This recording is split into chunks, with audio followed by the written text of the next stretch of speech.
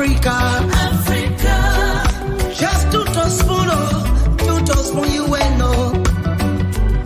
If the children crying for starvation, just 2 tablespoons.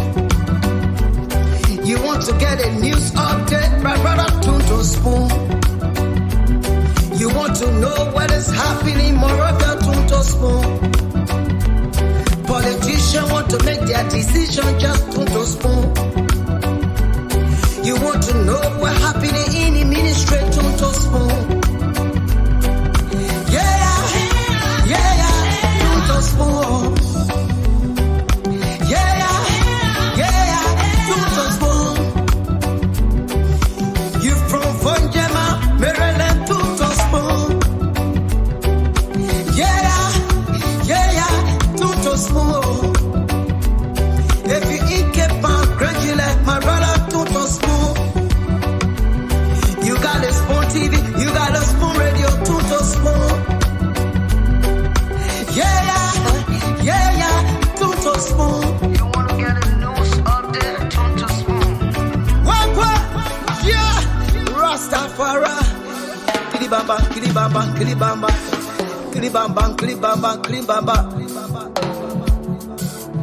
What I want? Yes, what you about today? Spoon TV.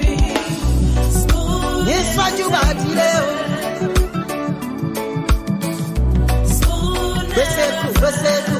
Spoon TV. Spoon Ba. Skibidi dabado. Spoon TV. Spoon Entertainment. Kua.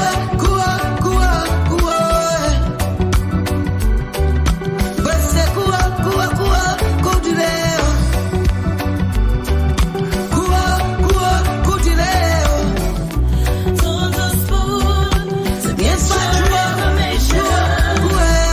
Tons of spoon to be part of our discussion. Spoon television. Spoon radio station.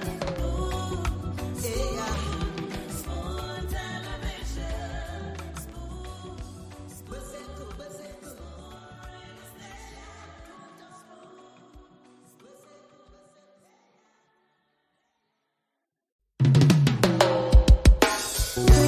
Yes, I, a special one from the CEO, stand coming with the spoon. And your boy, Friday the Southern Band, charges on the beat. Tons of spoon to get your information. Tons of spoon to be part of our discussion. Spoon television. Spoon radio station.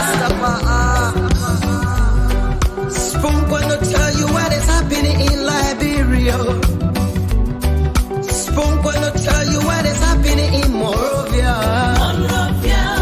Spoon gonna tell you what is happening in Africa. Just 2 tablespoons, you will know. If the children crying for starvation, just 2 tablespoons. You want to get a news update, brother, 2 tablespoons. You want to know what is happening, Moravia, 2 tablespoons. Politicians want to make their decision, just 2 tablespoons. You want to know what's happening in the ministry, 2 tablespoons. Yeah, 2 tablespoons. Yeah, 2 tablespoons. You from Vonjema, Maryland, 2 tablespoons. Yeah, 2 tablespoons. If you eat Cape gradually, my brother, 2 tablespoons. You got a spoon TV, you got a spoon radio, 2 tablespoons. Yeah, 2 tablespoons. You want to get a news update, 2 tablespoons. What? Yeah, Rastafari. Kilibamba.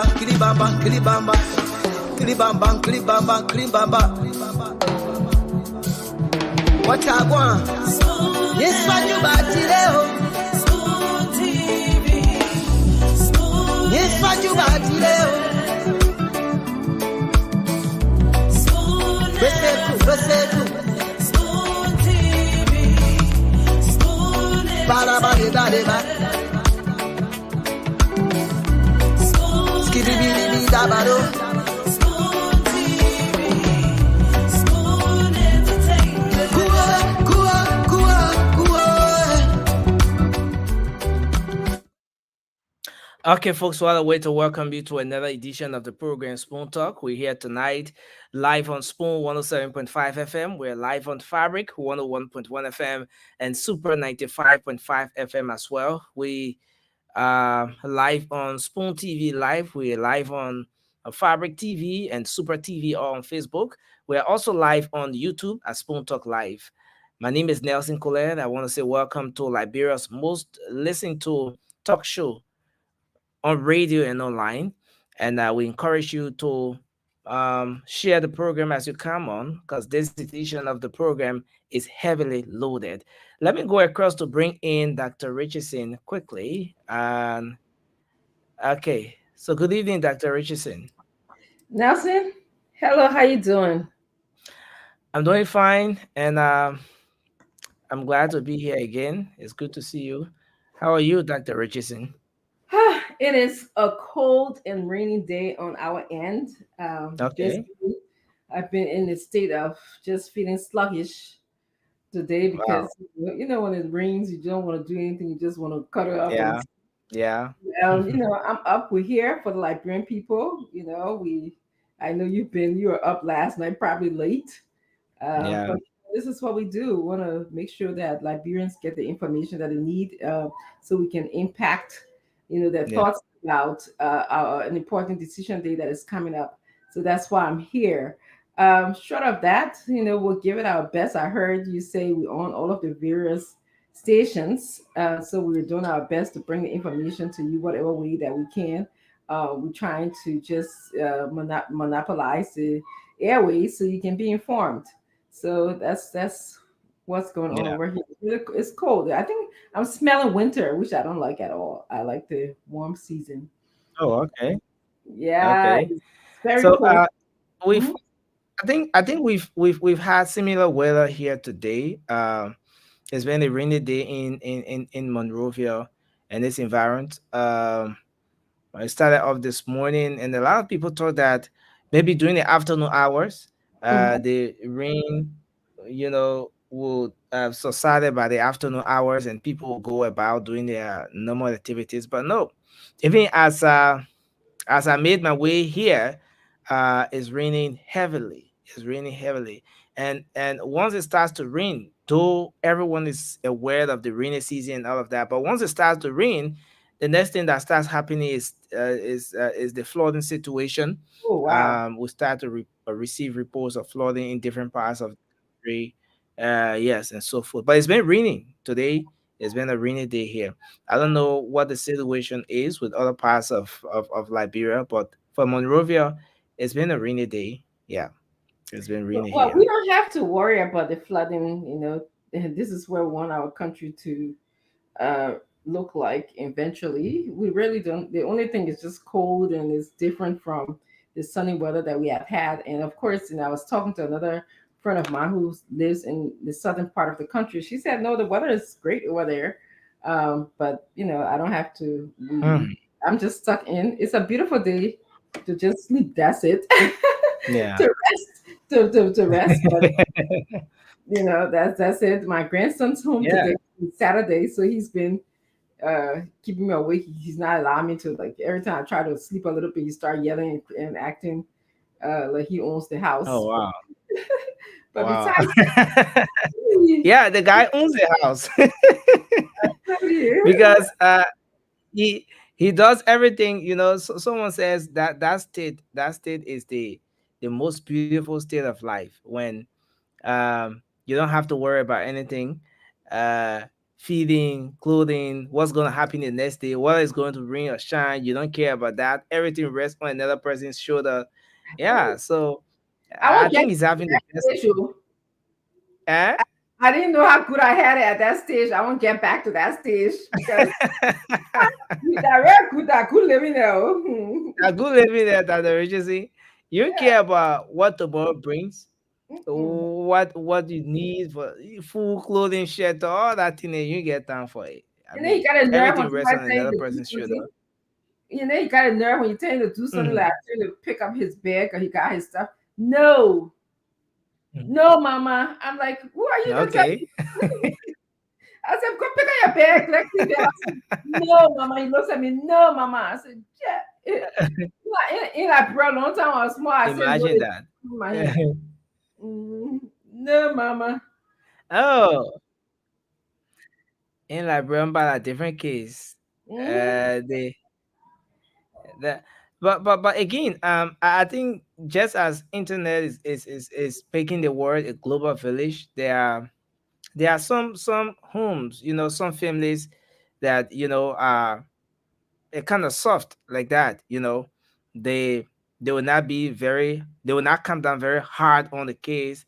They, in the name of, yeah, things are not the same, this is a modern age. Yeah, they're a little more soft on the case when it comes to restriction and all of that. But a lot of African parents, oh, that is slipper My when own the out man there, take the slipper eyes. and be with it, no. They're not in a slipper. My mom just look at me like this. That now I gotta compose. They don't You even. already know what you're supposed to do. Yeah, is that I don't know what it was. It's that authority figure. But the kids these days they got no fear. My grandson Yeah. has no fear. A big woman like me, I bigger than him. I can just sit on top of him. He's scared of me. That I think that why I was scared of because my mom just had to look at me. In fact, she ain't gotta pull with me or anything like that. Once in a while they grab the food stick on me, Yeah. but that about Hmm. it. But no, Mama, I said Jesus. Definitely. Okay. Mhm. Well, we're expecting a Definitely. guest today. I don't know if she's gonna show up. Miss Victoria Kwekwe wanted to. She said if she had time, she would stop by with us here and have a conversation. Okay. It's good to see Prince as well. I sent her the link, so she'll be talking to us for like maybe 30 minutes or so before the rest of the other team joins us. She's definitely Okay. running to be senator in Monterey County. So I sent her the link. She's welcome to join us if she wants to. If not, we'll just proceed with our regular show.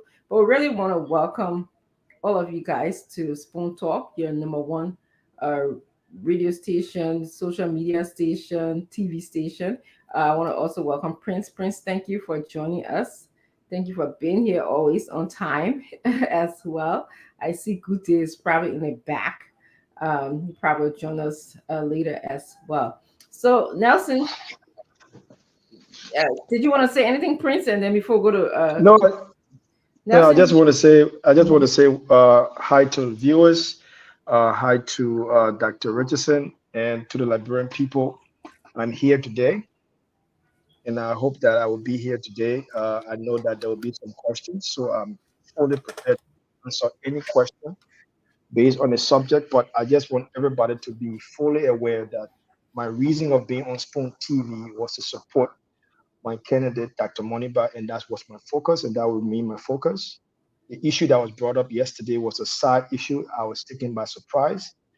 I've gone home, I've sat down, I've analyzed everything, and now I'm fully open and ready to answer any question pertaining to the situation of yesterday and the situation in the embassy that took place, and at the same time to still support my candidate. We are transparent and we are open. I've sent documents, tools, Stanton. He has all of that. I hope that he will present it to the Liberian people today so that we can continue going on. At the same time, I'm talking that Dr. Moniba is the future. Is important, and I'll continue to remain in that position. thank you, Prince. As always, thank you for supporting our country. I always like to see, young men like you are working to make Liberia better and to speak for Liberia. So thank you. And I'm sure knowing Stanton, he would selectively or do what he needs to do to just, how he is. So uh, I see Dwala is also in the background. Can we bring Dwala in? Nelson. Nelson, anything you want to update us on before we move on to just kind of sharing our views and thoughts about what's going on in the world? Or did you want us to just keep talking while you get yourself together? Yeah. Okay. So for today, nothing much, Dr. Richardson. It's been campaign, series of campaign activities across the country. I saw Dr. Monobad is in Bon County. He's been in Bon County, engaging there. Uh, former Vice President Joseph Waka is in Grand Bassa County. Yes, and today there was this campaign activity in District 10 as well, where we are situated, where we broadcast from. Yeke Sekui, who is in between. Some people say he's a Unity Party guy, while others say, oh, he has some connection with the CDC. But he had his launch today, and it was well attended. There was an attire that is quite similar to that of the CDC hair tie or stuff that a lot of people had on today, and it was a well attended one. Former Minister Miguel as well had his own activity today, and yes, my Gibeons, people in that part of the country, were also a part of his campaign activity. So it's been more about campaign all across the country as we wind down it. Yeah. That's good. I understand the president is in the country as well. President we are Yeah. is home. Okay, I think I Yeah. saw a few posting on They had a Facebook. service, yeah, a welcome service for him today at the Dominion Christian Fellowship Center in Congo Town as well. Mhm. Yeah. That's a quick trip. Must be nice to be able to just go around the world in a matter of days, because he was just here, and then all of a sudden, the next thing I saw, he's back home. That's what it's nice Yeah. to be. That's what it's good to be president of a country. Yeah. All Yeah. right. Thank you. We're gonna definitely get into it. I'm waiting for, Santa to bring his salt and pepper. But before that time, Prince, do you have any other thoughts before? Oh yeah. I mean, what other thoughts do I have other than Dr. Moniba dominating Bon County? All right. Look, what is amazing about the wind of change Dr. Moniba has brought to the youth and the level of motivation that the youth now has to follow their perception, to follow their motivation, is the fact that Liberia is leaning mostly to Dr. Moniba.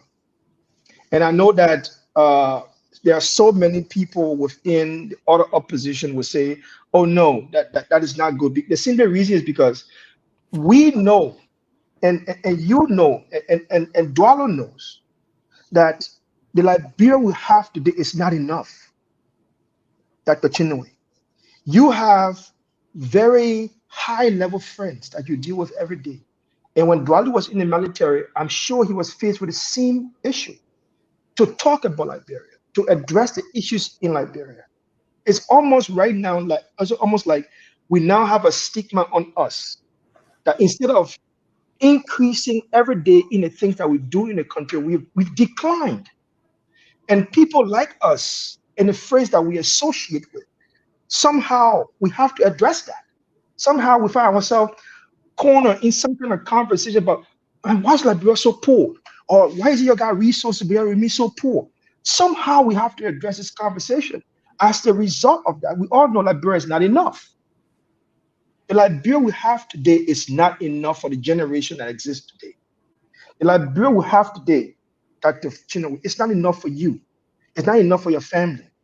Dwalo, it's not enough for you. It's not enough for no, it's not even enough for Honorable Joseph Boaka. It's not enough. Needless to say, Dr. Moniba, who's on the campaign trail right now, every day going from town to town, villages to villages, house to house. Just recently in Salala, for the very first time in the history of that little town that Dr. Moniba went to, where thousands of people were situated, they told him clearly it's the very first time in their history to see a presidential candidate. Needless to say, to see a president. And when I work with Madam Shirley, I heard that numerous of times on just visiting places. So imagine that. Hmm. Most opposition political parties will experience the same thing. That means our political system has stopped short of reaching to our people. And I'm glad that Dr. Moniba is going inside the depth of Liberia and informing our people and re-energizing the youth of Liberia to know their place and where they belong. That is the spirit we need in Liberia. And that is the spirit that Dr. Moniba is taking towards the campaign. That's what's on my mind. Thank you. Thank Can I come you. in now? Dwali, Yeah. come on in, Dwali. Okay. Let me say this. Spring touched something that I want to drive home. This is something that I cover every single Sunday on my message to the legatees of Liberia. We are poor because we've made calculated decisions to be poor in that country. We've sat down, even if we do it intentionally or not intentionally, but over the last 176 years, we've made calculated decisions to remain poor because of the kind of political decisions that we've made in the past. Look, I will say this, and I continue to insist on this. Don't take my word for it. I want you to go and do some research for yourself. We are richer than Norway per capita. We are richer than Denmark. We are richer than Belgium. We are richer than the United States per capita. Yet we rank amongst the poorest country on earth because of the decisions we've made in that country. Our leadership over the last 176 years do not focus their decision in expanding the country and incorporate all of us. There is this expectation in Monrovia. You know, sometimes I hear people talking. I've heard people say, oh, a lot of people came into Monrovia. They should go back to the villages. Let me tell you something. Urbanization has been happening for over 150 years across the globe. If you do not take services to the people, they're going to go where the services are. The reason why it's important to make sure we distribute our resources that is reflective throughout the country. That's the very reason why. And young people, look, if you're listening to me, I want you to understand this. The decisions you make will determine the lifestyle you live in your country. And I told you about this African proverb. Where you stand in your youth will determine where you sit as an old man. You have to make decisions that improve not just your life, but the life of your children and your children's children. There are decisions to be made. And the only way you can truly transform your society, you have to make the decisions that improve your lot. You owe loyalty to nobody. You owe loyalty just to your family and to your country. If whoever you're going to vote for is not capable of providing the kind of leadership that's going to transform your life, make that decision. It got nothing to do with tribe. It got nothing to do with likability factors. It got nothing to do with religion. It has everything to do with you yourself. And so, listen, what can this person provide for me? Am I seeing this being manifested in their own personal life? From the representative level to the senator level, these people have to have had a standard of living that is reflective of the one you want before they come to the governmental space. Because when they come there, look, name one person in our country's history that was living a decent quality life before he or she came to government. Almost everybody in our country's history becomes somebody once he or she assumes the presidential or governmental position. This is crazy, folks. We have to develop a middle class. Before I give it to Doc, and I'm going to say that Yesenia always says this, and it's entirely true. Yesenia, and I love her for this. She said, listen, Liberia's middle class already exists. We have to find a way to bring her home. Your brothers in the diaspora are not your enemies. We have to find a way to incorporate Liberia properly so we can develop this country. It is our responsibility to develop Liberia. It's not somebody else's. Doc, I'll turn it over to you. Thank you so much. Both of you have said a lot of things that are so important for our country. I really enjoy hearing, Dwali, when you say that we have made some calculated decisions to remain poor. And I actually think we have elected people. We have kind of voted for people.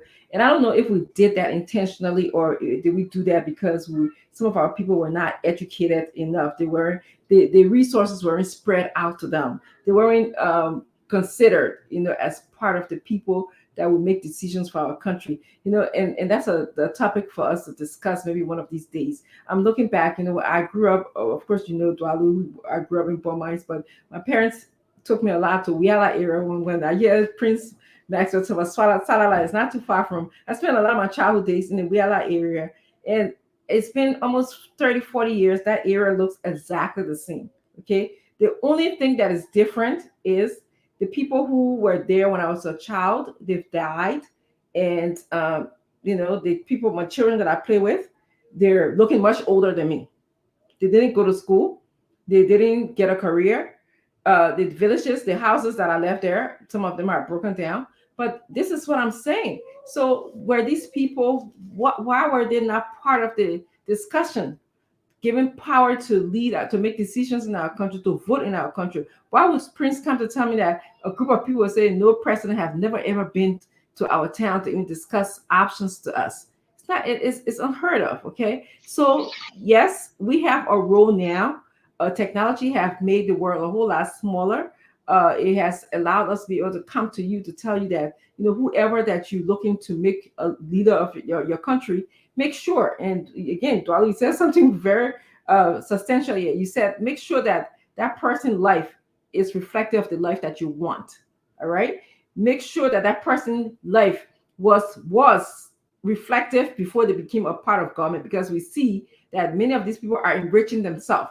As soon as they get in government, we didn't know them before. We didn't know the kind of life. They didn't fly first class ticket before. They didn't come to America for 4 days and return. But by the time they become in leadership, they're all able to do those kind of things.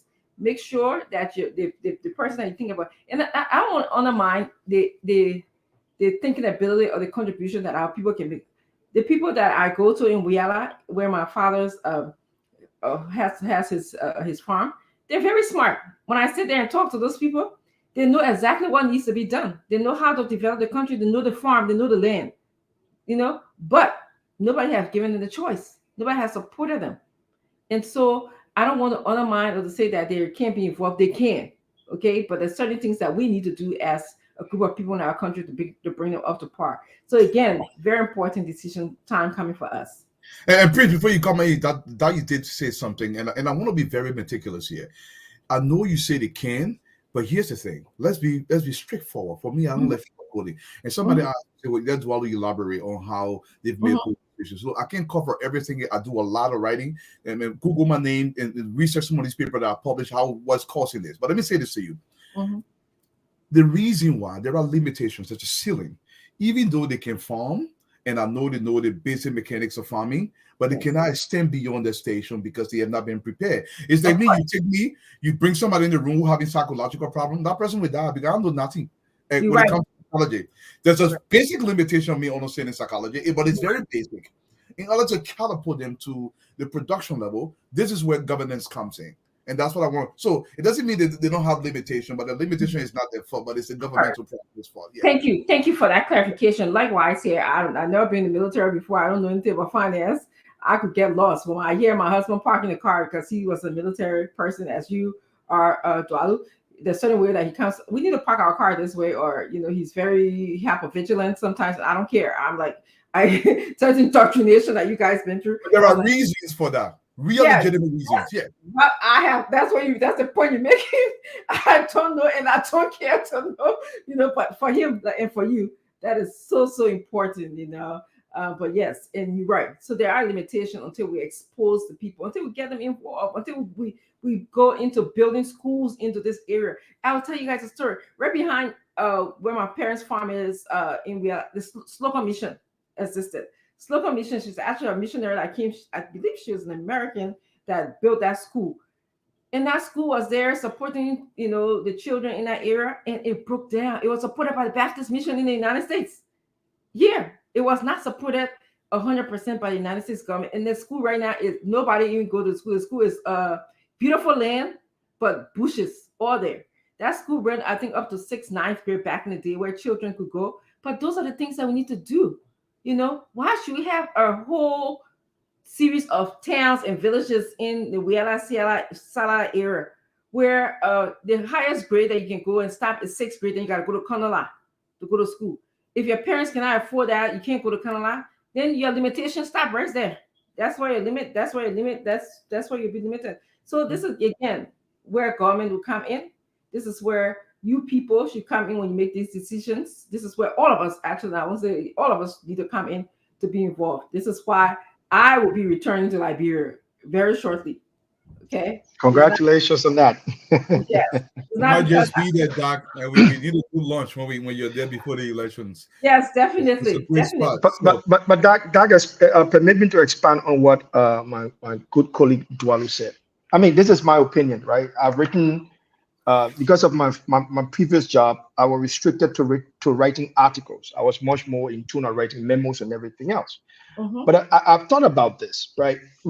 There are three. I believe there are three fundamental problems that underpin the bigger picture problem we have in Liberia: tribalism, clientelism, and factionalism. These are the very fundamental pillars that brought our civil war in the first place. If you look at Liberia history, the first president in Liberia history to boldly challenge, I'm not saying other president did not challenge, but to boldly challenge these three fundamental key underpinning problems in our country was William Arrow Tobin. And how did he challenge these things? By opening up social programs and taking them directly into the leeward counties. He challenged these things by looking deeply into decentralization and independence, by building multilateral institutions, multilateral schools in counties. It created independence, educational independence for young people at the time that were growing up in those areas. So it weakened the underpinning of tribalism, or clientelism, and factionalism. If you look at how we build our communities in Liberia, the way we build towns and villages, you will see it directly that the way we live has created this dislocation of our very communication we have, despite the fact we speak the same languages, tribes, and everything else, but we are also disconnected from that. So to bring these things together, there was a major fundamental problem in there. The war brought that out to everybody, for everybody to see. Right after the war, one thing remained fundamental: why tribalism was being weakened and creating its own fluidity. Factionalism stood. So we factionalized Liberia. We factionalized the teachers' union, we factionalized the military, we factionalized the labor force, we factionalized everything, including our own government. We factionalized it. It was during the DDR process that we decided to defactionalize Liberia. Prezo, Now, yeah, I want to disagree with you about the go ahead. problem that facing Liberia. Sincerely, for me, I believe Liberia has but one problem.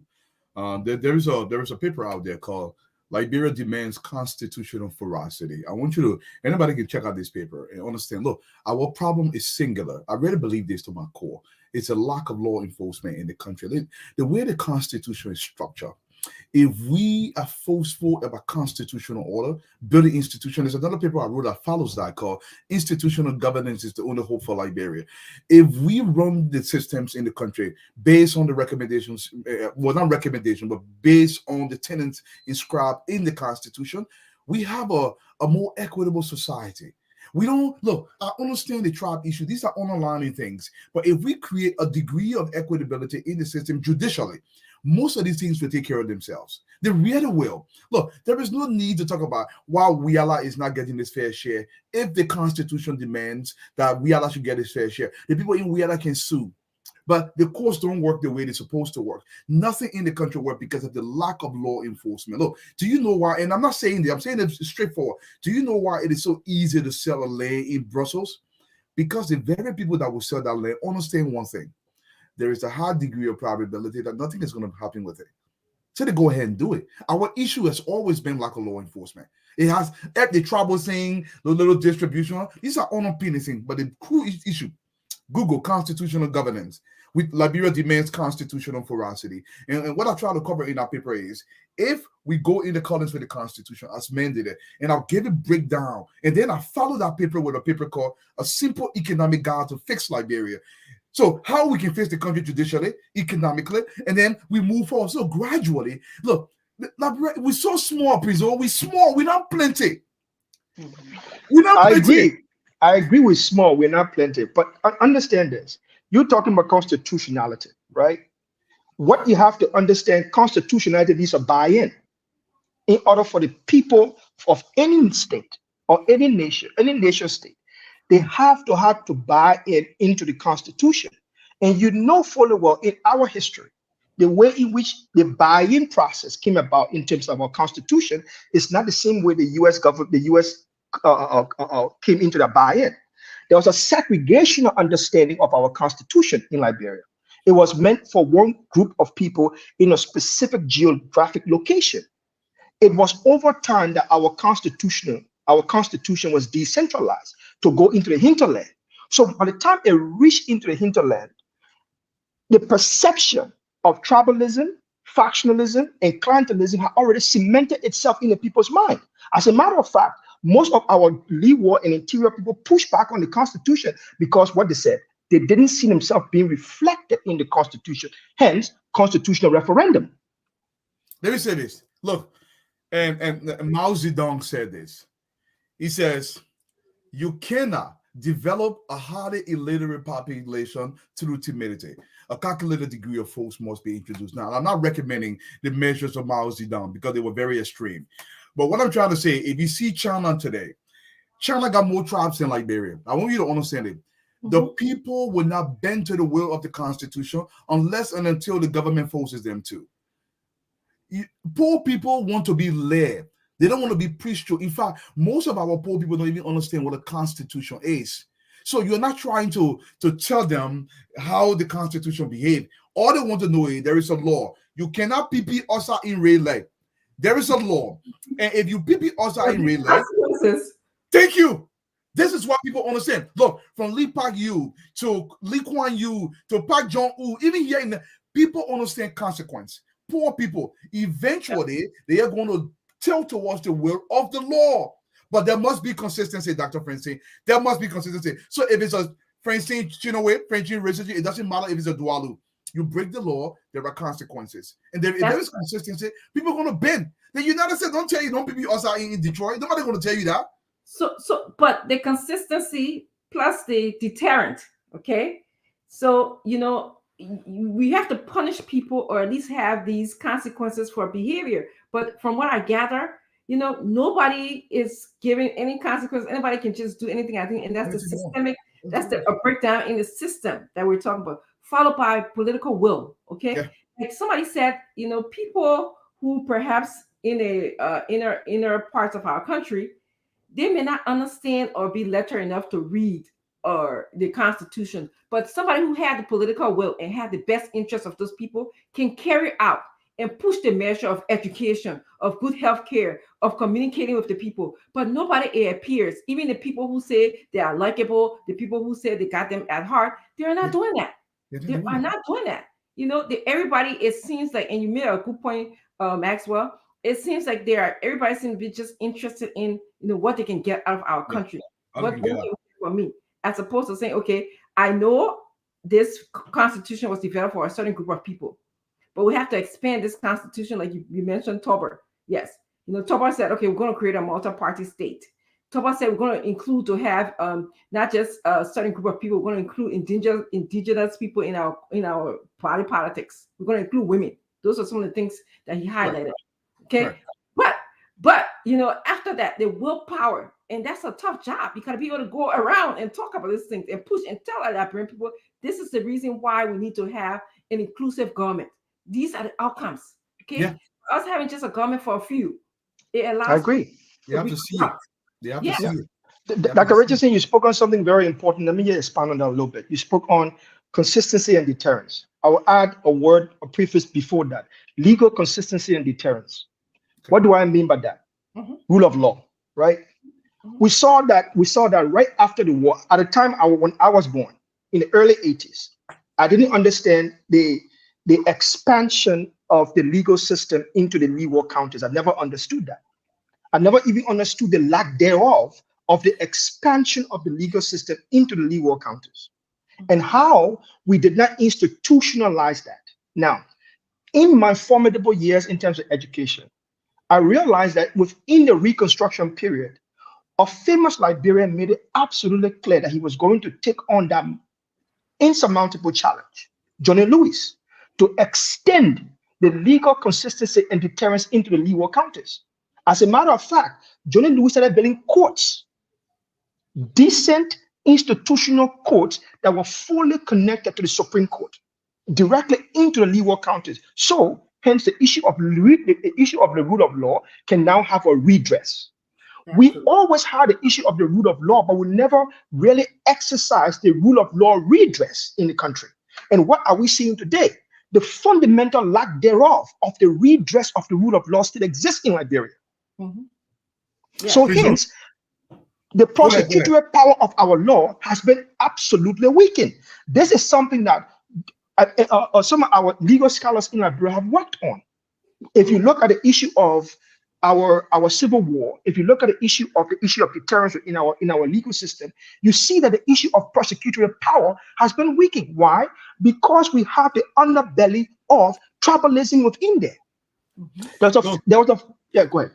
No, the thing is, look, that word Leeward County, I get it. We use it in Liberia, but let's put this into context. Liberia is 43,000 square miles. We have approximately 350 miles of coastline, from Harper all the way to Dr. Francine's home county of Grand Kibman to Kibman. Yes. This is a very small location.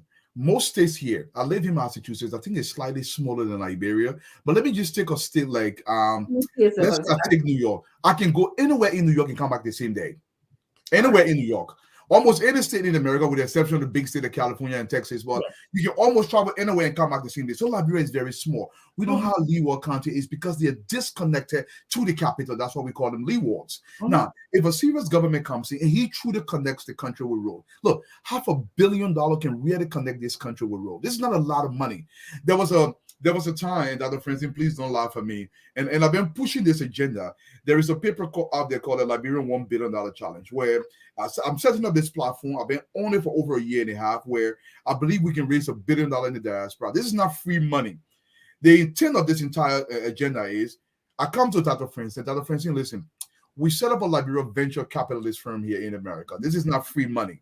We go to a major investment bank here. So listen, the Diaspora Corporation, this is registered under U.S. laws. This is FDIC insured. This is not coming to Dualu. It goes to the whole platform has been built. And the whole thing I've been trying to get is $1 million because I want to commit my entire life to this. And the whole thing is to raise $1 billion in the corporation. Dr. Francine buys $1,000. There's a share. Let's say out of $1,000, she's getting 3%. I'm being hypothetical. Anybody can look up the paper and check it out. She gets 3%. For the first 3 years, she gets no returns on her money because we have to generate income, but those interests will go to the arrear of that.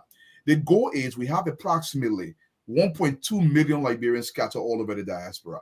The average Liberian in this country, in America, I know the same is true for Australia and all these places, makes minimally $40,000 a year. Don't put your double in there. I'm being very, very, very, very conservative. I don't know too many Liberians that make $40,000, but I'm being very conservative. That means amongst us, we are making around 24 billion. That's with a B. That's almost 12 times our entire economy. Dr. Francine can afford $1,000. She have a year to give it to me. It doesn't come to me and go to the venture capitalist firm. Let's assume we raise the $1 billion. We go into Liberia. So listen, this is the Diaspora Corporation. And our intent is to invest in major projects here in Liberia, but it's for profit. Let's say we build a hydropower dam. We build an 8-lane freeway system around the city of Monrovia. We build a coastal highway. We can build infrastructure, a mining facility, there's a hospital, a research university, but they're all for profit. But it's being funded by the Diaspora Corporation. So when we get money from the tolls that we generate from these roads, that are Francine 3% on her 1,000, we pay her. She can cash in her money after, say, 5 years or 10 years, up to her. We can raise this money because my thing is, Dr. Francine, it is okay that we are talking, but it's not sufficient. It's not sufficient. This is why when I tell people, say, I can never work in government, this is some of the reason why, because I believe through the private sector, it's where we can really, because look, our people, if you really want to influence your people, you got to influence them economically.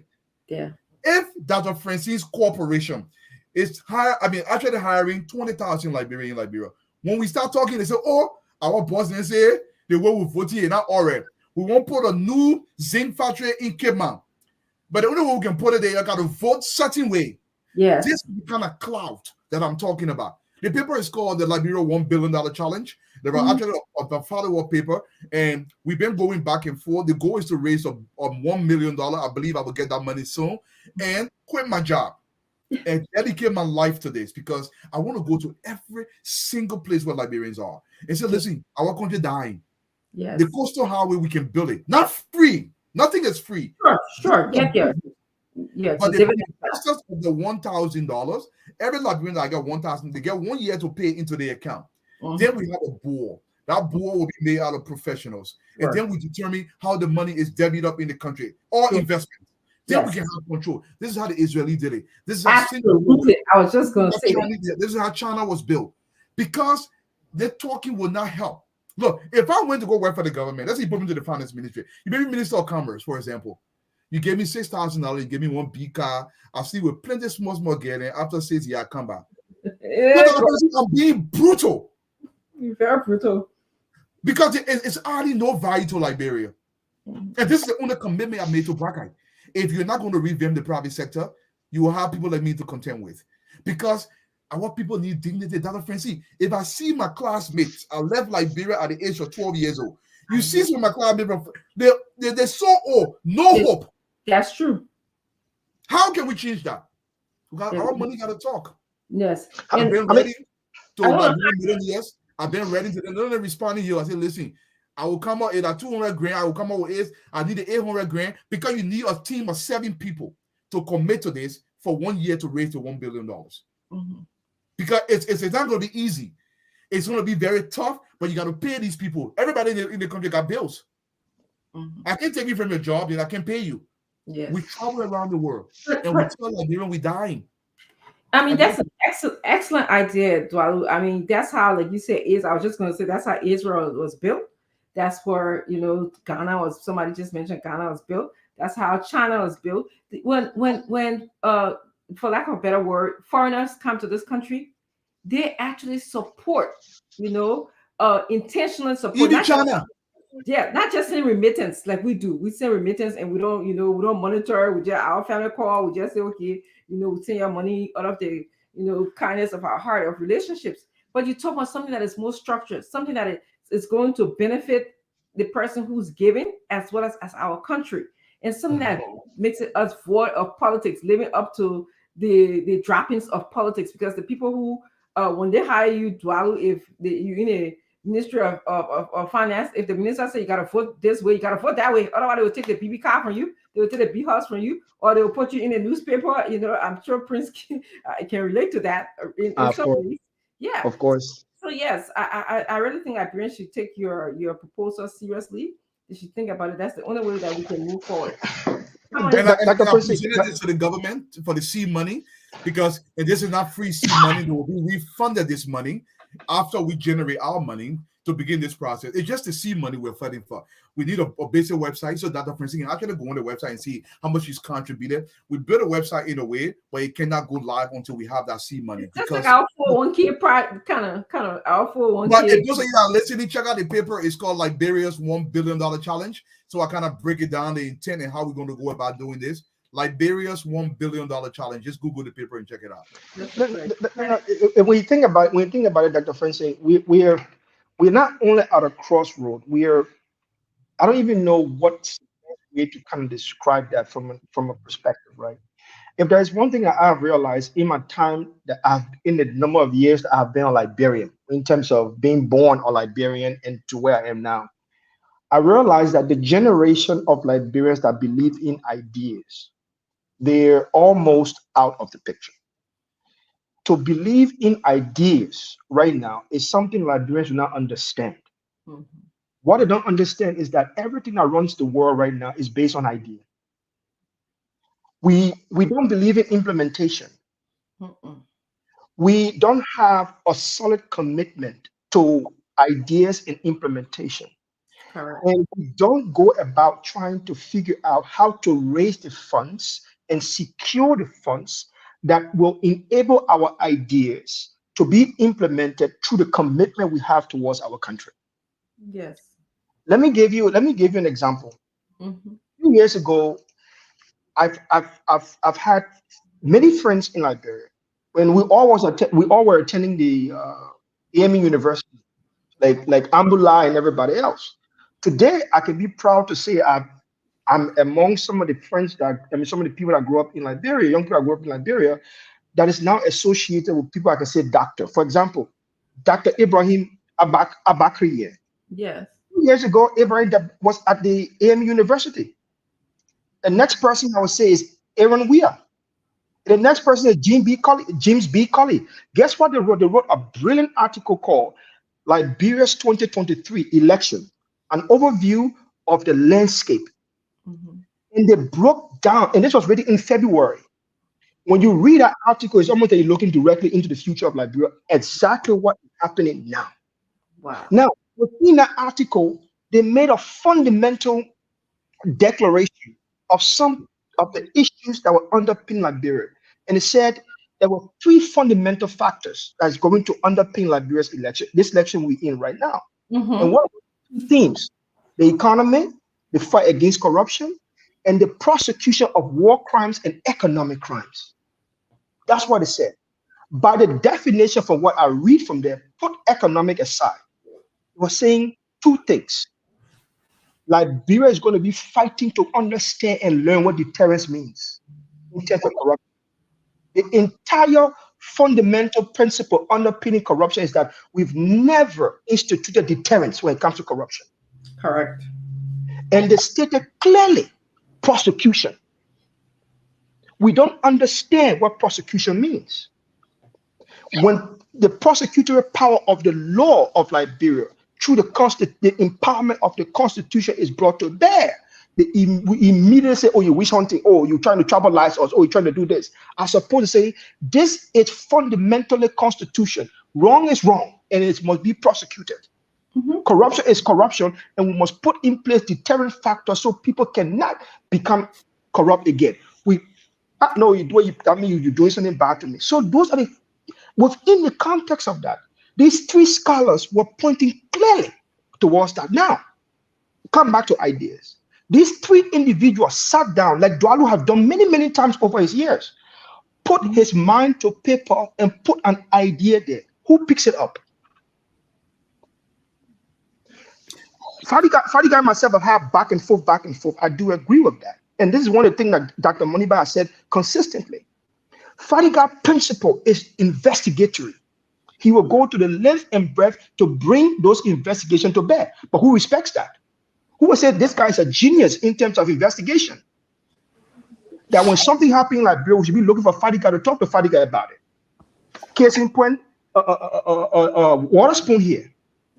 We all have our inherent behavior and inherent character, and we need to bring it to our national reconstruction. But when that happens, people start pushing people back. Prince, let me say this. Stanton, welcome, and my brother Fatiga. I want to bring this clarity. This Liberian corporation will be operating in Liberia as an American corporation under American laws. So it will be like the Chevrons that came to Liberia. It will be like Metasteel. Even though we're a Liberian-based company, we'll be Americans operating in Liberia because we have to make sure we gain the kind of momentum we need and the strength and the rigidity before we can kind of localize it initially. But in initial stage, we're coming in as Americans. That's an American corporation protected by American laws. So don't worry about, the law, we're not wearing Liberia, the poor Google G's. It got nothing to do with Google G in Liberia. It will be structured here, protected under American law because it's people's money. People giving you your money, you have to make sure that's protected or you go into jail for a very long time. And like I said, check out the paper and see how I did it break down. If you're a serious person, you want the whole detail of the entire idea. It's close to 500 pages. How everything is broken down. It took me a year to put together. So it's not something I just gave to somebody. It has to be serious. My goal is to raise the $1 million because this is the only way. Look, the government needs fuel. The diaspora, we got $24 billion every year out of minimum. That's assuming the average Liberian made $40,000 a year. I live in Massachusetts. If you make $80,000, you can barely survive on that. I mean, this is small. So $40,000 is a very small money. But I'm just being very, very conservative. That's what I'm put for. It's not under Liberian law, it's under American laws. With American consequences, by the way. Doc, let me buttress one of the things that Prince said. Over the years, I've been monitoring Liberia, and one of the things I learned with Liberia, and this is just from social media, I'm one of those people that started very early on, and I've dealt with our people on so many factions. One of the things, the difference between Liberia and America, and I don't know how it ended up this way, probably some of you will know it, is people can only give, they will not give you more than they know. If you have not seen better before, you don't know what better is, you do not even know how to fight for it. One of the things the American did, and I learned that when I had my daughter, It started very early on from the school when they start teaching you about caring, sharing. Those cartoon care bear, share bear. They start to mold the minds early on. Charity. Yeah. When you hear in American, they say God and country first. God and country first. When you Exactly. serve in the military in this country or serve, some of the wars I don't even agree with. Sometimes I don't even say thank you for your service because I'm so pissed off with so many people. But they have made it a mantra to make you to love and believe in service. So it starts from the infancy. So the typical mind of an American wants to be a hero. Hero for what? Now for the tribe, now for the lawmaker, now for politician, for the country. We do not have that in Liberia, and that's one of the fundamental things. They say me, that my tribal man, that my country man, he bad, but he's man criminal. This person is a killer, or he killer. Yeah, he did some bad thing, but he's man killer. So you see, this is the mindset that we have cultivated in Liberia. It is never about the country. We have been taught to hate this, to treat this country like an elephant meat. That everybody can have a slice of it, and this person, or any person do it at what time. So until we can start teaching early on our children how to love the country, how to sing the national anthem, respect the flag, be more nationalistic. And there's so many things, programs you can put in place to make people. But honestly, how many times? Look what success look like in Liberia. You see this big tower monument of corruption. George Weah built 20 horses. You go to Alex Tyler, you see this big I call them statue of corruption, those big horses. Every young child will inspire them. People that do not even apply themselves. Look at Prince. I love to see people that stay on the ground. For me, I was junior student when I left. And when I came to America, I was so crazy. I didn't know that I could bring my transcript from back home, even though there was small wars still going on. I went to North Philippine Community College, but then I was still doing entrance, and I started school over. I was almost senior student though. I started school over for. But the reason I bring this up is because for my education in Liberia, just from taking an entrance here, I was placed at a college level. So our education system is not as bad as people think. There are so many good things in Liberia. The past. Well, yeah, probably the past. And also, let me tell you, and I think the commitment to our education system, the competition that happened, okay? I don't know if we have the same thing. Like if you were in the class before in Liberia and all your friends are passing, you will want to do well, okay? Yes. The neighborhood will hold you responsible. But I don't know if we still have that, to tell you the truth. I don't know if we still have that. Just by grace. Yes. By grace. Yeah. So I want to just add that. I think the peer pressure, the family pressure, everybody looking after each other's child. I don't know if that still exists, but I know that propelled me a lot when I came to this country. Somebody might ask the question, what is the origin of the lack of accountability in Liberia? We've seen the lack of accountability in Liberia, the explosion of the lack of accountability or that thereof. Started from 1975 Commonwealth down, the lack of accountability in Liberia. Before, at that time, there was much more accountability in the country. In the 1980s, it picked up, but in the 1990s and post 1990, it became worse. Do you know where it derived from? Our educational system. Instead of academic administration being accountable and encouraging students to be accountable for what they are learning, they don't pay attention to that. They don't go around asking students, have you studied your lesson? Did you do your work? Did you did this? Did you do this homework? Did you do this? They don't do that. So obviously, over time, the system of accountability in Liberia weakened. The school that I went to in the 1980s and up to the 1990s, St. Edward's Catholic High School, there were people in that institution that made us 100% accountable. And I will never forget that name. Keke Nam made us absolutely accountable as young people. And many other teachers, professors that were there made us absolutely accountable for our lesson. So we had to go home. And somehow we were so lucky that competition was among us. So we had to compete with one another. We had to compete for grades. We had to compete for places in class. We had to compete for honor roll students. And the difference was that the Catholic school system encouraged students to be that way. I was lucky to have been in that system. Now, right now, we are not encouraging students to pay attention to what is much more academic to get them free for the future. Instead, we are looking outward instead of looking inward. We are outward facing education instead of inward facing education. Science and math has weakened right now in the country. Not only that, the absence of technologies there is. Anyway, let me not go all the way.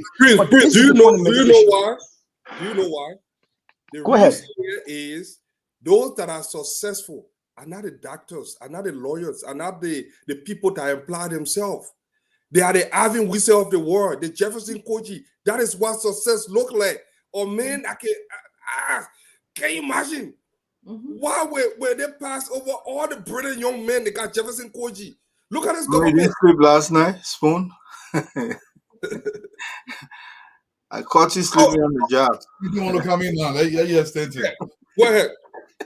They got the check light. So I was going to add, and look at Spencer on the phone or something. I don't know if he is, but I was going to add, in born minds, and this is why the fear of just failure propels somebody else. And in this country, they might say, oh, that was an abuse. At the end of the semester, every semester, they put our name up on the list. It was open, public to anybody for you to see who passed and who failed. Nobody wanted to be on that failure list. So you will do well. It will propel you. At the end of the semester, the late Mary Browner will call us up on the stage. You'll walk up to the stage and she'll give you your report card. If she said pass, people clap for you. They say you say fail, they boo you. Who in the world will want to sit down and want to be booed? I mean, except if if you didn't have it together. But that was a pressure that it was put on you to want to do well. And that stayed with me. I mean, I think that helped me excel to, I think, the highest level that I can, because it just made me a very competitive person, a person who's very determined, a person who don't give up, a person who don't take nothing lightly. But I think that's something that we miss in our country. I think that's something that is not quite in our education system. I don't know if the people care a lot like they used to care before. If they put somebody's name on a board, would it mean anything to them or not? Why should they care? You don't have to apply yourself to be just chat muya, speak politics. But Dr. Francis said something though. And Palika, Dr. Francis said something, and I don't know, maybe that's just me noticing, or I know a lot of people from Bon Mines. It seems most of the young people that came out of Bon Mines before the war, they are top level professionals in this country. Right. And there must be something going on. I mean, people like my wife, the protein chemist, her brother, they're engineers. These are doctors and physicists. So Bon Mines was doing something right. Yes. It's not only Bon Mines. Everywhere we have companies. Everywhere. I mean, that's true. But I'm talking about the proportionality. It was very high. You see, Fadiga, can I come in? I beg you guys. And that's exactly the point I was waiting for, right? Dualu is not a nice person. He have just separated Dr. Richardson from the rest of the poor people. I had to put myself in there too. Okay. He have just separated Dr. Richardson and his wife, that they were privileged. That's not true. Okay, no, hey man, and you have about 1 hour, 4 minutes to talk though.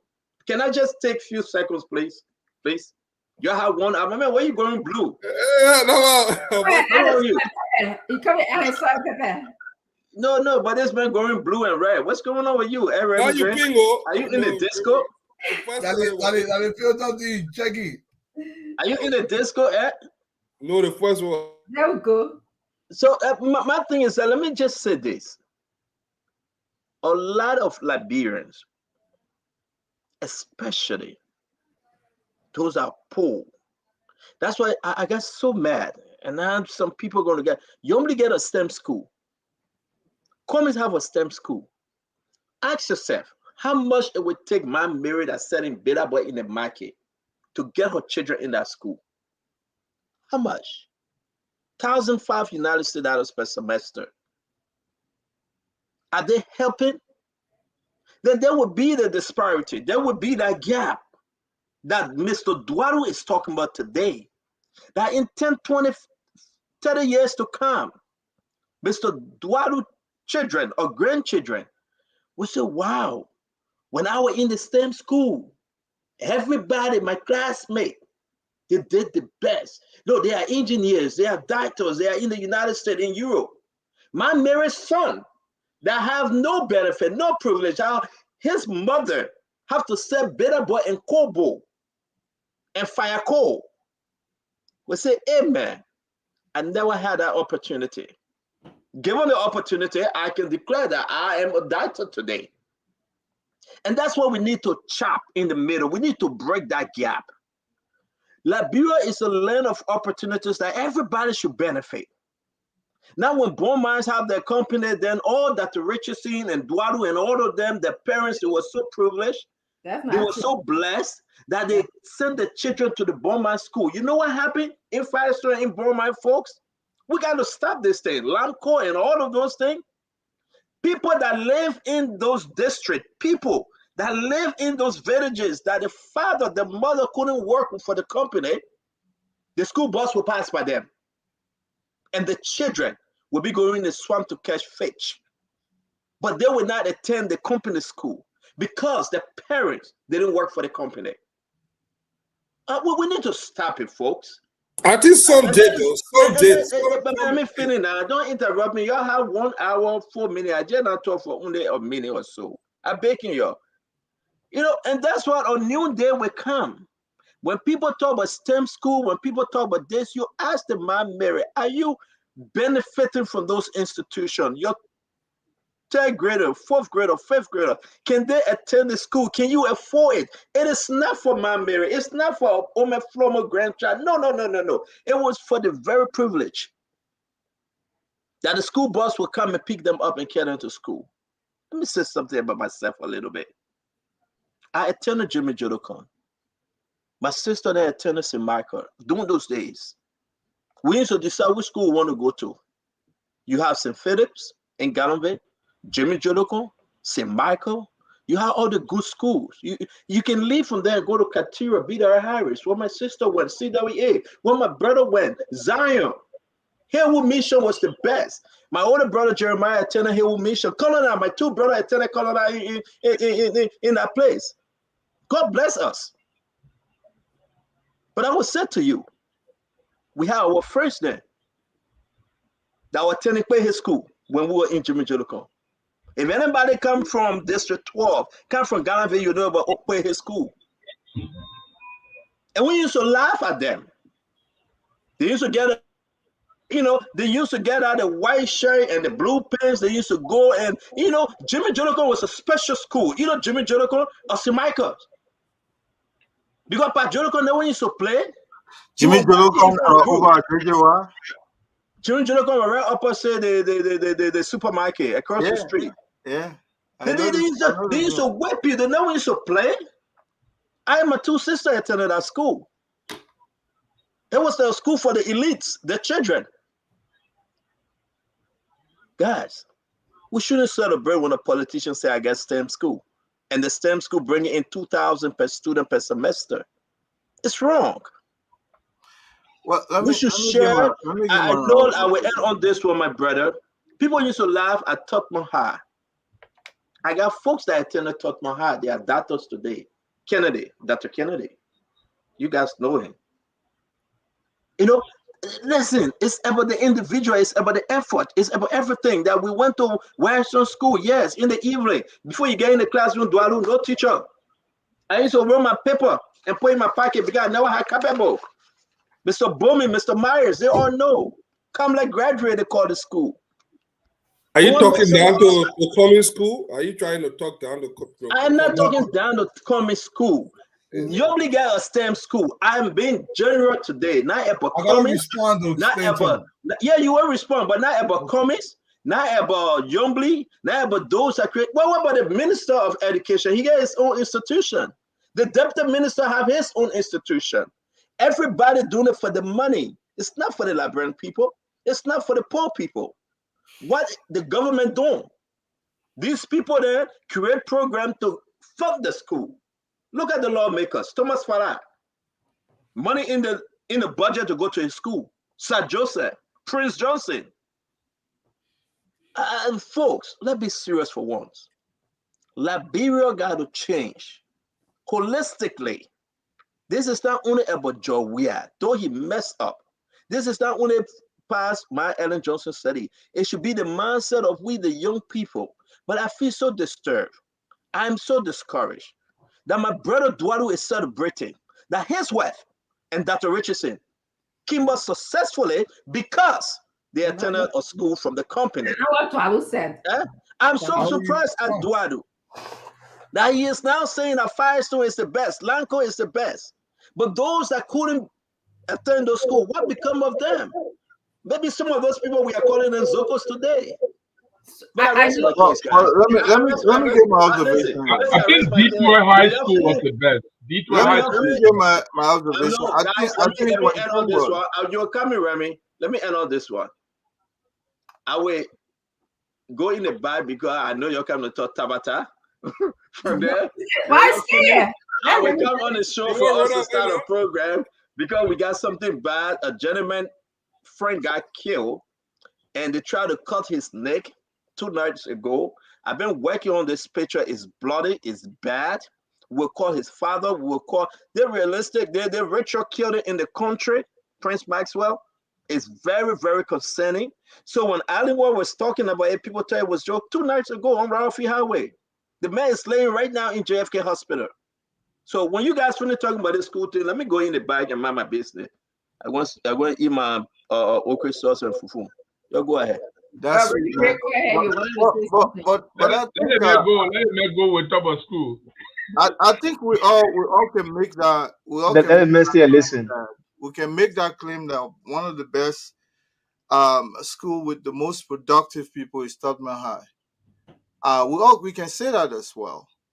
I think what broke down in our country since the war is the very fabric of our home, where kids were subjected to home discipline, and the state also stepped in. If you were in the street after 11, 12 o'clock, you were caught. You were arrested for vagrancy as a child, and that means you'll be punished. So we had that system of expectation where my mom was not a rich person. Most of our mothers sold in the market to educate us, and that's the system we grew up under. But Liberia in itself is not an affluent or middle income country. So most of the people they struggle.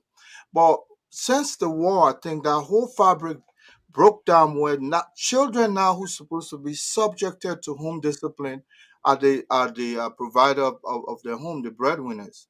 And since we tilted the society upside down. If the person that is supposed to be in school at up to age 17, 18, 19, trying to attain high school education is the one that brings put the food on the table. So society now is upside down. I think our laws don't pay attention to issues like vagrancy anymore. Discipline has crumbled.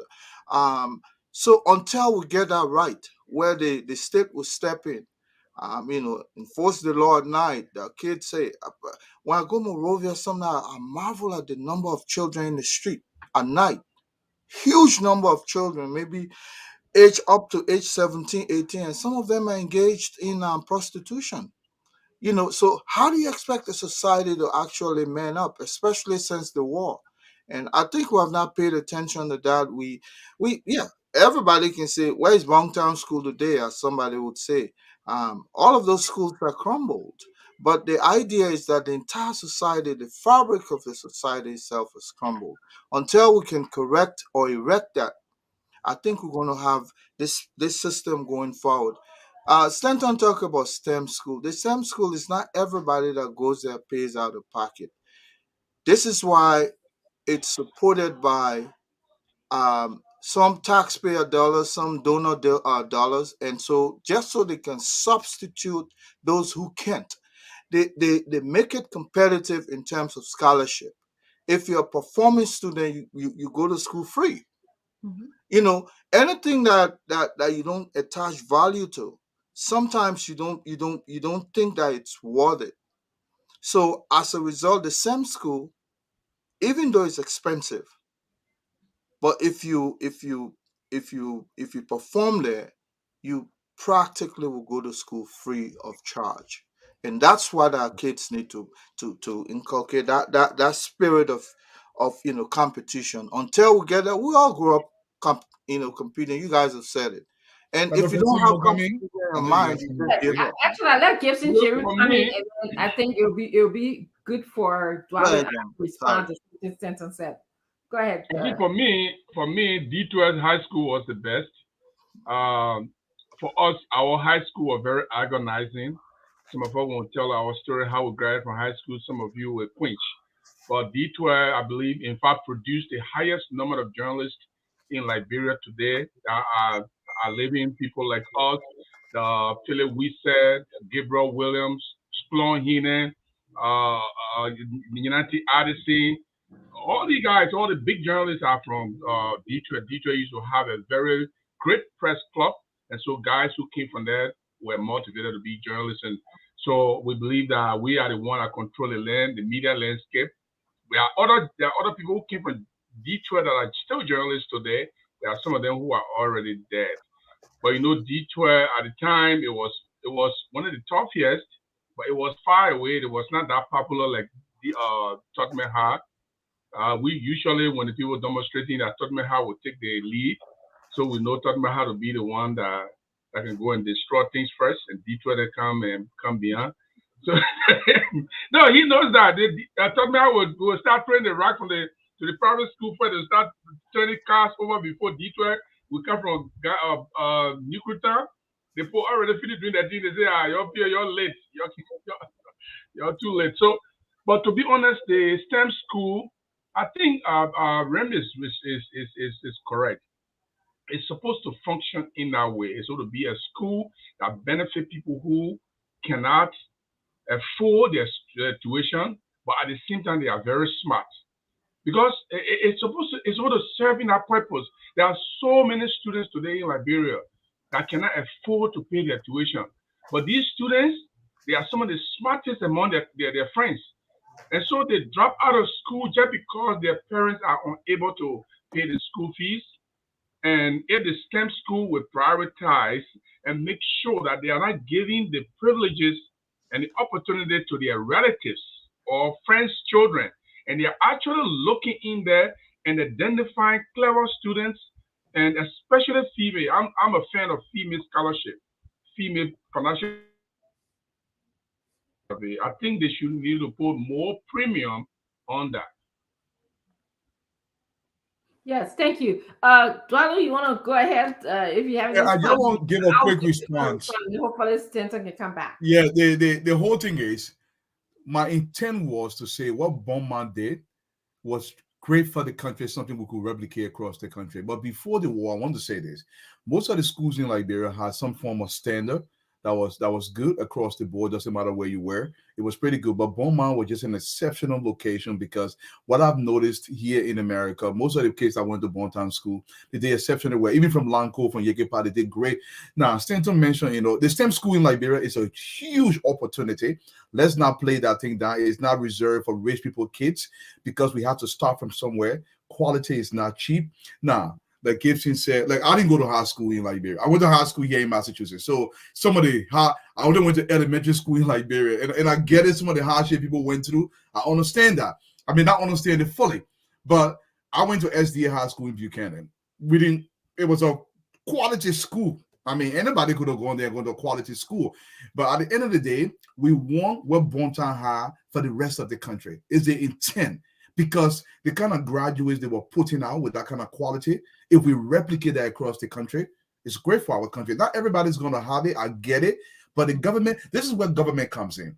The D2S were great school. The Boston House were great school. The schools, the multilateral schools were great schools across the country. How can we replicate that again? It's my intent. It's not about poor people or rich people, by the way. Yes. You forgot one school. He forgot one school. I just wanted something. I remember just before the war, during the early part of the Doe administration, the demonstration program is one program that you forgot. The demonstration program was a very, very great program. I remember sometime during my early school year, I went to the demonstration where they used to have the active feeding program and all the things for the children. It was a lot of people that went through the demonstration program. There was one, I think, on Clay Street too, as well. They were successful. So not all government schools were just terrible. Sure, sure. I wanted to add to that. Something that made us successful in Beaumont wasn't just the educational foundation. It was also the intrinsic rewards that we received from those teachers from our community.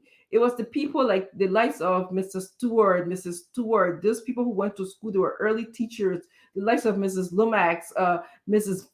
Brownell, Mary Brownell, who encouraged us to study. So there was those intrinsic reward for being a good person, a committed person, to study hard, not to be a cheater, to commit, to give back to your community. Yes, we had class one academic foundation. We had science lab, language lab, sports equipment galore. But those things weren't as important as the people who modeled to be good citizens. Those were good citizens those days. Those people loved Liberia. They went abroad, they studied, and they came back to contribute to our country. Many of our teachers they went to school in other places, maybe Germany or maybe Israel or the United States, but they came back. It was the era when Liberians left Liberia but returned to give back to their country, and many of them settled in these concession areas. Okay, so I want to just highlight that. Yes, this is where the role of government. Simpson said something that was profound to me. We did have separation, which I'm not proud of, where certain children didn't go to Bontown school. They went to, depending on how your parents layer up in the government structure, in the company structure, you went to that school. This is where government should have came in. Why should people who are expatriate come to our country? Like the German people, the Italian people, those people had separate classes than we did. They were given higher priority. Why should a company like Beaumont have two general managers, one for the Liberian people, one for the German people? That shouldn't be. That should not be. We should have been one. Our resources would have been better allotted and expanded if we're just one school and talking about one group of people. And yes, so that's where I think the division came in. Dr. Richardson, let me just kindly add to one part of the discussion in terms of what you described. There's another factor. There are many factors, but there's another factor that we haven't really grasped on yet. I lived in Grand Bassa. I graduated from WPF Bromskin High School. And I'm proud to say that I was stayed in Grand Bassa. I did everything almost from 10th grade to 12th grade, graduated everything. But there was something that I realized, because I've always looked at these four areas: Bunk Mines, Lamco, and Firestone. Mm-hmm. And the reason why I'm saying that, because Dwalo triggered my memory about that piece of writing that I did a few years ago on replication. People in Liberia right now are not becoming educated. I believe this is my personal antidote of everything else that's going on. And I've shared this with Dr. Moniba many times over. People are not moving forward in terms of their social economic or their educational because of the environment we are living in. Look at how Lamco structure the living space. Mm-hmm. Look at how Bunk Mines structure the living space. Correct. Look at how Firestone structure the living space. Mm-hmm. Picture those living spaces. Anybody who remember those areas, and picture Logan Town or Clara Town and all of the other towns. It is far more likely to learn better in those communities versus learning in Logan Town, West Point, and other areas. You got a point. We've never in our history looked at Lamco and said, okay, how did Lamco build this whole concession estate? Can we replicate this concession estate in different areas? If you go back to Cabral Estate, Stephen Tubber Estate, all the other estate, go and see the people that came out of those estates in the 1960s, 1970s to the 80s. Look at our children. They did better in school because they had a community that supported the socio-economic status and perception that they wanted to inculcate into their children, and they also benefited them in terms of education. Most people in Liberia that came from slum communities struggle to go to school because when they went back into the slum communities, the perception that were grounding them, that gravity to have to deal with, was a major struggle every day for them to go through. I will give an example. I was born in Logan Town. I went to St. Edward's Catholic High School under good principal, including Jenkins Pelina. When I became a junior counselor, Mary Lauren Brown organized a program that moved all the young boys and young girls who they thought were smart enough to serve as junior counselor to desensitize a child combatants. We were moved into an entire new world that I did not even know existed. I was so used to cluster spaces that I didn't know that free spaces to run around, to play football, recreational centers, free space, libraries existed. Because the community I grew up in, there were no libraries. And that problem still remains in Liberia today. But if you go to Lamco, they have libraries. You go to Bongman, they have libraries. You go to Fire Street, they have libraries. But in places like Loken Town, Nuku Town, all those communities where it's densely populated, where most of our urban population resides, you don't find libraries there. You got a point, Prince. Many problems. Let me make a short point, 30-second point here. Thank you. You brought something to my memory. In 1996, my friend Harris Murphy and I ran a high school in Monrovia called the Richie Pamacho International School System. There was a demand by the Ministry of Education at the time that when you are going to have a high school, you have to have a library. So they compelled us to have a library and the laboratory. But unfortunately, it was during the wartime. It was very difficult to get laboratory equipment, apparatuses. We didn't have that, but they compelled us to have a library. So we have to have some books in there. Unfortunately, today, there are so many things that have been compromised in the education setting. We have 2 or 3 high schools in the same area, and none of them have a library. None of them have a laboratory.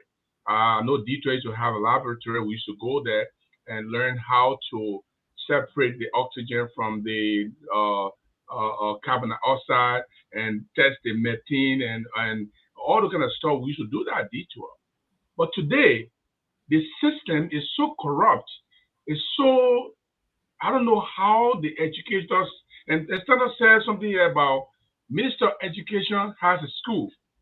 How do you think you're going to pay attention to government school when he has a school? It's going to be very difficult. You're going to pay more attention to his school. So those kind of compromises, we need to come back again to begin to do the right thing. I think pressure need to come from the media, pressure need to come from the communities, pressure need to come from the human rights communities to education community. I think we can do more than what we have now. That is not really good. And I just wanted to add, Prince, you made a point. In order for people to learn, you have to have a conducive environment. And yes, maybe Yekepa, Firestone, and Bomai still provide the environment that we were exposed to. We were exposed to organization. Our community were paved. There was no dust road. So that's what we got accustomed to. So we know what good look like. I'm not downplaying or saying negative about anything. So if you were born in or raised in such environment, that's what you aspire to, or even better. All right. And so you're right. We went to one of the things that puzzled me, I've been to several schools in Liberia that they don't even have a separation of classroom, the noise factor in the classrooms. When I went to school in Liberia in Beaumont, we actually had glass windows where you could open the window, and the air condition was in the classrooms and stuff like that. The condition was conducive for learning, versus somewhere that it isn't. The organization was very structured. We had sports activity where they needed to be, housing where they needed to be, grocery shopping where they needed to be, marketing where they needed to be. And so that's what we aspire to. So I think that affected who we are today. So just wanted to add that point. Thank you very much, Dr. Richardson. Let me say this, and thanks actually to everyone. I'm going to ask a question because we got other discussion for tonight, though. But I will say this, then I'll ask question to each and every one of you. There's no after-school program. The issue when we project in Steventoba Estate, I attended Project High in Steventoba Estate. They had care food. I think most of you know, maybe you guys from Lamco and Bond Mines, you'll never care, but then at the time, you couldn't eat care food. They will fry the color, it will be dripping with oil, and we'll be playing with the color just to eat it. I've been serious. So I do believe that where's the care food? They will cook the beans, they will cook the sondon, sonandon, or buckwheat. We'll be happy. People that never have recess, get something to look up to. You get your 3, 2, 4 color, and you know the person that cooking, they will give you extra. You will be happy. The demonstration schools had it. Yeah, there is no care food in the public system no more. These are the basic things, the after school program. Where the mother and the father will know, Dwalu, that I don't need to pick my child up till 5 o'clock or 6 o'clock. Because they will be there, they will be doing homework. They will eat, study class, and then when you leave work, you pick them up, everybody go home. You can't, there's nothing. The student have to leave from school and go sell, or sell and go evening school. This is not restricted to only personnel. We are administration. Let's be fair. That's for once. These are generational stuff. Let me ask you guys that support different political party, and we will open the phone line. Which candidate is the best candidate to fight this education downfall in our country? Which candidate can point to something and say, this is what I have done, and this is what I would do to make education in Liberia #1? You have Joseph Yima Boaka, because we know about Joe Ware anyway, it's messed up on him. But we got Joseph Yima Boaka, Edizana Cummings, Tewan Gonglo, Dr. Clarence Moluba, Mr. Simon Fremont. Which candidate right now that you can sell to the Liberian people? Listen, we're going to get into the Joe Ware and whatsoever thing he's doing. But sell your candidate on this Saturday, and we'll open the phone line for people to understand and let them make their own decision. Who get that magic touch to transform and reform our education system? The books we are using in school is 10,000 years ago. The technology we are using is 20,000 years ago. So I'm going to start with my brother Gibson. Brother Gibson, how well can you sell your candidate? Or which candidate is the best candidate to fight, transform our education system? Let's have some serious conversation tonight. Thank you very much. If this topic will be the topic that Liberian will use to judge who they're going to vote for, Karen Gonglo is going to win tomorrow morning. There's no candidate in this race whose record is compared to Councillor Gonglo's work in the education setting. From the time he entered the University of Liberia, he taught economics. When he was 22 years old, he started teaching economics at the University of Liberia. As we speak, he's a professor at the Arthur Graham School of Law. And not only that, Stanton, this is the most interesting thing. The man has been teaching the Liberian law enforcement for the last 10 years. Human rights, up to observe human rights, to observe other things. So he has been in the education field. You see today in our community, the vice president and his students, there's so many people that he has taught today that are in the Liberian community that are making a great sacrifice. He still teaches today as we speak. He still goes to the University of Liberia and teach. So the man who can teach. What transformation have he brought to the system? Okay, and I'm going to ask everybody. Yeah. Teaching is no. Let me. I will give you that extra 30 seconds, brother, because I wanted to come and talk my talk. You're talking about education. It's very important for Liberians, though. Teaching is a whole different thing. transformation to the system, holding the government accountable and responsible for a better education system in our country. That's what I'm looking for. Honor the Tewon Gonglo. Talk to us about what have he done, sir. Okay, so you talking about apart from his okay, let me take it like this. Councillor Gonglo is a student vanguard leader. He has been fighting for student cause since he been in the University of Liberia, since he been an advocate, since he been a lawyer. He has been defending students. He has been advocating for the rights of students. So he has been releasing students who have been detained by draconian government. He has been doing all of that itself, by defending students, by fighting for students. It's a mark in our community. But Stanton, somebody who is teaching people who are leaders today, somebody who is imparting knowledge into the law enforcement, even though some of them don't listen, they don't do it. Some of them he goes there free of charge.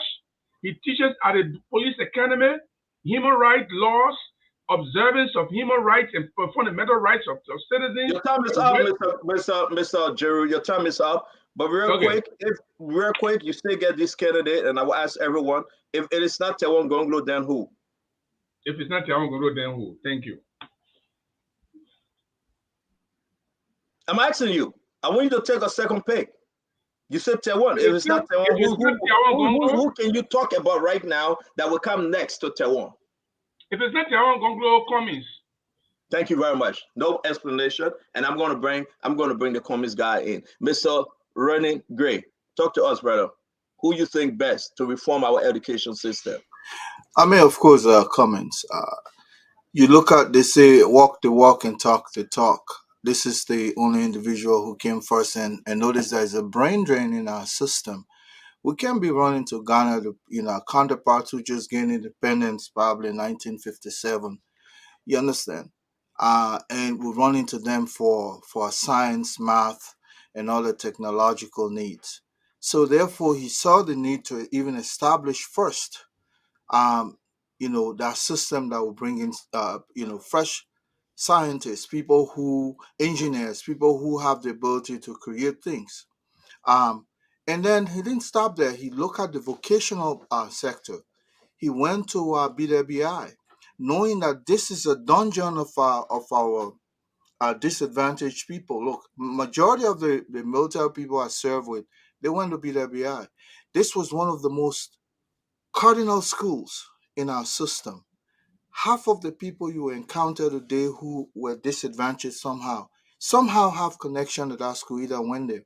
So he revived that school. He said, we cannot allow that school system to go down.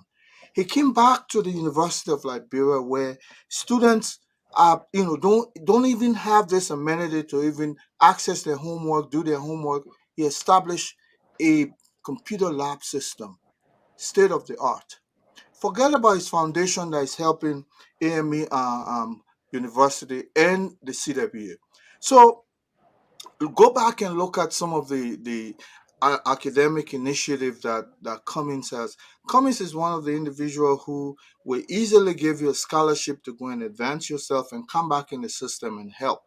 Then most of the people who are talking but not walking the walk.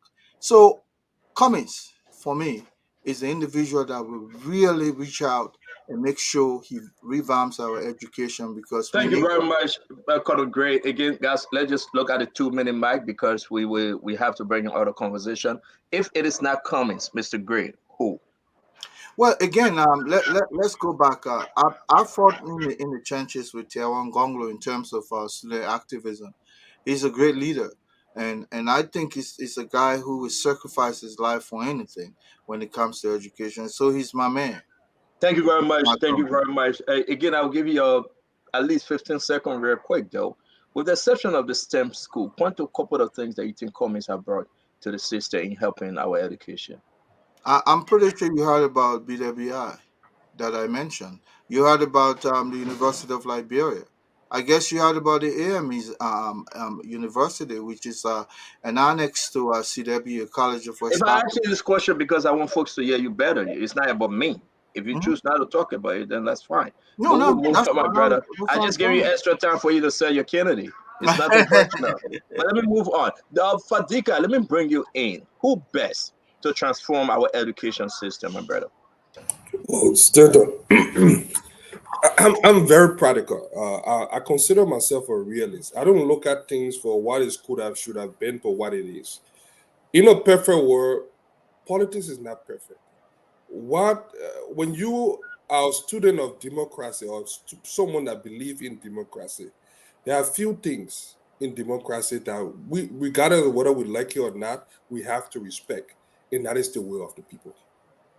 And the reason why they speak of majority in a democracy is because they want to respect the dream and aspiration of the majority. It may not be perfect, it may not be right, it may not be the best idea, but they have to be included. Because when you're making decision, imagine you are a dad in a house and you just made decision arbitrarily. Sooner or later, all your children will run away from you because you have to be able to include people. That's the first thing I look at. When I look at Liberia right now, look at our political landscape, every drum, every sound is pointing to one or two directions. For the opposition, that which I found myself part of, I see Ambassador Boykai. That's the first thing. Before you do anything in politics, success in politics or success as a politician is measured in your ability to win. The confidence that the people repose in you is the first step. It's not whether you got a fancy degree, 20 degree. I could have more experience. Prince could have more experience. Dwalu, I could go against the least person in Liberia. If the people trust that person, they will vote for them over. And don't think that they are stupid. White people overwhelmingly voted for Donald Trump in this country because he spoke their language. In America, they say people want to vote for someone that they feel that they can drink beer with. That's the reason why so many people gravitated to Ambassador Weah, because they see him as that man from Gibraltar. He understands their suffering, so psychologically, he will be able to solve the problem.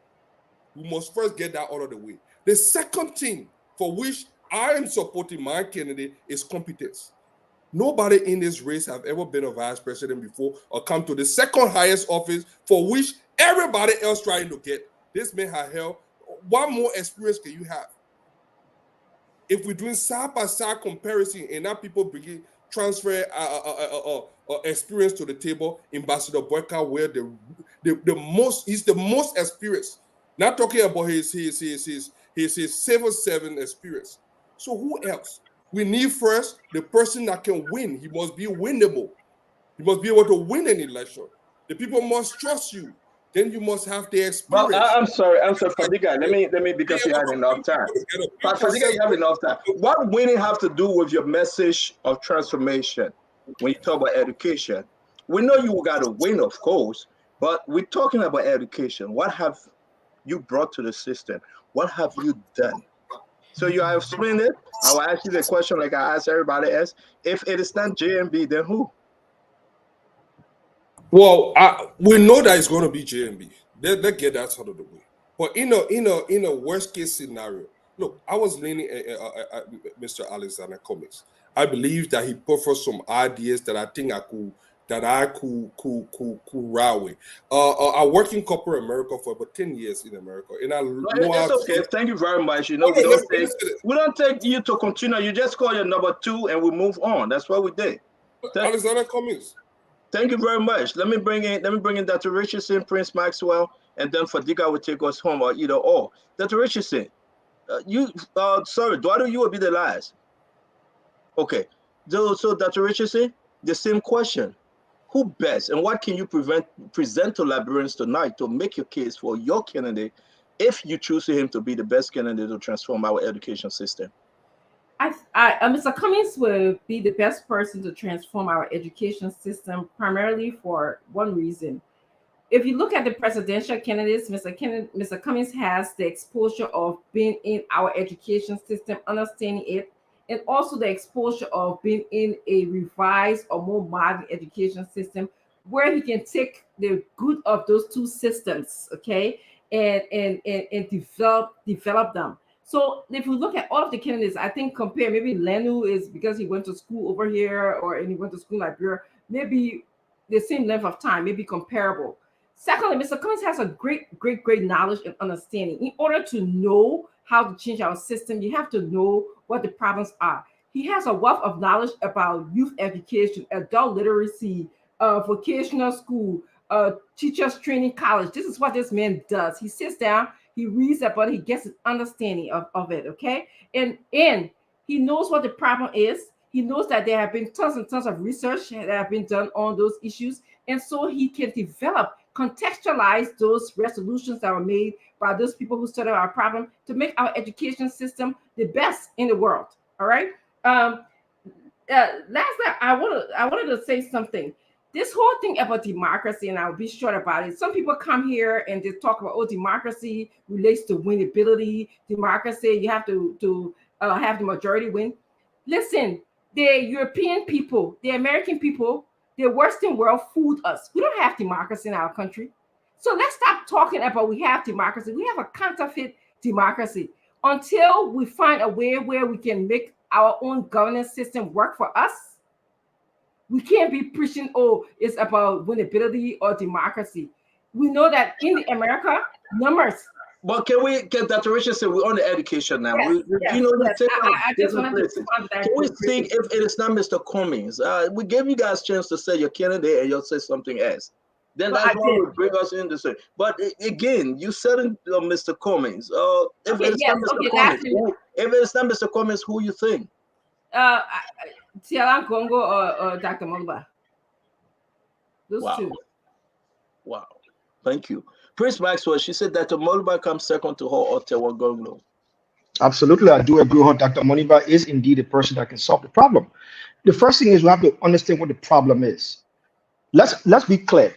Maybe people don't know about this. Dr. Moniba has been working with his foundation, the Moniba Foundation, since 2009. And the key focus of Dr. Moniba's foundation has been to look with a microscopic view of the issues that have been plaguing the Liberian educational system. And what he discovered is the lack of family structure support within the education system in Liberia. And we can all agree here, post-war, the entire family structure breakdown. Dr. Moniba Foundation has been able to link family support to student education. How and so? That has been. Sorry to interrupt you. How so? Yeah. By one, going from door to door, house to house, encouraging those parent-student relationships. Because the first issue was he went to the schools. Do you guys have parents? Took student names down, asked them for the community they live in, and went into those communities to meet those parents and ask those parents to support their children's education, not just financially. When did he do that? From 2009 up to now, Dr. Moniba has been doing it consistently. Go to his website, Moniba Foundation, you'll see everything laid out there, apart from its political website.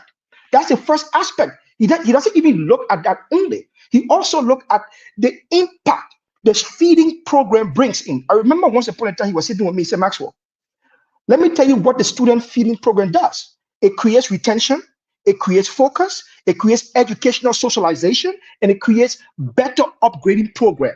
And I thought about it for a minute and I realized that. And I said, you're right. The UN organization, right post-war 1990, had a major feeding program that kept us young people in school. So these are the issues, apart from teacher training, vocational education, which you know fully well, budget support. Dr. Moniba is absolutely focused on the family orientation as it pertains to education. And what do we see in our society? Our parents are broken down. They don't even have the money to send their children to school. They want to, they don't know how. So we have to create that link. And Dr. Moniba is doing that through the Educational Foundation.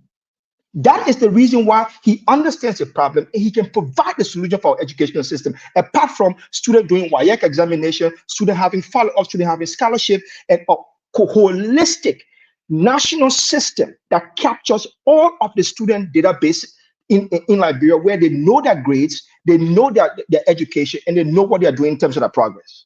So let me ask you a question. Then who next? If it is not Dr. Moniba?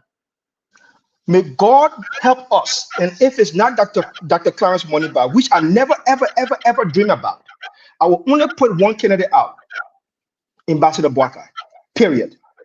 All right, thank you. Real quick before I go to my brother Duadu, the foundation, is it in Dr. Clarence Modiba name, or that's a family foundation that also it is ran also by his siblings?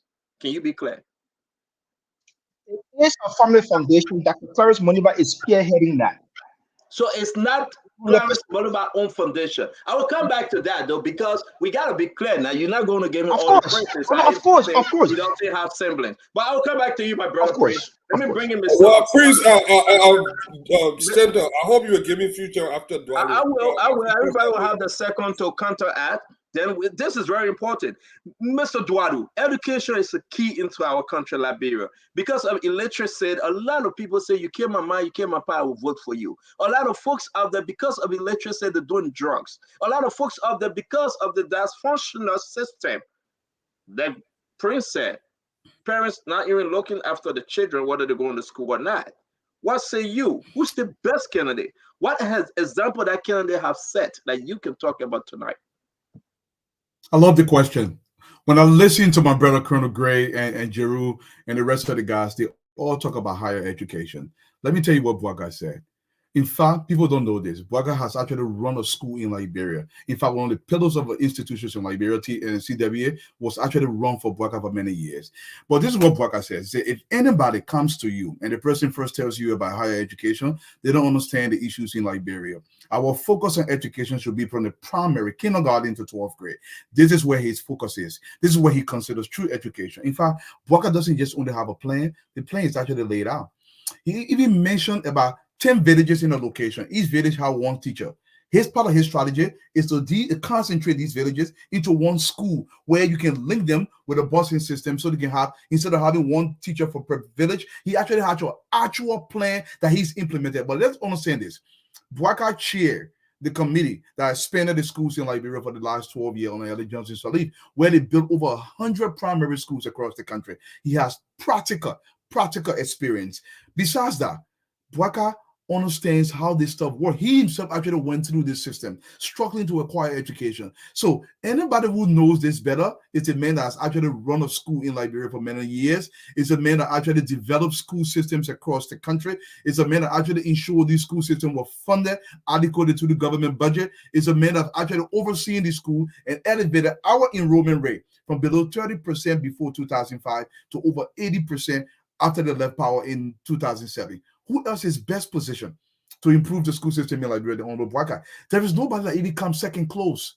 Maybe the closest person would come, if Bwaka is at 10, the closest person might be around 1. He's so far ahead when it comes to the education issue in the country. I'll give it to you, Stanton. Ask me the next question.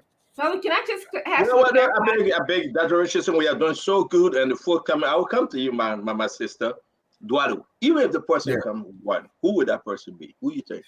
Well, what I would say is whoever Honorable Bwaka recommends will be the person will be my choice going forward. Let's talk about. I will now start this second round with you, okay? And you can add or you can ask questions to your fellow panelists. George, we are handling of our school system. Your take. Okay, let me say this. There is nothing more dangerous in Liberia than to allow the mind that Dr. King would say is a terrible thing to waste. President Weah cannot rise above his present station. President Weah, I am not kidding, and I'm not being comical, I'm being very direct. It's not on the 7th grade level. How do you expect this man to rise the educational system above 7th grade level? This is not a joking matter. He never took school seriously, and I don't expect him to. He's a football player. In fact, one woman from Cape one day called, I was in Liberia. The woman said, Joe, we are here in your foot. And that's exactly what he here. Guy playing all the key football. I'll give it to you. The woman came on Baba. All right. So thank you, Duadu. Again, the same question to you, Dr. Richardson. I know you will pivot, but please answer the question. President Weah, say I paid the wire school fee at 12th grade and 9th grade. Did he, for 6 years, handle our education system well? If no, why or why not? President Weah did not handle our education well. As we were seeing, he harmonized the people pay, but then, said that he paid wire fee. It's not adding up. How do you take away money from people, but yet instead you say you pay for exams for the children to take? Number two, we've seen that there was a growth in people having private schools, people having private places where the students were designated to have the uniform fixed, people having private bookstores where the students were designated to buy their books, only to benefit the people that were in charge, people who he appointed to be in these different governmental agencies. So I don't believe that he has handled education well in our country. I believe that education went on a decline in our country. And I know, unfortunately, I don't have the statistic to back it up, but I'm sure if I look very well, I would see that there was a decline in the education system in the country. The question Thank you very much. We're going to open. Everybody will have the open take on this. Let's finish. Yeah, I'm begging. I had a question. I had a question for Dwalu before I forget. That's why Dwalu said that. We will ask Dwalu the question when we come back. Let's talk about President. We are handling the education system. I will start with you when we open the question that you guys can have the time to ask each other. Let me go to my brother Gibson. Brother Gibson, your take on President we are and the manner in which he have handled our education system. Thank you very much. President Weah is a disaster when it comes to education. Let me first of all give a disclaimer that education has been downplaying Liberia from time to time. Government after government thought that by empowering students, by instilling quality education, is a recipe for their own political nemesis. So they have never put premium on education. Now, coming to Ambassador Weah, somebody told me he paid wire fee. Look, right here in Ivory Coast, ask people who went to high school in Ivory Coast from the Ivorian school, not Liberian school. Ivorian government gave $60,000 CFA to students every 3 months. Okay, Ambassador Weah is paying the school fees, but what are the quality of education that is being imparted to the students? I remember recently there were 25,000 students that took the entrance at the University of Liberia, and all of them failed. The primary level, and Dwalu is right, primary education is very important.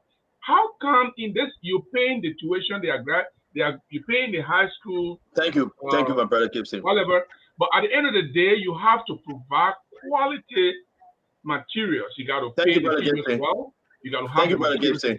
We are doing extremely good, and everybody will have the time to ask the question. The folks appreciating what we are doing. At least we have stable the bleeding.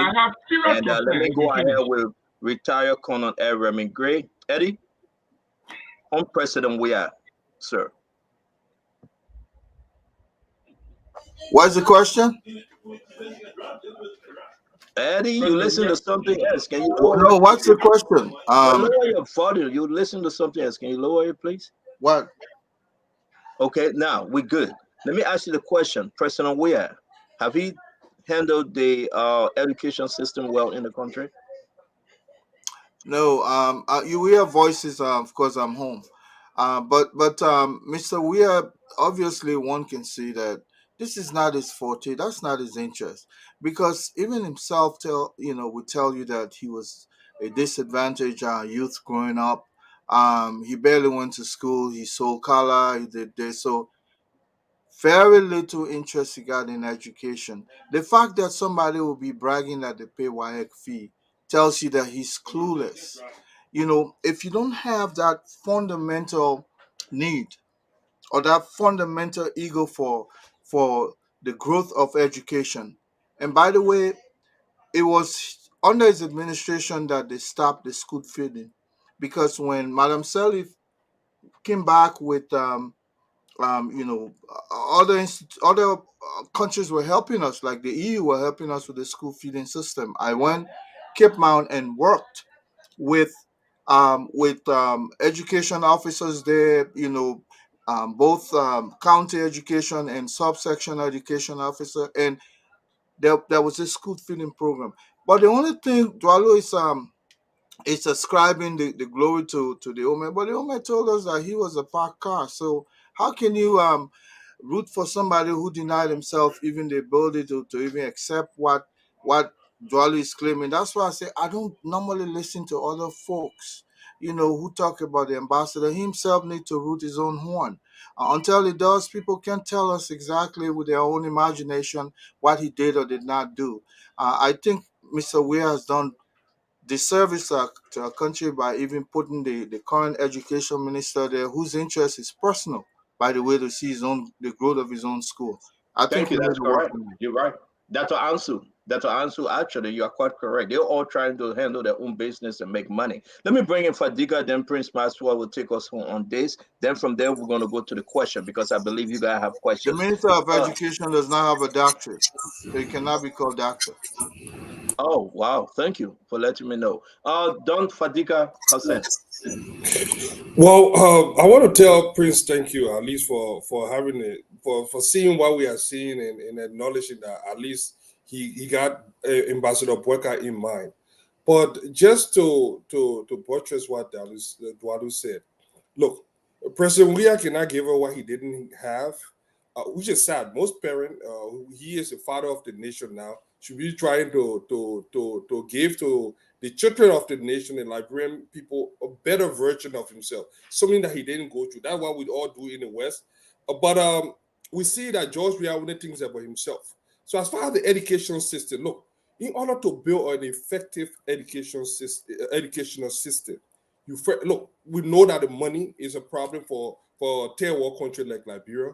We know that, but you first need to have a president that have the political will and a long-term vision, a vision to make sure that education is a priority. What Ellen Johnson, Madam former President Sirleaf, did in Liberia should be a model that we could have followed. Look, when Ellen came to power, she knew that we had educational deficit. We knew that there were several people that needed certain quality of education. What did she do? She sent those young partisans out.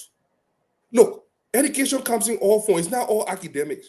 Just the fact that you live in a country that has rule of law, that's education. That's something that you can bring. You live in a country where people hold you accountable for your action or inaction. That is education. And when those guys went back, they had something different.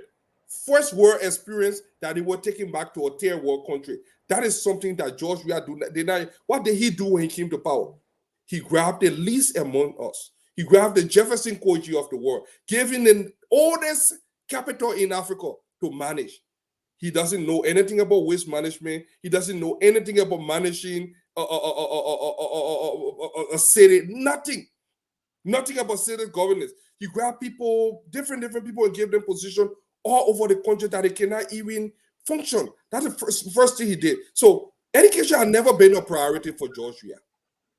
It has never been a priority. The next thing, he started to engage in this vain political project. How can you look, even in the greatest country in the world, we're still paying for student loan. They just deny us, Congress just deny. We got to be worried about paying our student loan again. Fair with the Democrat something. It's not about. You can't get fair with Democrat. The Republicans stop them. I mean, leave. No, but let me say this. Let me get close on it. It's not just about free access. Look, who were the best teachers in Liberia? I grew up in school. Most of the good teachers were foreign national, Ghanaians, Nigerian people that came to our show to teach our schools. They were some of the best teachers. We already have problem with the quality of education, with the teachers that we have. And then you say, oh, I will make it free. That's a political gesture just for election. It was not about education. Thank you, Fadiga. Prince Maxwell, can you take us home? Then we'll go to the questions. Yeah, quickly. In December of 1989, the Agency for International Development. Prince, before you do that, I beg you, I have to ask you because I don't know what Fadiga sent this to me, but I have to ask you this. Folks are saying, and Fadiga agree, he sent it to me, that the Moduba is not running the family foundation. You cannot give him credit for that. It's his siblings. Is that correct? That's not true. That is absolutely not true. That the Moduba has been 100% involved in the foundation until February. He's always been involved in, and that's listen. Let me answer this question. We can sidebar. Let's sidebar that, and we can come back to that. Of course, absolutely. There is transparency information when it comes to that. But let me just say this: in 1989, the Agency for International Development, through the operational expert, came up with the final report on Liberian economic stability and support project.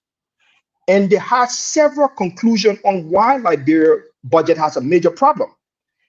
And this is one of the conclusions they came up with was the idea that our national budget cannot be used for social welfare system.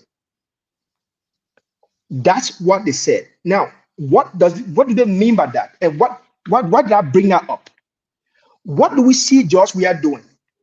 George Weah has been using our national budget as a socialist through a socialist paradigm to give out WAEC fee, pay school fees, socializing our budget instead of developmentalizing our budget.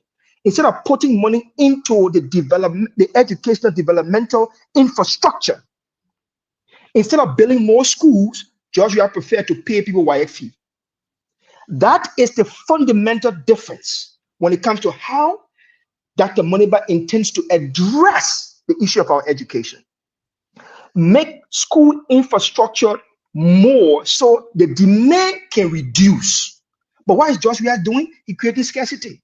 So what do you see? The proliferation of private industry into our educational system. You cannot do that as a president. And that's a fundamental difference. Thank you very much, folks. It's time for you to ask your question. You can call the fellow panelists you want to ask. We'll give the person a chance to answer. They will ask their question. And while you do that, I just want you to give the Liberian people 3 things your candidate have on his platform that he will bring into the presidency on day 1 when you talk about education. We'll start with Dr. Richardson. Your question to any which one question only, and you give 3 things your candidate, Mr. Cummings, will bring on day 1 talking about education to reform the system. Dr. Richardson, you go ahead first, man. Yeah, I wanted to ask Dwalu this question and didn't want to lose my train of thought. That's why I was persistent on asking it immediately. Dwalu, you said that Vice President Boakai had developed a system where the 10 schools in a village and they was going to consolidate the schools and have bus bring the children to school. Where can I find that information? Because I was just perusing through documents and libraries and internet, and I didn't see such an idea at all proposed by Vice President Boakai. Can you help me? Thank you so much. Let me get to it very quickly. I did not say he developed a program. I said this is his recommendation for the school system in Liberia.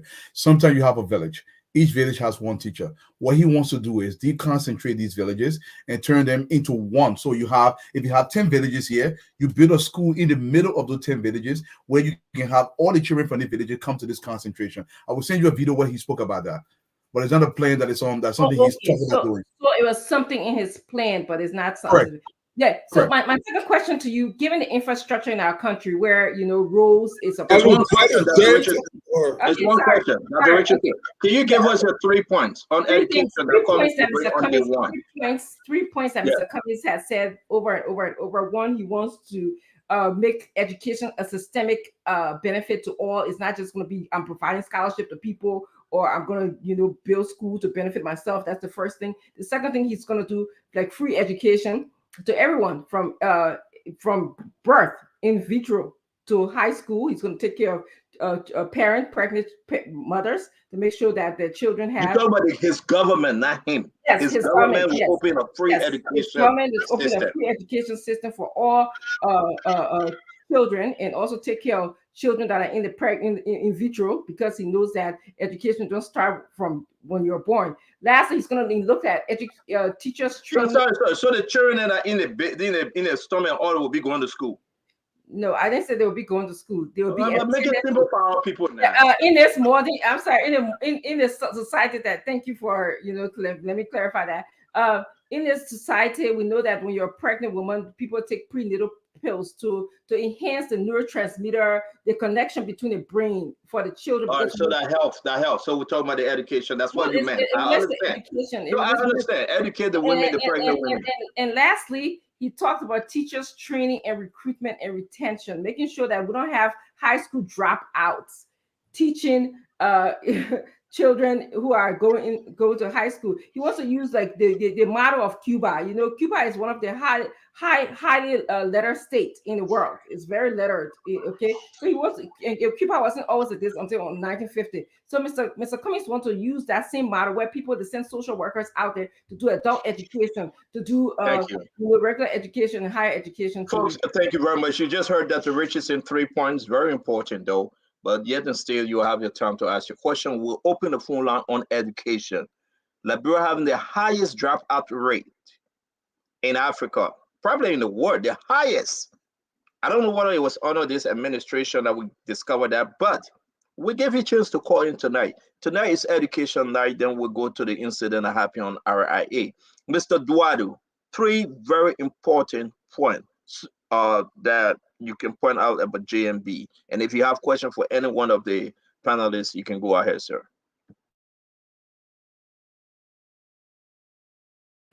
And I'll list the 3 points very quickly. Like I've spoken about this, you can also go on the website, jmb.com. Number 1 is local concentration that I spoke about with Dr. Francine. There's a whole plan there for a local concentration because we have to concentrate this. Number 2, improve standard through verification. Number 3, focus on primary education. What's been happening in the country is where the likes of Jerome will talk about colleges. Our focus is now on colleges. 65% of the young people under the age of 30, this is according to UNICEF in the United Nations, in Liberia, did not complete primary education. So the focus will be on primary education, number 3. Number 2 is to improve standard through verification. Number 1 is local concentration. And my question of my brother Jerome is this. It's a simple question. How can you focus on higher education when the people down here can barely read? How Mr. Gongley intend to do that?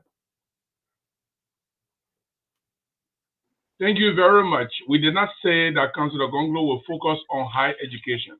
We said that he had been teaching since he was 30 years old. He entered university at the age of 22. He had been teaching economics at the University of Liberia. He had been teaching at the law school. He had been teaching law enforcement how to reserve and preserve and respect people's rights. Therefore, he had been in the practical field of teaching. He knows what it is to impart knowledge. That's what we said. But we didn't say that he was targeting higher education. As a matter of fact, I have our education plan right before me, and I'm going to display to you tonight what Councillor Gonglo thinks, what he wants to do with primary education, vocational education, and sectoral education. So it's going to be said tonight. So I'm asking you your 3 points then. Gibson? Oh, me? Oh, okay. Yeah, you so answered let the me. other question coming. Okay, I thought Dwalo, you done? He's Okay. done, Gibson. Go ahead. Okay, so first of all, I want to I want to ask.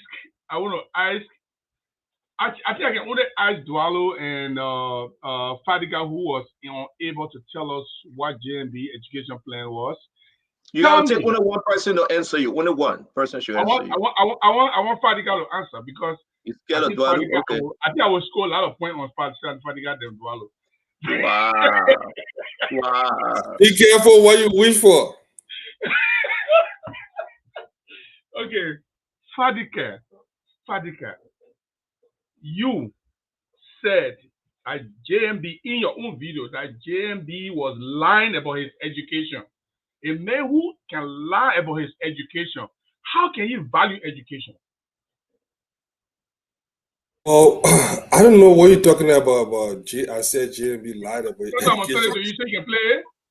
Where you Oh, you can say JMB lied it. about education? I don't know. Probably it was my twin brother. I hope you're not confusing me. I hope you're not confusing me with my twin brother. But anyway, that's not the point here. The point is, how do you know Ambassador Boyka values education?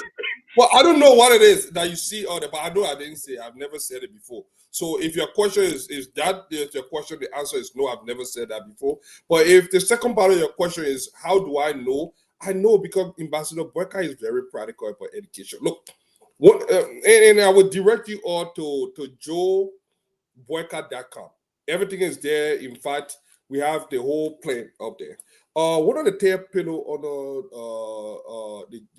the JB plan is education.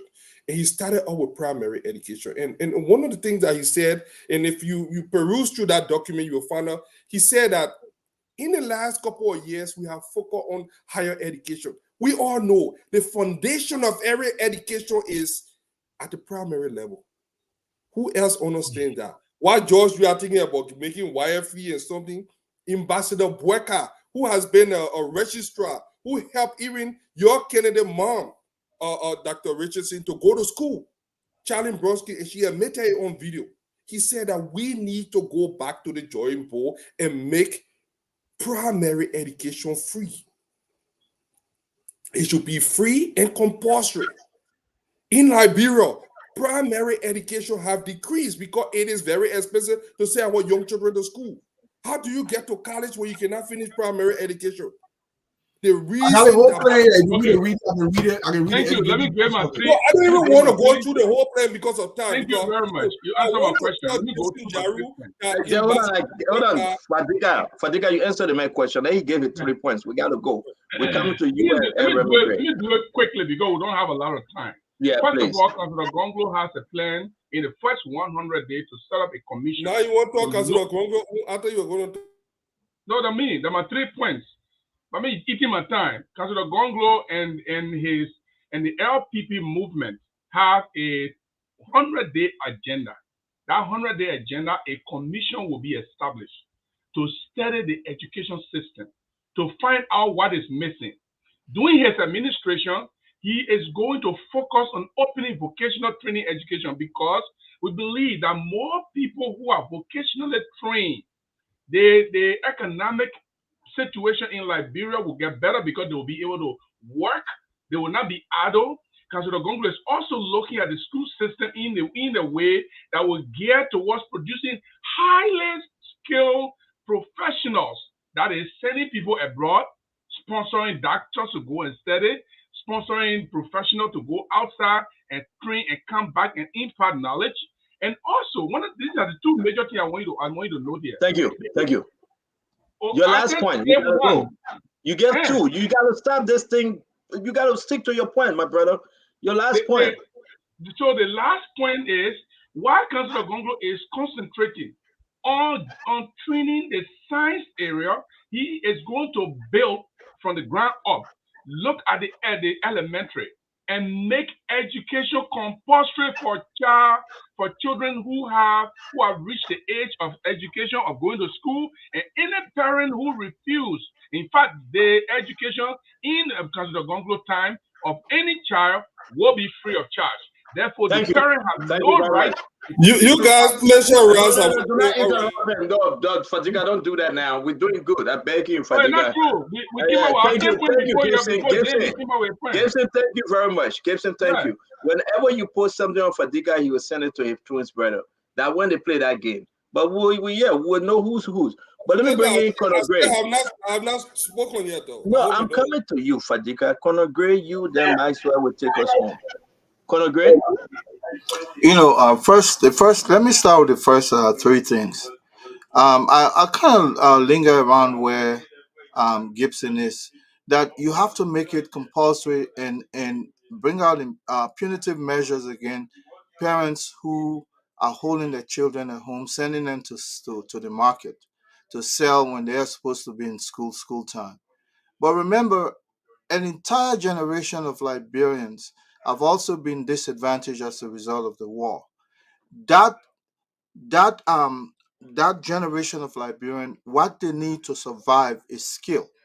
That's why so much emphasis is placed on vocational education.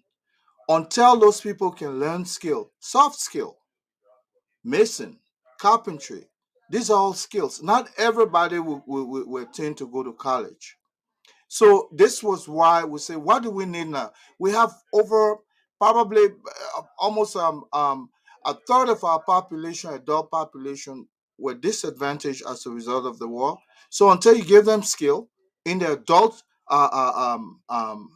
in adulthood, you cannot send them. They can't go back to grade school and go start from grade. So Ambassador Burka is focusing on the wrong direction. And so they focus on that vocational school was what caused Mr.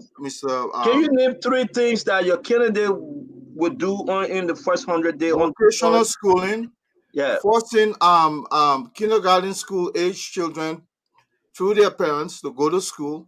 You understand? The third is to make sure we develop a scientific nation through STEM. Those are the three. Can you say the third again? We miss you, please. The third is what? We need to establish a scientific, technological, mathematical nation in order to advance or compete with our sub-region. So therefore, the STEM school And my is question to a you, primary focus.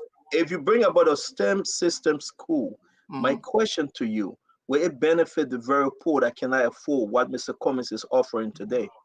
It will benefit them because they will be able to sustain more factories and manufacturing endeavors that are going in Liberia that will even employ the unskilled. No, I'm not talking about the end product. I'm talking about with the poor man, poor woman, the babies, that the children that cannot afford to attend Mr. Cummings STEM school today. No, Will he create a system that they will be able to attend that free STEM school? Will it be free? no, you see, you look at, let me tell you, let me say this. Yes, you cannot cater to all. You have to be specific. That is when you're faced with this kinds of calamity where everything else is down, you focus on reviving one. That one will So revive you others. are telling Liberians tonight, if Mr. Cummings come to power, he will bring about STEM system school that will cater to only few, the select few, and not It will all. also cater to school-going children to make sure that he When you say press you on their cannot cater parents. to all, okay, thank you very much. I Yeah. think the other guys have heard you. I'm What? kind of shocked for you to say Mr. Cummings' system of STEM school will not be for all Liberians, but some. No, Dr. Richardson, No, one Dr. moderator, Richardson, please. you now Dr. tell. Richardson, one moderator. Listen, You know what? let me ask my one We cannot question. do this. We cannot do this. When we Let come me to ask you, my you will one declare. question. Let Yes, me go ask ahead, my one Colonel question. Gray. Ask your one question, sir. You know, you cannot give what you don't have. In the 70s, when Dr. Sawyer and others were running to school to make sure they advance themselves, Ambassador Borkai chose not to. So he's one of the least educated Ask your one individuals. question. Now we gotta go. I'm I beg asking, he's you. one of the least educated people in the system. But you, Fadiga, always like to say is the most educated and most skilled. Are you talking about skill or longevity chasing after a government job? Thank you very much, Mr. Gray. Thank you. Fadika, you can answer and you can speak with your 3 points. I want Liberians to hear this very well because we'll be going to the phone line. Mr. Retire Corner, El Remy Gray. So Mr. Cummings will create a STEM system school that will not be for all Liberians. I hope we all understand that it's on the clip. Thank you very much, Fadika. Your question, but I want you to give your 3 points first. Then you ask your question, sir. Reverend Gray, if I understood your question right, can you rephrase that question because I probably missed the last part of that question. Ambassador Borkai cannot give you what he doesn't have. He cannot seek to educate other people when he himself is the least educated man. As a Well, result, I think I remember what you were saying okay. now. Raymond, with all due respect, you still talking about education when this man has served as in the second highest office in the land. Pray tell me, it's just looking at this man has experience. Look, you think why they confer certain degree on people, PhD and doctorate for certain things? Look, Ambassador Bueka has already served in every capacity that people that have PhD, doctorate degree. Look, education doesn't make one a great leader. The reason why I will not even indulge in this conversation, even though I know that Can I ask a follow-up? Hold on. Even though I know that Ambassador Bueka is educated, because this is beyond education. With his current education, he served at the nation second highest office. What more do you need to get PhD for again? The thing that all your PhD holder and the coconut man that served that was doing monetary 18 billion is struggling to do. He effortlessly did it. He is effortlessly winning this election. Can't tell me now. It's just common sense, common logic. Why would I want to get PhD when the job that I'm doing making 500,000? Why would Steve Jobs or Mark Zuckerberg, who is a college drop off. The mail probably went out again. So let us not, confuse this thing here. If it is about the presidency, Ambassador Boyka have already served as a vice Give me the president. 3 things that Ambassador Let me Boyka give is you going the to 3 do on day one. No, Ambassador Boyka, all of you say one thing, and I think because we all from Liberia, we kind of understand the education system, we kind of know some of the challenges. But Ambassador Boyka is not just giving words. Some of you guys, some of your the program that you guys are offering seem mythical. You're just playing word game. Ambassador Boyka wants to have a holistic approach to our education system. So what does he do? He starts from the foundation. He's not only talking about making it compulsory and mandatory. Ambassador Boyka absorbed one thing there, that he want to make sure that to absorb more teachers through payroll reform and pay grade scheme. That means you get paid based on your performance. All right, You want to eat? No, that one. But go ahead, we're running on time. Yeah, you have to make it absorb. The second thing, he say, I want to improve the quality of primary education. He wanted to say, I'm going to strengthen the all kind of secondary education. We cannot go, but I can tell you, if you want to need more about the Ambassador Boyka plan, go to joeboyka.com, where you can donate to the campaign, and everything is out there. It's in literature. You can read the full text there. For some of you that said the campaign doesn't have anything out there, it is out there. joeboyka.com. So thank you very much. I hope we can just pay attention when our opponent is speaking, because, I believe, I'm going to Prince Maxwell though, but I do believe, Mr. Gibson, that what Conor Gray said tonight, the ANC folks will say, no, that's not Mr. Cummings' plan. For Conor Gray to say, Mr. Cummings, I think you. No. You distracting me. No. I will not allow you to distract me. I will not allow you. No, you cannot. We'll come back to you. We'll come back to you, brother. No, I think you're going to get vexed on that. No, you cannot. No, you were well. No, I will not allow you to distract. Conor Gray, you were well. I will not allow you to distract. Conor Gray, you will get vexed, but you will wait. Everybody I was so shocked. I couldn't even be the man on it. Listen, don't interrupt me, Conor Gray. Don't interrupt me. You will have your time to speak. Yeah, okay, you can say that in the back. We'll bring you on later. Don't interrupt us, Conor Gray. I'm coming to you. Why are you interrupting me? I will give you a chance to speak. Let me say my own and you say your own. Prince Maxwell, Conor Gray, right? That's our brother. He's our brother, and I love this guy. But he have to give us a chance to speak. We are doing so good tonight. So let me ask you, Prince. Conor Gray, we're not listening to you, though. We are not, seriously. I beg you, Conor Gray, we're not listening to you. I beg you, you got to wait. I will come to you, Conor Gray. As much as Conor Gray, I will come to you. I will come to you. Be patient. I beg you. Let's do this equally. I will come back to you. You cannot start. It's okay. I will come back to you. Your objective on the. You will have your time to speak by. But don't be high, remember. Leave her alone, by. Every day I know this is your platform. The platform for everybody. But you will not interrupt the show. My question to you, Prince Maxwell. Conor Gray, and I asked him repeatedly. It's on the record. I just told James to cut that off because I know he was going to say no. So I said, James, can you cut it off? He said, Mr. Cummings STEM School will not serve all Liberians. And I think it's troubling. You saw that Richardson wanted to come in. The Cummings folks will disagree.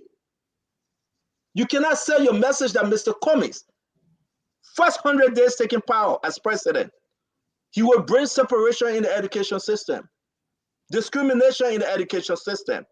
I can only serve the elite, but I cannot serve my married daughter or my married son to come to the school. And that's why this conversation tonight is important. Let me hear you, and we'll bring Conor Gray to clarify his statement, but he shouldn't interrupt our show. He shouldn't. This is a great conversation. Let me just knock the ball off the park. First and foremost, the educational system issue is a critical national issue. So, Dr. Moniba, first 100 days to a year. One, triple the budget for early childhood education and local educational standards. We know that's a major problem. The mayor has, please stop interrupting me. The mayor, I'm going to the point.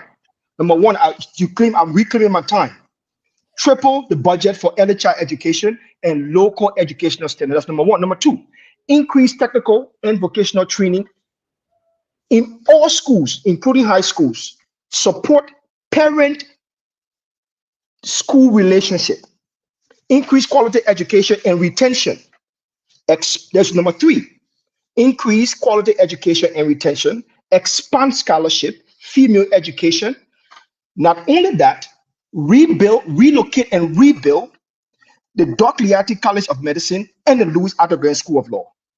That is his 100 days to a year program immediately. Now, let's look at the last place he really focused. We know the issue of free education is very, very important in Liberia. But the research, the social economic research has never been fully completed.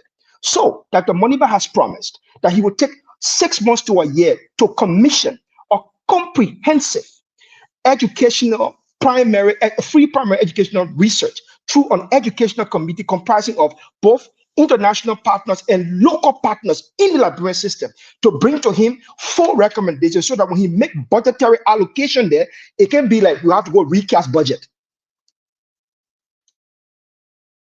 Again, the question I asked, and after you, I got to respect on Gray, and he'll clarify that statement. Now, we're not trying to sanction anyone on the show, but again, we have a lot of people listening to us. Let's just not interrupt, please.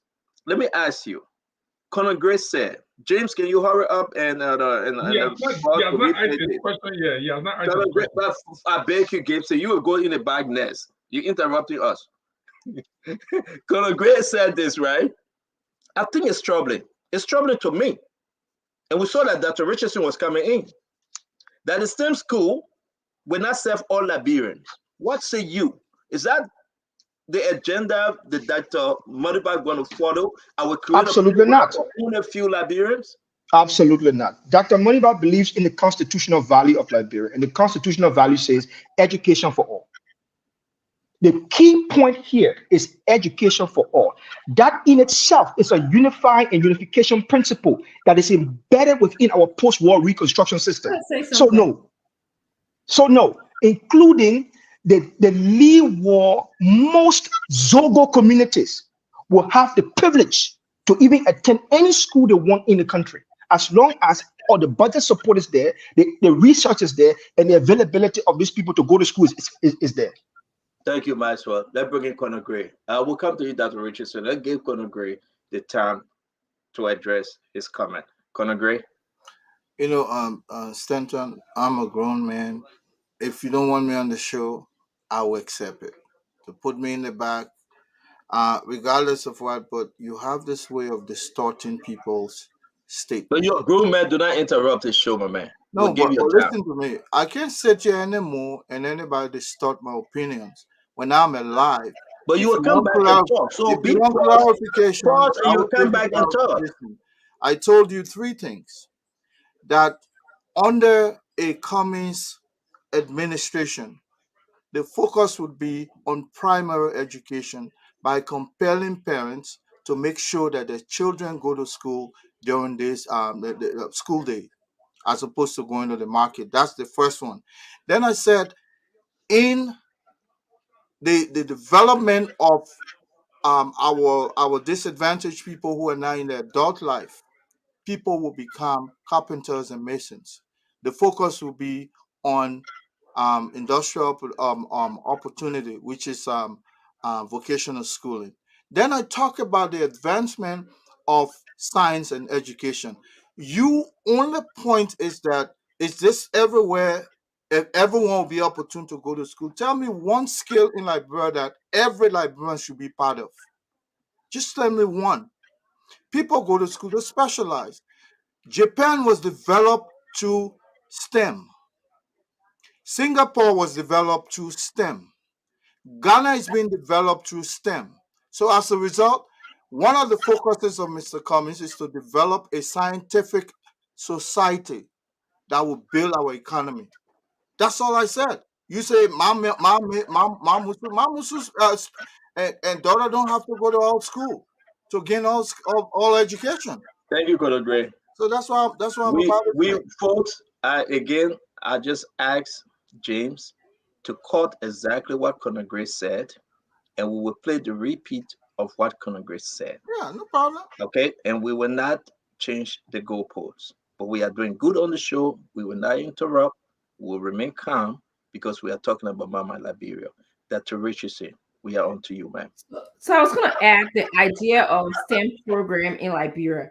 Mr. Cummings knows that all of us don't have our 5 fingers are not equal. Some people have strength in art, some people have strength in science, some people have strength in mathematics. So his goal is to create a system where he will create the opportunity. So if you choose to specialize in the STEM program, you will be able to go there. If you choose to just go and specialize in art program, you'll be able to go there. If you choose to want to go to vocational school, you'll be able to go there. The idea is creating a system that will give everybody opportunity and optimism to live in a more deserving country. So he's not just saying, oh, certain people will just be qualified because we like them, because they're affiliated with our tribe, because they have certain money, they have certain privilege to go to STEM school. This is not what he's saying. He is saying that it's going to be there, and if you have the opportunity, if that's your strength, then you go there. If that's not your strength, you go to vocational school. If that's not your strength, you go to art school. If that's not your strength, you go to different areas. I have 5 daughters. They all have different interests and different strengths. So my question to you, Dr. Richardson, and I understand that was a gaffe, I believe, for my brother Eddie. Would the STEM school be available to all Liberians? Yes, that's what. Thank you. Opportunity. Now you said yes. Opportunity, and you will get the choice as a person. And will it be affordable for all under Liberians? the Republic of Liberia program? It's a government program. Yes, it will be affordable to everybody. That's what he wants to create in Liberia. He doesn't want to create a system of privilege as we have had in our history. So if it will be available and affordable, why the Cummings STEM school right now is not affordable for all Liberians? We don't know that. I know that. I know that because I sent someone to the school. They couldn't enroll because the registration fee, because the tuition. We had the entire form. It was all in the United States dollars as per semester. It was so exorbitant. It was very hard. So I know that. Okay, I'm gonna go back. I'm gonna be there, and I'll ask for the question. But I remember when Colonel Grace started, this school is supported by a collaboration of different groups, like foundation, different people, different taxpayers. So if you excel, you get a scholarship that you probably don't have to pay much. Okay, but you have to enter first before you get a scholarship that you don't have to pay much. My question to you: the example of a STEM school in the country is unique. Yombly have that, and we can beat on Yombly as well. But if you tell them that we're going to bring the separation, that Duaru kids can attend the same school because he work in America, he can afford it, and my kids, I'm in Liberia, can I afford it? It means that my kid will never attend that school because it's not affordable. Okay. And the common school right now, I will rest on this, and the education thing is unique. The school right now is not only Mr. Cummings. Other politicians are having their own private school. It's not affordable to all Liberians because they cannot afford the US dollars to pay the children's school fee. And Sandra, you are right in some ways. So having a private STEM school, okay, where I came into the country or you came into the country and say, I want to establish a private STEM school is different than when a government that is supposed to provide services to all, okay? So in that case, Mr. Cummings wants the government to provide opportunities and optimism for our children. But Mr. Cummings is asking for the people vote since 2017. If Mr. Cummings is asking for the people vote, but he brought in a system to punish the people, to bring the separation in education. No, let me finish now, Dr. Richardson. We'll give you enough time because we'll be going to the phone line to bring the separation. I beg you, let me finish, Fadika, you will. Mr. Cummings, a good program. The STEM system school is unique in every aspect, okay? But for you to bring it to the Liberian people and say, only the elites, only the few that can afford it. And if you are saying, better boy, you cannot afford it, your children will not attend. That's again, openly, it's wrong. You are giving the wrong perception of that school. You are printing the wrong image or sharing. How much is the school fee? I'm not even going to. Let me just tell you. I was at the school, I believe, maybe 2018.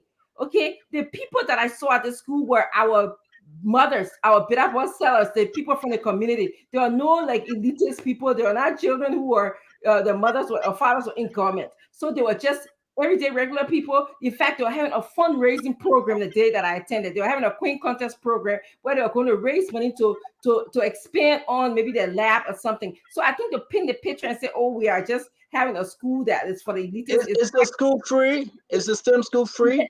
Is any school free in Liberia? What school No, free? no. I'm asking because Mr. Cummings want to be president for all Liberia. So you cannot have it both ways. You cannot say I can only make it free when you make me president. But thank you, Dr. Richardson. Fadiga, your question, and we'll go to the phone line, please. See, Stento, you're talking about affordability, but the entire STEM. Let's look what STEM, the whole process of STEM is: science, technology, engineering, mathematics. What are we going to do with our students that are in the fine arts, the humanity courses, the social science courses? Look, the thing is flawed from the beginning. Let's forget about it. I just told you the different opportunities that people will have. Dr. Richardson, I'm worried. Dr. Richardson, let Fadiga speak, please. Yeah, but let Fadiga speak now. And look, give Fadiga a time, let him speak. I grew up in Liberia. You ask 90% of our women, they will say, "Me, I love Marvel." You put it in my mean the only thing. Even men, I know that for a fact because I grew up in that society. Some of us that understood math were considered geniuses. Physics, math, science courses. Liberia is meaning, I would say probably put it at 80 to 90% of our population, they are humanity and fine arts students. I can say that because I grew up in the system. When you say you're going to have a school that will exclusively be focusing on science, technology, engineering, and mathematics, it's first is disenfranchising a huge sector of our education process. That one. It is. I don't think the idea is wrong, but to make it exclusive. So, one thing Remy Grace said, and I think Stento tried to correct him, was this meritocracy that people should merit going to those schools. So you're going to find the smartest, the brightest, and that's what I think I heard from Remy, that they're going to find the smartest and brightest and put them in that school system. Look, the Ambassador Boyka understands that our education system is ruined and you want to have a holistic approach. If this is going to be adapted, it should be adapted through all our education system. That means changing our curriculum, going down and changing the entire thing, not just focusing on only science, technology, engineering, and mathematics. I think you already started disenfranchising 90% of the population before even going into the system. So I wanted to ask, is that the Cummings plan? Is this going to be incorporated? I'm a rebuttal to that. All right, thank you very much, Fadiga. After Conor Gray, we got to go to the phone line. Conor Gray, go ahead, my friend. So, that said, Fadiga, it was you who was saying that our children, our Liberians are going to school studying political science, social science, and public administration. No, I didn't say that. No, you said that. I have some of those clips. So, that said, what is wrong if Mr. Cummings is saying that the entirety of our country is social science, political science driven? So as a result, let's develop the scientific, mathematical, technological aspect of our nation so that we can grow with skills. What is wrong with that? All right, thank you guys. Can I have 30 seconds? Can I have 30 seconds? Can I say something? On the other side of the line, we'll come and let's take some calls, folks. I beg you. A lot of Liberia want to benefit from this discussion. Nelson, come on, let's take some phone calls, please. We have to go into a very good, Dolo, I'm so happy and so surprised that we can have a very, very unique conversation on education. Seriously, I do. Nelson, can you come? Let's take some call, please. Open the phone line. Let's hear from Liberians and on the education issue. Okay, so the number to call is 055510 101075. So I will also ping the WhatsApp number, but let's take this person. Hello. Okay, you live. Let's say your name and where you're calling from. This is Elliot from District 2. Go ahead, Elliot. You see, the first thing Liberian, the president getting to power, our school system is rotten. That's the first thing. This as a whole thing. Because when Joe going to power, That's where the whole thing spawned. They carry our school way back and not bringing it back, not bringing it power. When those got into power, they changed many things into the system. From the 80s, they have been changed. So the person, the one who would come there not by mouth, but was reality. Thank you. Everybody who sit on our platform that they talking about mouth, they want to win their president, their candidate. But once in reality, we are suffering entire education. Thank you. Thank you very Thank much. you, my friend. Go ahead, Nelson. Hello. Hello. Yeah, hello. Okay, go ahead. Your name and where you from? Hello. How you doing? Yeah, go ahead. Yeah, I'm Abraham. Do you guys calling from New Jersey? Okay, go ahead.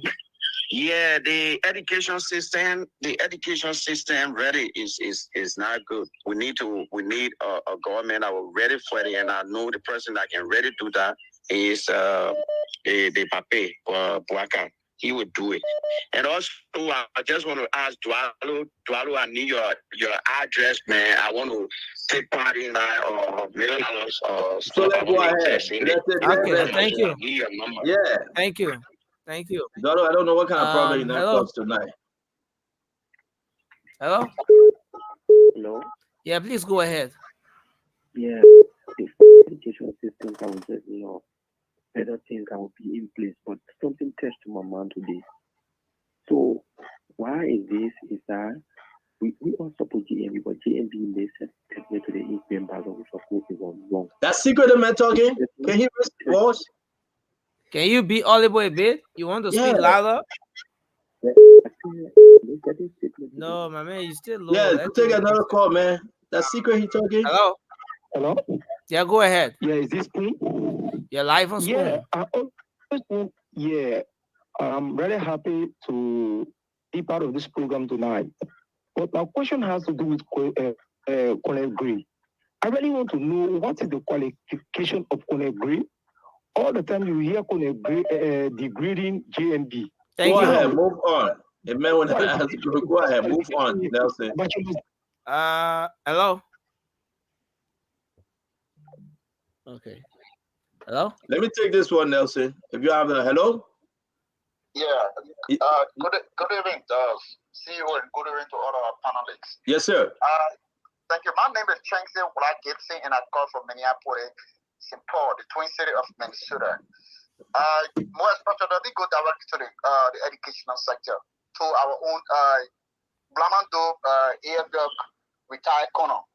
I mean, I would not have you calling the man Blamando, man.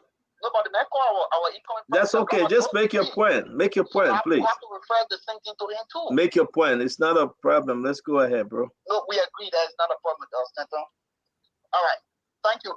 The best person to maintain and push forward our educational sector is His Excellency Ambassador Joseph Nwabwaka, who will be the preferred person. Thank you.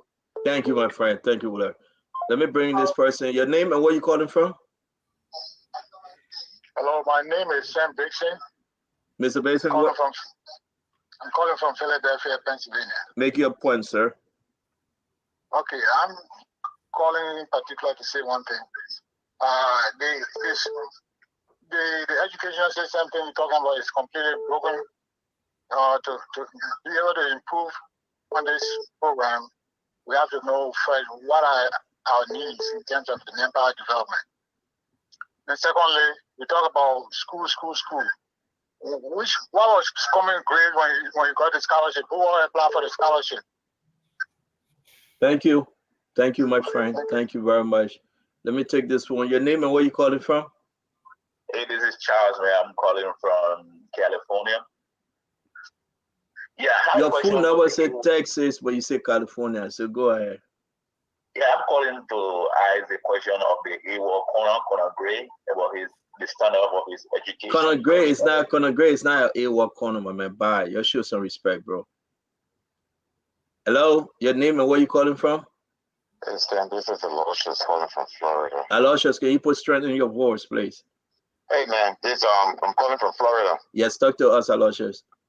Hey, I like the topic tonight. Very good topic. I'm enjoying it. I just want to give thumbs up to 3 panelists tonight for a job well done in the responses to your question. And those individuals would be Prince Maxwell, Dwalu, and that of Dr. Richardson. To be honest with you, I'm an ANC fan, but Raymond Gray is kind of hurting us. Thank you very much. Thank you very much. Your name and where you calling from? Hello, my name is Keith calling from Minneapolis, Minnesota. Talk to us. Thank you very much. I want to say thank you to everyone in all of your platform guests. But the education system in Liberia, I'm very interested in it.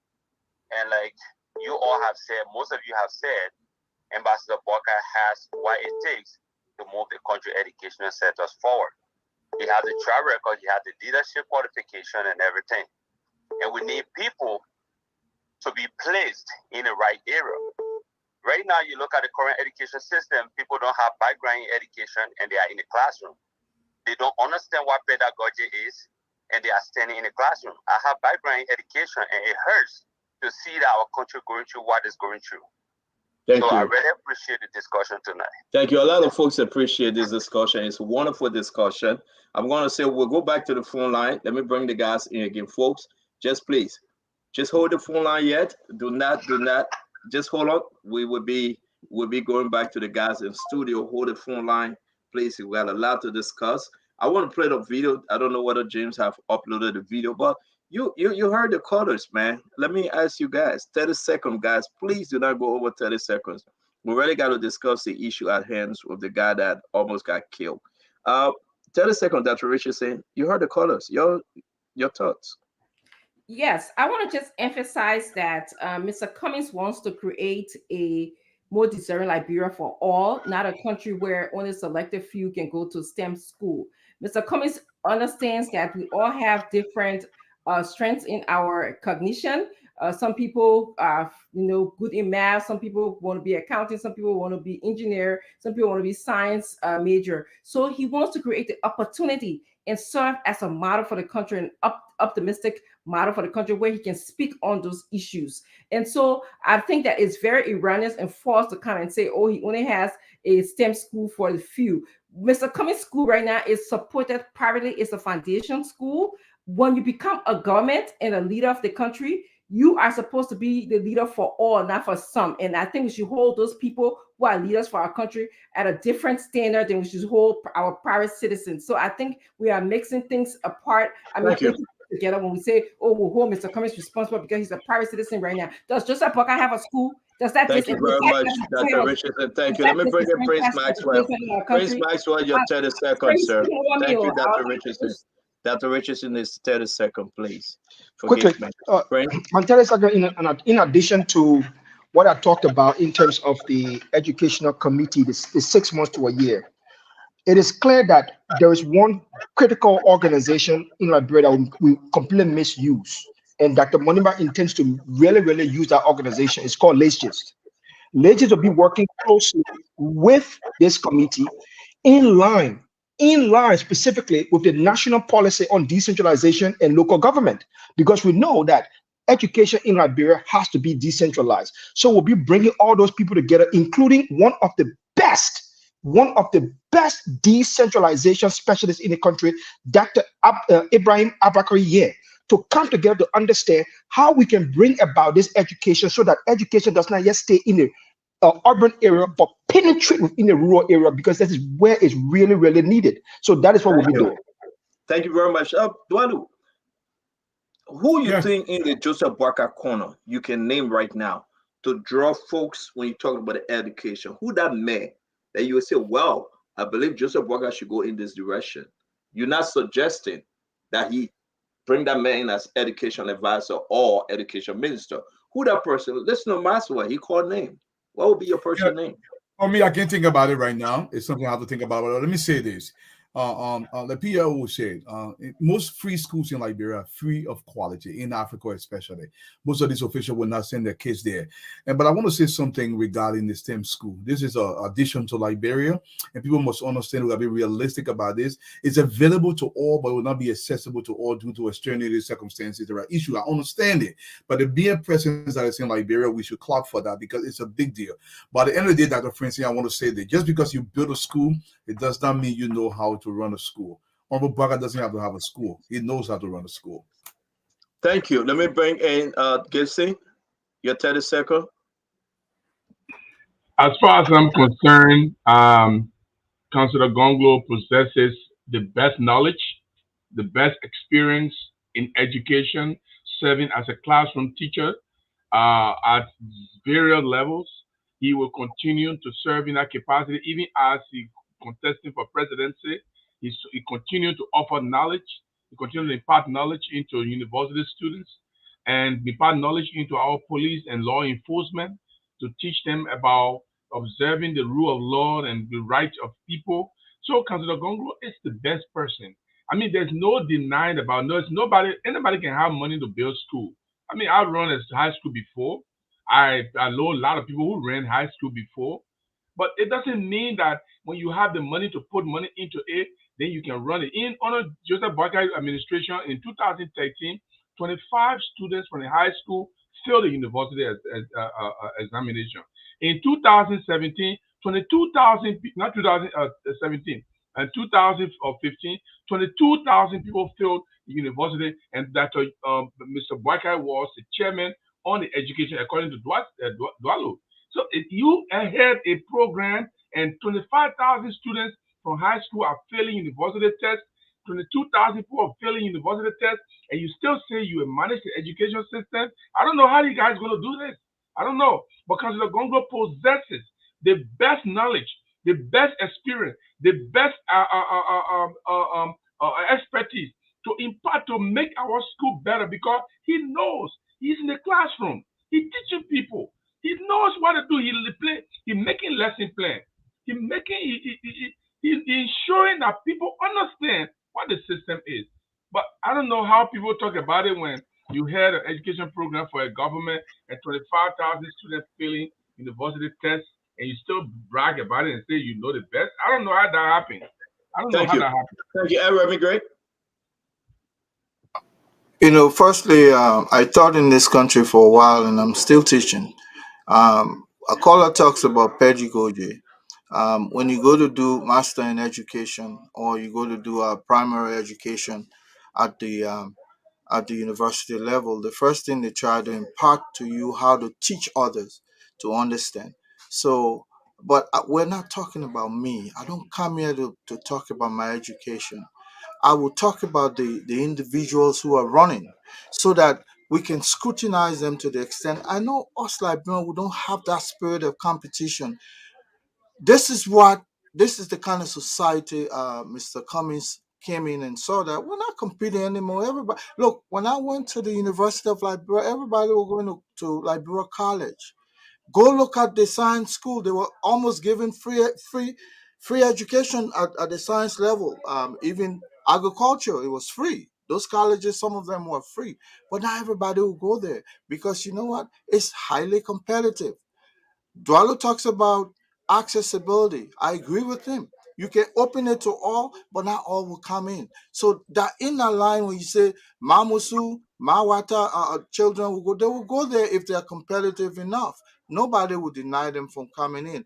And in that realm, I think we are lagging as a nation, because our focus is just to go do political science, come out and want to be a politician. You can't have a society where everybody aspiring to be politician, and then you want factory and manufacturing companies to come into your nation. This is why Cummings is focused more on developing that skill sector, so that when people come into our country, we have the skill set to help them grow. You know, we don't have it right now. Thank you, Eddie. Thank you very much. Let's bring in Maxwell, who will take us. Oh, sorry. It's not Maxwell, it's Fadiga. Maxwell spoke already. Fadiga? Can you unmute? Yeah. I've heard everybody make that point. Look, Ambassador Boyka is very practical. Like I said, somebody said they didn't see it. Go, it's right online. The UP have everything there, so it's online. But I would three things that I gathered from his platform. He said that they were going to introduce a retention program and a completion program. The second thing he said he showed that they're going to do a supply and demand analysis to determine where we need to provide more secondary schools and teachers. This is not a man that is just coming in to throw all things. This is someone that has been in the public service for long, that understands the challenges, and he brings him very practical, easy solution to our decade or century and a half old problem. When Ambassador Boyka look at the education system, he's looking at a holistic approach, not just a STEM approach. He said that I'm going to develop special incentive to attract and retain qualified science teacher for rural Liberia. He said we're going to introduce technical skills, vocational training. These are some of the ideas that we want to hear.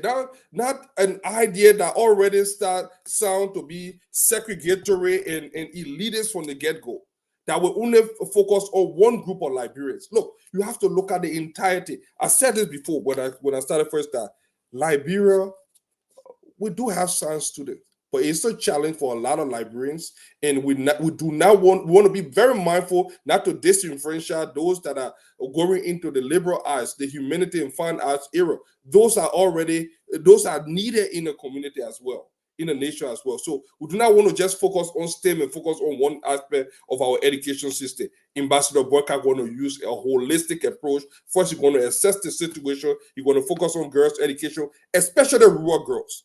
And now one of the things I like more about his platform. He's going to focus on more in the rural area.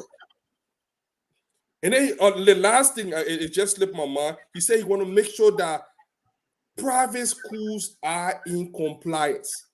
The eyes have been taken out of private school. Most private schools, they believe that they are the best. We do not scrutinize them. Even though we have some good government schools, we have taken our eyes off the private school. You're going to make sure that all private schools are in compliance so that we have a uniform education system. I'll get it back to you.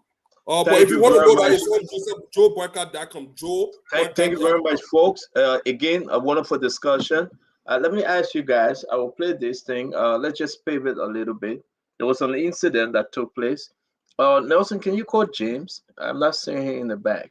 An incident took place on RIA. Let's talk about this briefly, then we can leave for tonight because it's 7 o'clock. We have to view the scriptures. Yet to say I don't want to show it because, again, as we try to listen, it is, and that's why actually I'm holding back as much as we try to cover. I think we should show it though, as long as you cover the private. You cannot shoot it. But if you show it, they will end up will go against the community standard. Yeah, don't show it. I mean, people already know what it is. It's not for the people. There are a lot. We have to understand this. Spoon TV is both local and international. There are a lot of international partners all around the world that are now tuning into Spoon TV. I'm getting information about that now. People are researching through Spoon TV. I mean, real people from places like Harvard University, they are watching Spoon TV and they are using it as a platform to research. I'm just going to say that. So I would say this, as of this year alone, we passed 4. It means Spoon TV is very, very important now. 4.2 million. What you saying? Gibson, why you always let her interrupt us, man? This guy, man. When I see people that they talking quick or something, I get my blood just boiling me. Look, journalism is geopolitical. No, I'm not saying that. Listen, Gibson. Gibson, it's not about journalism. No, when you show something, listen, not Gibson. Listen now. One of the older guys on the show can hear our head. It's Remy Gray, it's Gibson.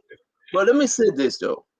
If we show it, we'll be going against Facebook community standard. Okay? It's graphic. Okay, I will send it to you and you can do what you have to do. Because to try cutting this guy throat out. They try cutting his neck out, his jugular vein, right? Let me say this. You don't you think I really want to show it?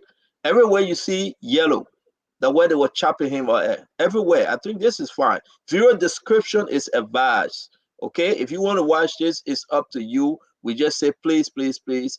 Viewer description is advised. Look at this one. They try cutting his private part. Look at this.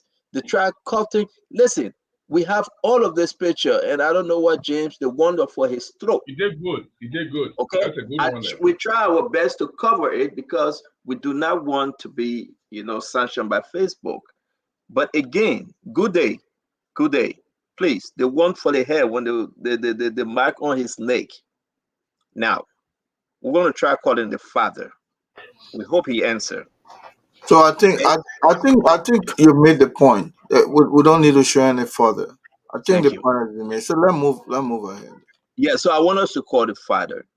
2 nights ago, right? They called us. Go ahead, Dwalo. Let me see, man. Go ahead. The other thing I can say to that picture is, look, a lot of things happening in the country. For me, I don't understand. We've almost to some extent become a lawless society. Another Liberian citizen dies, and there is a high possibility nothing will become of this. It's scary. I mean, we got families in the country, but we are gradually, in fact, at an accelerated rate, we are breaking down as a society when it comes to the rule of law. People feel they can do things with impunity. I mean, the Regency, I don't know what you have to say about it, because for me, it's just some things I don't like to talk about. Alu, can I buttress? And Dwalo is right, because the top is not taking crime serious. You have 8 auditors killed in the country and no suspect. You have more than 15 people, 16 people now killed in this regime and no suspect. People are being mobbed. People are being beaten. People are being, injured, and nobody is arrested and prosecuted. And so everybody thinks, like Radu said, I can do it and go with impunity. Nobody will catch me. Nobody will do anything to me. I agree. Well, the president, who's supposed to be the counselor in chief, his citizen dies, and he said, I think that boyfriend and girlfriend thing they bring up there, man. Yeah. He have normalized murder in Liberia. And look, the worst thing about this thing here is just a few days ago, the United States government had a hearing on voyeurism. These were people that were pointing finger, oh, we don't want voyeur, oh, we don't want voyeur. The government has been indicted for voyeurism. That means the chief voyeur of the country is George Weah and his government. And they even gave a disclaimer that Ellen Johnson said that there were ritualistic killing during the Ellen tenure, but nothing was linked to her. But when it comes to George Weah, I'm quoting him, the government seems to pretend. When you look at this guy, everything bears the hallmark of someone that was being murdered for ritualistic purpose. You have the visible sign trying to take his testicle off and all those different things that we see when people try to do ritualistic killing. It shows that this government is the real Boyo government. It's the government that during this election believes that it can murder as many young children, murder as many innocent children, thinking that it will keep them in power. And the United States have just talked about it. I thought I will add that to.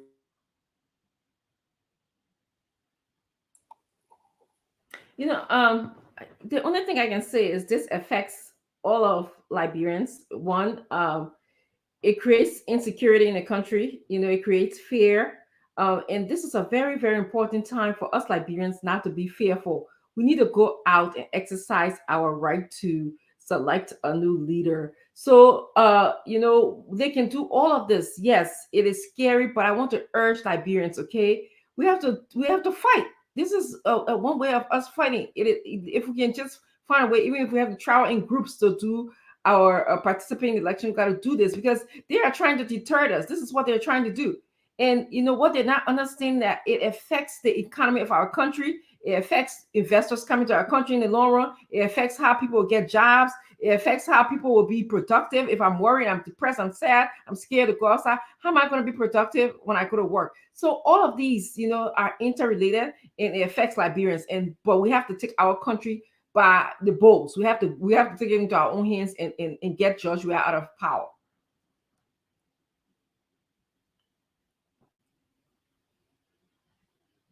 One of the my focus is, education is very important, but one has to create an enabling environment. In a country like ours, where there's a total breakdown of law and order, any president coming in their first 100 days should focus on reestablishing a safe corridor for everybody. If you don't have a corridor of tranquility where everybody will coexist, nothing can go on. You can have all the best education plan. You can have this. So I'm gnashing my teeth to say, if I were to go in along with any administration, our focus would be, firstly, we have to make sure that we bring law and order in our streets. That thing, if you don't do it, even this Zogo thing and all of that, look, it's going to be a day of reckoning if you have a president who focuses on law and order. It's going to be so difficult to do, but it can be done. And so, yeah, good we're talking about education, but also, if you don't have the enabling environment through national security, making sure that our streets are safe, nothing going to get done. And that's how we're going to be focused. More and more people will be entering into the drug use, because that's a way of comforting themselves. And people are coming into our borders with drugs, so the availability is there. The cheap one, the good one, the bad one, everything coming in our borders. So focus on that, on national security. I hope our next discussion will look at national security, so we can talk. I mean, Other than that, we're in that area. you're quite correct. We try to do this as we move closer to the election. We talk about education today. The people heard what you guys have to say. National security can come Monday. Listen, we're not here to fight everybody, every politician or political leaders out there. We want to serve the Liberian people right. But as you're talking about the drugs issue, yesterday we had John Ballard on the show. He directly took the punches to Chief Cyril Allen. Everybody heard him very clearly. We repeat that program this morning. It was played. Every program that Spoon Talk will be played in the day. Okay? It will be played from 11 to 2. And Liberians that are awake, they will hear us. So today, we're going to get a response from Chief Cyril Allen. We want to say, all Liberians get ready, because Chief Cyril Allen from the NPP, and that of CDC, the collaboration, the Congress, or the Democrat, whatever way you want to find it, he's on the phone. We will hear from Chief Cyril Allen as to the accusation, the allegation that were made by Ambassador John Ballard. So, folks, let's welcome in Chief Cyril Allen. Chief Cyril Allen, welcome to the Spoon Talk, sir. Good evening, Stanton, and good evening to all the panelists out there. I'm sorry to come in at a time to clarify this when you are discussing a very important subject matter relative to education and the policies and ideas of incoming or potential presidential candidates. I'm really I'm more inclined to discuss that, but let me just clarify a little bit. I was very surprised for friends, so I didn't listen to the program, but then I listened to it during the day, like you said, and I was very surprised to hear someone label me as someone who was importing or facilitating drugs for the MPFL or MPRAG. I made that very clear during my expose with the Truth and Reconciliation Commission for almost 6 hours. I was in there on 4 or 5 different series, explaining my role and the role of some others during the crisis. I know that we are in the political season and people will be taking all sorts of punches at people for various and varying reasons, but for someone to label me as that, I take exception to that, because the quality of my upbringing from my family and all that does not denigrate me to that level in any society for that matter. to degenerate to that extent of getting involved with drugs or anything of that sort. So I was very concerned, and I was wondering why. But then you can understand that maybe people have their own, they're trying to be overzealous and trying to impress to their partisans that they are so supportive, and they use that as an opportunity to denigrate the character and reputation of others. The fact that we are competing in a democratic process does not make us enemies. And this is supposed to be a peaceful, transparent, and clear process. And I think most of the political parties are also signatories to the Farmington agreement there. And to see people using the forum, your platform, as a means of denigrating or trying to defame others for their own selfish reasons is unbecoming. And I thought that it would be wise for me, because many of my friends have called me during the day. Even some of the Unity partisans who are former or who have worked along with me for so many years were taken aback. And most of them have called me to say it's important that you clarify this, because some of us can even verify the fact, the role that you played. Stanton and other panelists there, I'm sorry to come in at this time, but the role that I played was very clear. I established the Hydrocarbon Corporation and was supplying 3,000 metric tons of petroleum products every month from the refinery in La Côte d'Ivoire, importing under hydrocarbon, supplying Firestone, 8 or 9 timber companies. The oil palm producing company was there, and several other industries and businesses that were in demand of petroleum products. And I came in through the port of Buchanan, the port of Hapo, and I used the port of Sino sometimes to discharge my cargo. So I'm very surprised that anyone would label me in that manner, and I take exception to that. And I thought that your platform, which is a broad-based platform that gave everyone the opportunity to clarify or to put a little light on things, on misconception or misconceived ideas. So I thought it was wise to call you and try to clarify that, and to admonish others that we should not use the forum, the political season, as a means of denigrating others or smearing the characters of others for our own reasons. Thank you very much. I don't have much more to say.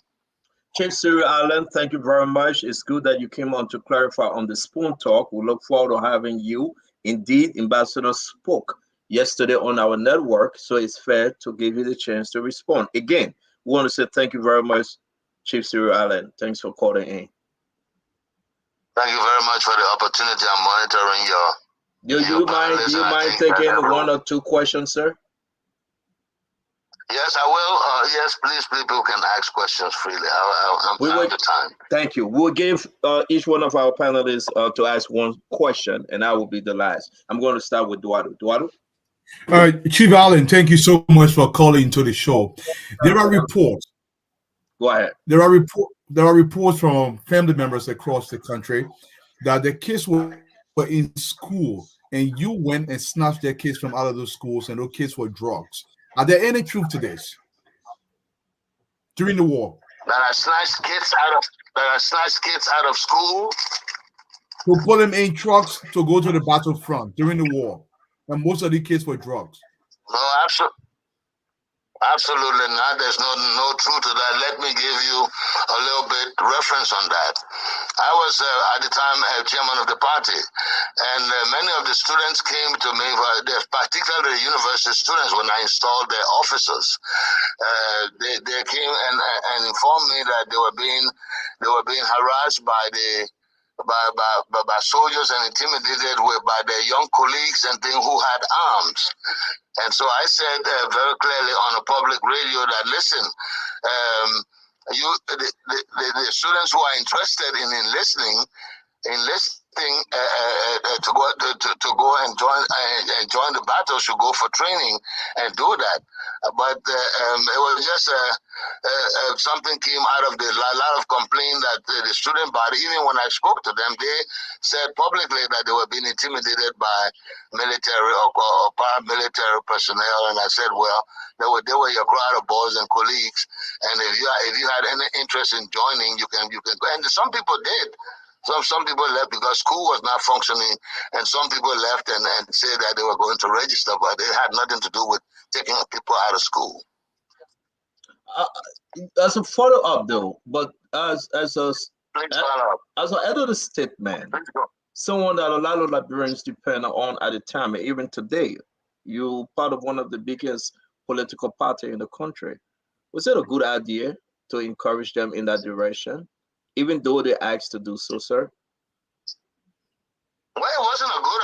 I didn't tell you it was a brilliant idea. I just made a proposal. I just said to them, those who were, because it was free for all, those who were interested in doing that, and you'd be surprised that most of the young people felt secure and protected if they were called combatants or whatever. It was a psychological thing. It had nothing to do with thinking whether it was a good idea or a bad idea. That was the condition. There was no actual school. Most of the people were just going around, roaming around, intimidating people, and people felt that they could defend their families and their communities by being a part of it. Do you think because of those decisions that were made, we have a lot of Zogos on the street today? No, but the Zogos you have on the street today were too young to even fight. The Zogos, I mean, the war was over 23 years ago. The people you have on the street now are disadvantaged youth as a consequence of various administrations who have neglected them, and are not limited to even the current administration and the ones before. So they were too young to be fighters. So they were not fighters. So they were not people that were fighting along with the MPFL or any of the 13 warring factions. Let me bring in the Prince Johnson. Let me bring in the Prince Johnson comment. You are on tape. We played the clip. Again, you know exactly what you said. What's your tip with Senator Prince Johnson? Well, I have nothing with Prince personally, but I think he's an elderly statesman and should not be beating war drums, because in Liberia now nobody wants war. We are going through a democratic political process that is respected by everyone in finance and supported by the international community. And so to be beating war drums and making intimidations and threats, no one is panicking over people like Prince Johnson any longer. He cannot intimidate anyone in the country by threatening war. It's very unfavorable and unfortunate that through the democratic process that made him prominent and somebody that people can refer to today, he's trying to question it and trying to threaten it. It's unfortunate. And no one should listen to Senator Johnson. I think he's inconsistent. Prince Maxwell, your question. Hello, hi, Chief Allen. How do you do today, sir? Hello. Very much. Oh, okay, great. First and foremost, let me just say, Chief Cyril Allen, I have respect for you, despite the fact of the history of the war. I do have respect for you as an elder statesman of our country. A few weeks ago, I was very angry with your generation over the fact that I felt like your generation was not speaking loudly to the ills of the Liberian people, especially as it pertains to the issue of drugs. I'm not asking you a political question. I'm asking you a patriotic question. What is your advice right now for the young people in Liberia, and what can you do to help the young people of Liberia to get their psychology out of drug addiction and drug use? Thank you very much. I think the basic thing is this. We have to now come down to our national legislature. I think, and I take exception, and I mentioned the other day that our national legislature, 103 of them have appropriated during the period, during the last 10 years, up to $50 million per annum for their own sustainment and their budget. They work 2 days a week and 3 months in the year and pay themselves $15,000 for 12 months. That's unpatriotic, first of all. I think that they should put more money in the national budget to cater for our disadvantaged youth. They have to build technical institutions and training programs, establish minor major and medium-scale industries to train them, because at the age now, most of them are not going to grade school anymore. They have to learn a trade with some technology and some machinery and industry to be able to sustain themselves and their families, because some of them have children and families already. So basically, my take is to make sure that we get the national legislature to appropriate much more money in our national budget. I recommended in my last interview a minimum of $10 million should be put in the budget per annum to cater for our disadvantaged youth. Stanton, you all are not home and maybe don't travel, but I go throughout the country, and every town or major village I go to, I see hundreds of disadvantaged youth during the day doing nothing.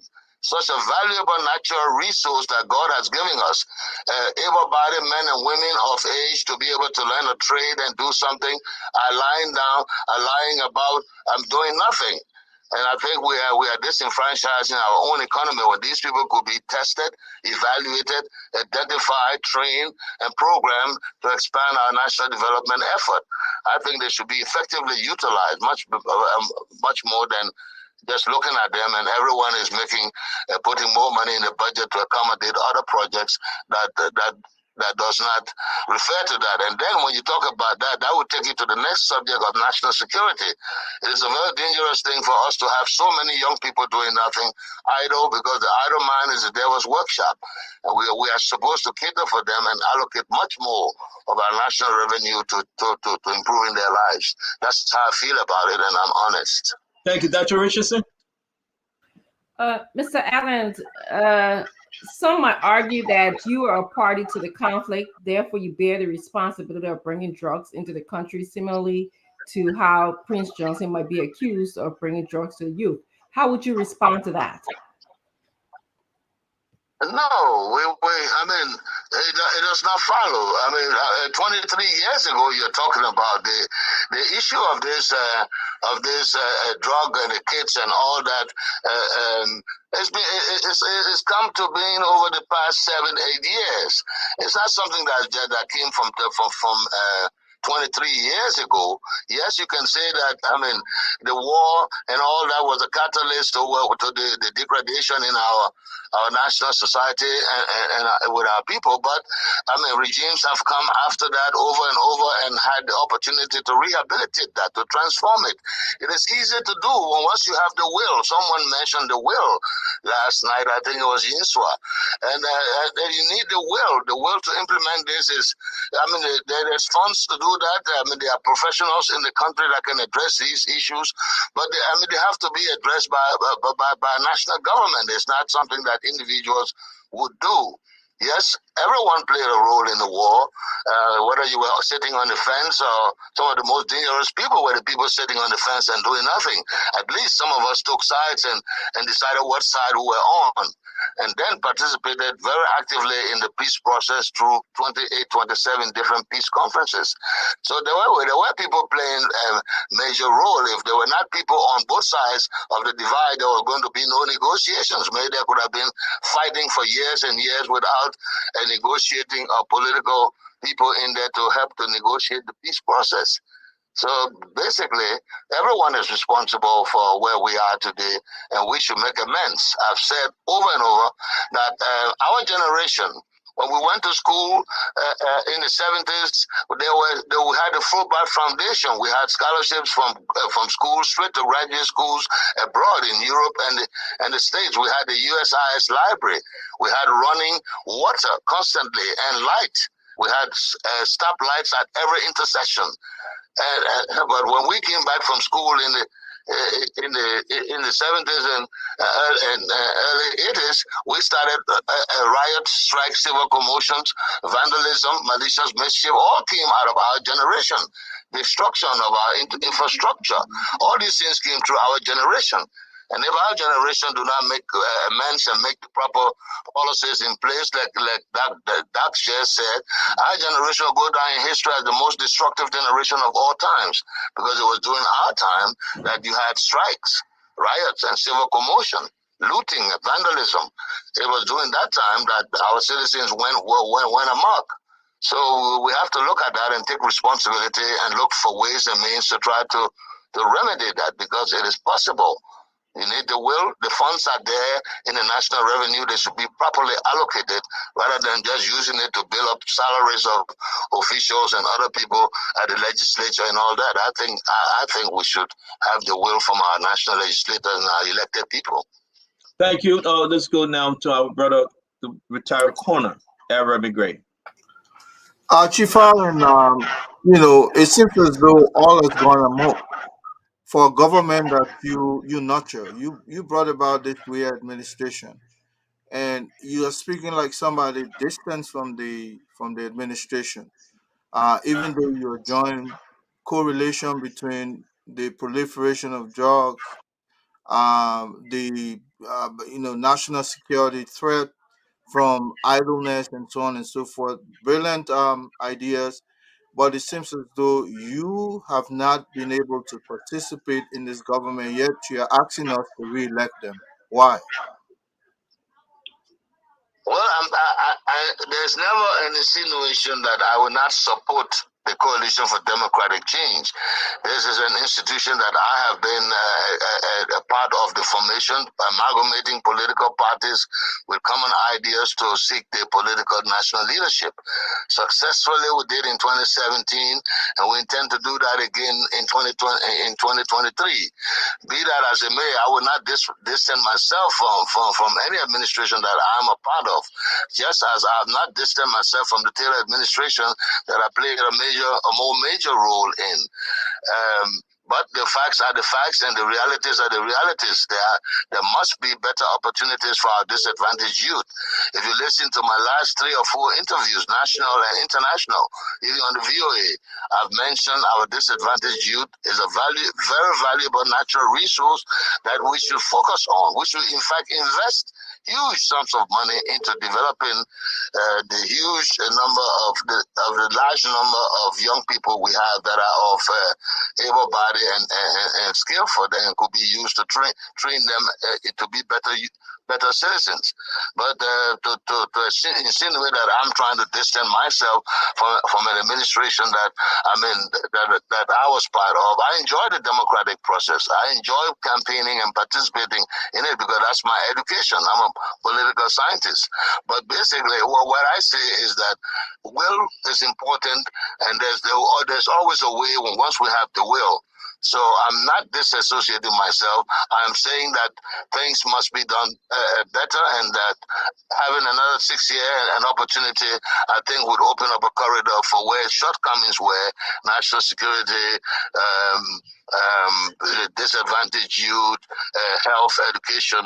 These things must be focused on for the betterment of the lives of our people. And I mean that. Chief Cyril Allen, we have two more panelists to ask the question, but let me squeeze this one in before we go to our brother Gibson. The issue about drugs recently, sir, which actually Ambassador John spoke about. What's your advice to the president? Now you have the attention of the country. What can you tell President? What have you said to him concerning the drugs burst at the airport, at the borders? His LDEA director insulting, bringing the high substance. His deputy director, they are asking for the cocaine. That which was discovered recently, crack cocaine, which is very, very deadly yet in America. Chief Cyril Allen, you know all about these things. Have you spoken to the president? If yes, what was your advice to him? I wouldn't claim to know so much because for security, these security things, I'm never too involved. But I like the situation where I think justice is important and that people should take responsibility for these things. You see, I've said very clearly, even the difficulty that we are having as campaigning for the coalition this time around is because of the performance of functionaries in government. And it's not a government that come in with that concept. It is Liberians that are appointed to these jobs. It is Liberians that are in these functions. It is Liberians that should be patriotic and nationalistic in the discharge of their duties. I don't care what administration you bring in, if you keep bringing in the same. But Chief Cyril Allen, sorry to interrupt you, sir. Sorry. I want us to narrow this down because it is important. Your standard bearer, your political leader, he's president right now. He said, this is not a rocket science. International community, they are frowning on this. You know that, Mr. Allen. Drugs in the country, his LDEA, his chief of protocol, allegation that she's involved. His son, allegation that he involved. His brother-in-law, Michael Dungy, allegation he's running the cartel. And folks within the government. Do you think this president is performing well? Why have he not opened an investigation, sir? 18 days to election. You, Chief Siri Adam, why have you not opened an investigation? What role do I play in opening investigation? I'm not a national. I'm saying the president. Why have the president not opened an investigation? Not you. Are you satisfied with his performance on drugs issue? Stanton. Yes, sir. Stanton. Yes, sir. I'm not satisfied with anything that destroys the youth of our country. I think the involvement is there, and the national security apparatus are enforced. They are receiving their salaries, and they have their functions declared by statute. And they should take responsibility to investigate these things and come out. There are many things that happen that I have not heard reports on. I've made inquiries. I've always asked, what is the status of this? Even with the justice minister, who's a friend of mine, I normally ask him, how far is this investigation going? Sometimes I meet some of the officials and I say, listen, you had an issue with the Scott thing. How is it going? I talk to some lawyers. I find out personally how these things are going. I'm concerned about it, but you have to understand too that there's a system in place. There are people that have their function and functionaries in government, and we should put their feet to the fire to ensure that they perform their duties diligently. But is the president executing? Is the president? Sorry to interrupt you, Chief Siri Ali. This is very important. Is President George Manneh? We are executing his presidential authority. Why are you keeping them? If there's no investigation, why have you not spoken to the nation on the drugs issue? Why is he so complacent with the idea that everything should be a free flow? No comment from the president, no replacement, no suspension, no dismissal. Chief Cyril Allen, you are an outspoken man. Most people admire your straightforwardness. Are you satisfied with the performance of the president when you talk about this drugs issue, sir? No, on this particular issue, I'm not satisfied with the situation prevailing with it. I think most serious actions should be taken, more precise and concise actions should be taken against it, because you see, anything that gives Liberia a downward image should be pursued vigorously. I've said that during the Taylor administration. I've made several comments about that during this. And I would make that comment for any administration that I'm a part of. We have to be proactive in these things. Actions have to be taken. Our international partners have to see that we are conscientious and committed to performing in line with the world order. So I'm not satisfied with that. I still think that action should be taken. I feel that even in other agencies and ministries of government, suspensions and shifts and shuffle should be done to be able to get the actual performance of some of these functionaries in government.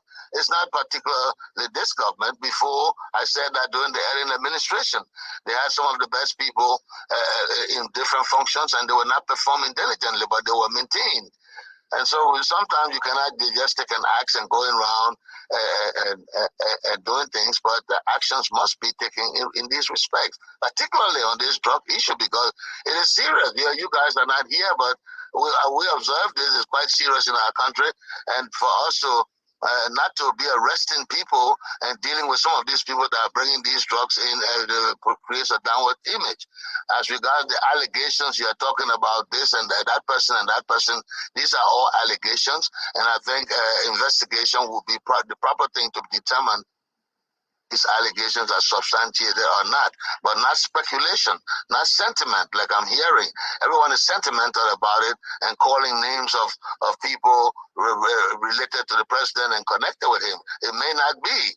That's why an investigation is important, and actions should be taken on it to try to clarify these things and make our country a better place. I agree with that 100%. Gibson, please, Gibson, your question. Thank you very much. Chief Sir Allen, how are you? This is Gibson Giroux. How are you doing today? Greetings, my dear brother. God bless you. Go ahead. I know.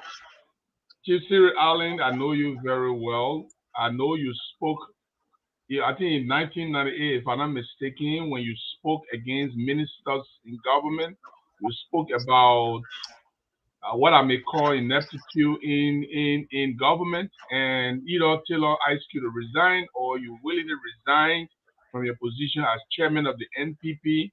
That government was militarized, and you were able to speak out boldly, which nearly landed you in trouble with Charles Taylor. Why are you not speaking out to George? Are you afraid to die? I'm not. I'm too old to tell a lie, and I'm not afraid to die. These are two very cardinal things about me. What I said during the Taylor administration that I thought that there were too many corrupt officials in government, and that he should do some shuffle or do some changes and change some people. I've said that in this administration also, that people are not performing their duties diligently, that there should be shuffle, there should be some actions have to be taken for people to get serious and perform their duties. My dear brother, it's the taxes of it's taxpayers' money that's paying these people's salary, and they have an obligation to perform their duties wherever they are, or be changed, or cycle somewhere else. Yes, I speak up, but I mean, I'm no longer so young and no longer so naive. I think the mantle of national leadership and the caution to national government should be undertaken by partisans and other people within the administration. They should also let their voices be heard if there are things that are going on that are not up to standard.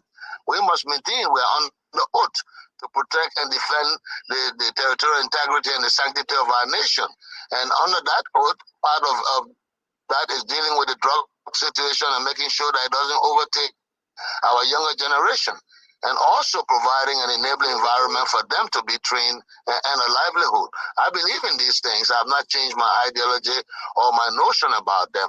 It is just that they must be done with time, and the opportunity must be given to those functionaries in government to perform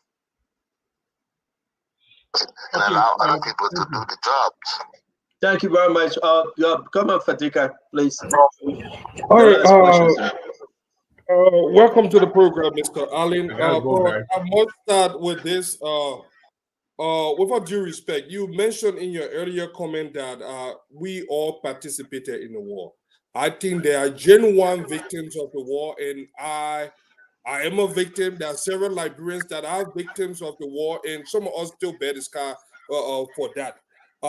And then the second thing you said, you publicly acknowledged that you did encourage young Liberians to be part of a militia group that have a very dark history, that committed a lot of mayhem in Liberia. That's the second thing. But now you are here. This is 2023. You support a regime that is marred by extrajudicial killing. That there was a hearing in Congress just a few days ago where this government has been charged with aiding and abetting or directly involved, because they accuse the executive of being involved in ritualistic killing. You in a government that presided over the murder, the extrajudicial killing of Bato News. I can't even go on the list. Several Liberians have been killed, murdered, and the president have not said anything. I want you to tell in good faith. You mentioned one thing, that you are too old to tell a lie and you are not afraid of death. So this is a matter of life and death. And I know so many other Liberians might not be able to say what you will be able to say that may change some of these things in Liberia. I want you to tell us, why do you believe that we should re-elect George Weah, given the fact that he is presiding over a country that have Zogo lies, not even to turn our young children into drugs? Over multiple occasions, we have found drugs in the country. Why should we re-elect President Weah? Why will you support him? Why will anybody support him? Why should anybody support him? That's my question to you. Well, you should ask that question to the electorate. You keep asking me as an individual, though, as though I have 2 million votes. You have the electorate. The electorate are going to make their decision. It is not me to convince them to support or not to support. I know. Okay, you just give me your opinion on this. For democratic change. Hello. Go ahead, Chief Take your Alan. time, but Fadiga, why you vex or what? Take your time. I think we can.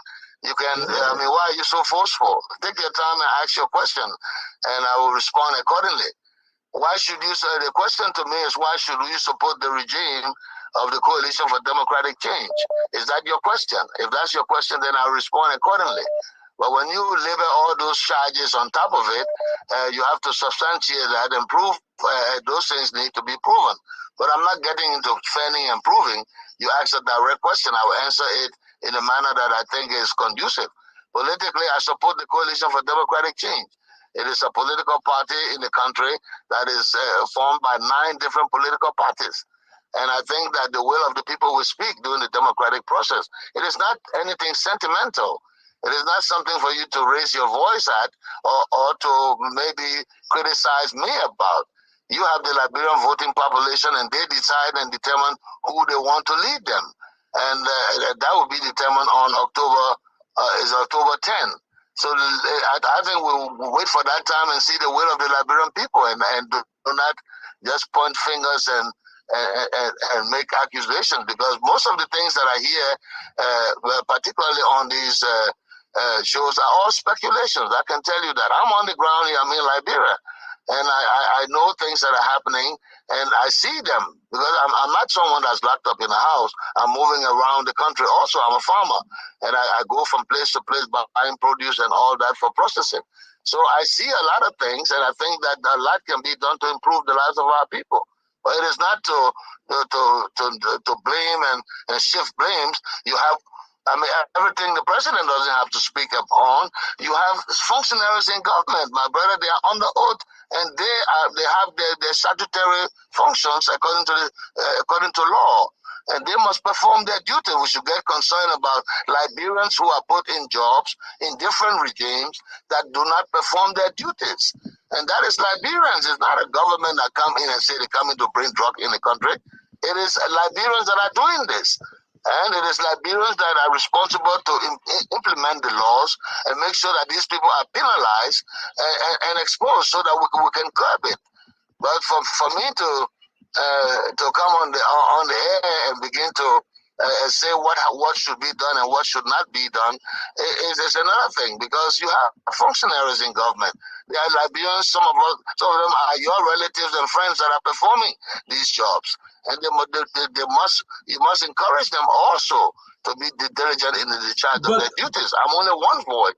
I speak about it all the time about people not performing their duties, but I don't have the muscle to suspend or expel or dismiss. But I can talk about it and make a positive comment about it to catch the eyes of the administration to take some action. But Mr. Allen, I've done that on many occasions. Mr. Allen, yeah. Chief Sir Allen, and I agree with you. The president empowered and brought these guys into work. Some ministers, directors, deputy directors, and the rest of them. But I'm concerned if you're saying that we should only look at them. The bugs end with the president. He have the power, the authority to dismiss, to reshuffle, to suspend. But as we say, since Charlie Quintan, this president have done nothing on the issue of drugs. He heard the recording. A whistleblower came out. Saw what happened at RIA. Why should someone go and tell you, say you must do your job, your constitutional duty? Will you now tell Liberia? My question to you, because I'm so glad to have you. I hope to have you in studio someday. Should Liberian vote? Yeah, should Liberian vote for President George Manawia if he's so mute on this drugs issue? Should Liberian vote for President George Manawia if he failed to comment on the ritual killing and the extrajudicial killing and the massive corruption? He have never spoken. Should Liberian them entrust into the kill of George Manawia 6 years again when he's saying nothing? I'm not saying this because you will say, "Oh, you're angry, you're sentimental." No, but he have not spoken on the drugs issue. He back in the country today, where he suspend, where he dismiss. Chief Cyril Aden, should Liberian vote for him when he starts speaking on this issue?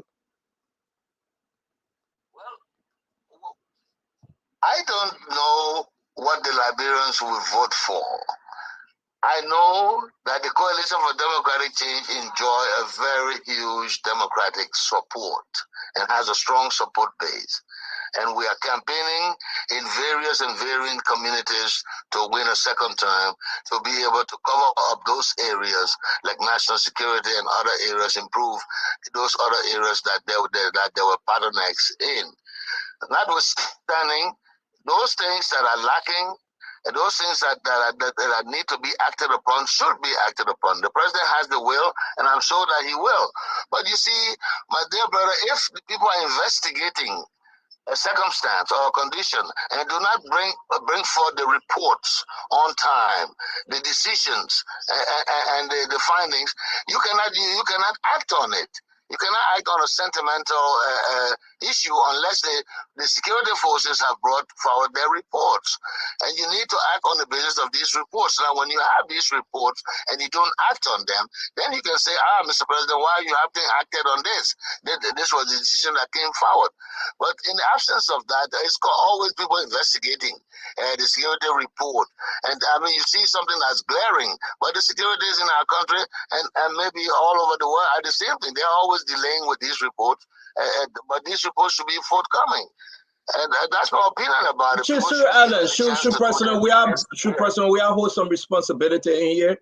Saying shifting this to absolutely. The president of the country is responsible. I mean, he's on the oath. He took the oath that he's going to protect the country. And anything that brings a downward image to the country should be reviewed and acted upon. That's national leadership. I support that. I said that during the Taylor administration also. And I said that during the early Salif regime, when people were taking government money indiscriminately, billions of dollars being shot from... Do you believe that, and thank you very much on that note, Chief Cyril Aden, you said that the president should hold some responsibility, and most of the responsibility also, but do you believe everything we have seen? We had a journalist at the Arawa International Airport 3 times. Drugs came into the country by Kenya Airways 3 times. Should anybody tell the president that drugs came into the country? That would not, I mean, will you not be so concerned when you wait for investigation? The drugs came into the country. Cocaine, crack cocaine. And all his national security apparatus, they were all present. Why are you saying that now somebody should go advise him, knowing that these drugs are killing the young men and women? No, Stanton, please. I'm not saying that somebody should advise him. I'm saying that the security, you just said that there were evidence to substantiate all these things, and the security forces apprehended those things. They have to prepare the type of report that you need to take action. I'm not defending. I'm saying that our functionaries are actually responsible. These are Liberians, Stanton. The president bears the larger brunt of everything that goes on in the country. If it's good, he gets the credit. If it's bad, he gets the discredit. But so that is the condition, and actions must be taken, but they must be verified so that people are not falsely accused and falsely penalized. You need proper reporting, and it is Liberians that are responsible to produce these reports. That's what I'm saying to your panelists and to you. No, I mean, every administration have that problem. It's an old age problem. You talk about corruption. Corruption is not only stealing government money. Thank you very much. Is not performing your duties. It's putting wrong people in the wrong jobs. It is putting your brother and sister them. I mean, a minister come in and bring his sister and brother them that are not competent and put them in the government ministry. The government ministries are overloaded with tribal employment. I've made comments about these things. It's not from this administration. It's come, way back from the various and varying administrations. You have people in ministries that have no function and they are sitting there. Thank you very much, Chief Cyril Allen. We hope to have you in. We hope to have you in studio. Let me ask this one caller because the text on of our live feed. I will take only one question and ask you: is it true that the lack of political will is a trouble to this president re-election? Well, it could be a trouble, but it is determined by the electorate. But, I mean, if you are on the ground here, you don't mind all the things that you're hearing about this and that, about this party and that. These are all rhetorics. On the ground, you can see that. I mean, even the opposition is not campaigning vigorously. So, I mean, you in a political campaign, you must campaign and you must get down to the people. You cannot expect to get a vote by default.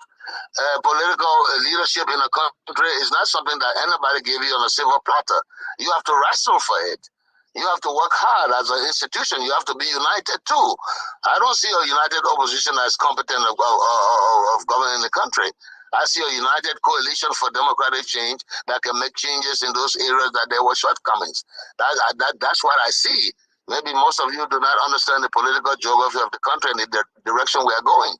But certain political parties that are saying all these things sentimentally on your radio and thing, they're not going nowhere in the democratic process.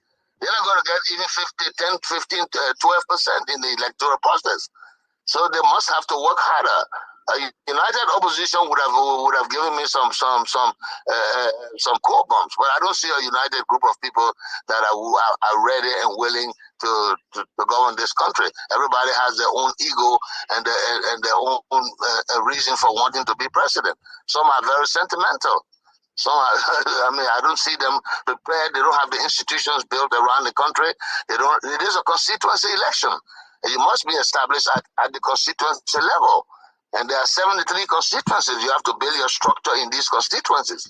You can't sit down in Monrovia and let your partisans be sending emails and texts and think that you're going to win a democratic process here. It doesn't work that way. It's unfortunate, but that's the reality I'm saying to you. But I understand. I've won elections 2 times in this country. I won as manager for Taylor's campaign, and I won again as coordinator for the Coalition for Democratic Change. We know the formula for the democratic process. People have to learn it and build structures around it to be able to win. It's not about just saying we will win. Chief Cyril Allen, let's take one last one for the only person that said they really admire you on this set tonight. That would be Prince Maxwell. Let's take the last question from him. No, let it be clear. I said I respect Chief Cyril Allen because he came and he was respectful to his answer. He took his responsibility, and I will respect that. But I would, at the same time, I want to let Chief Cyril Allen know that millions of Liberians are still very, very angry with him, including myself, my generation. We are still very angry with him because he was part of the decision that brought us to this point.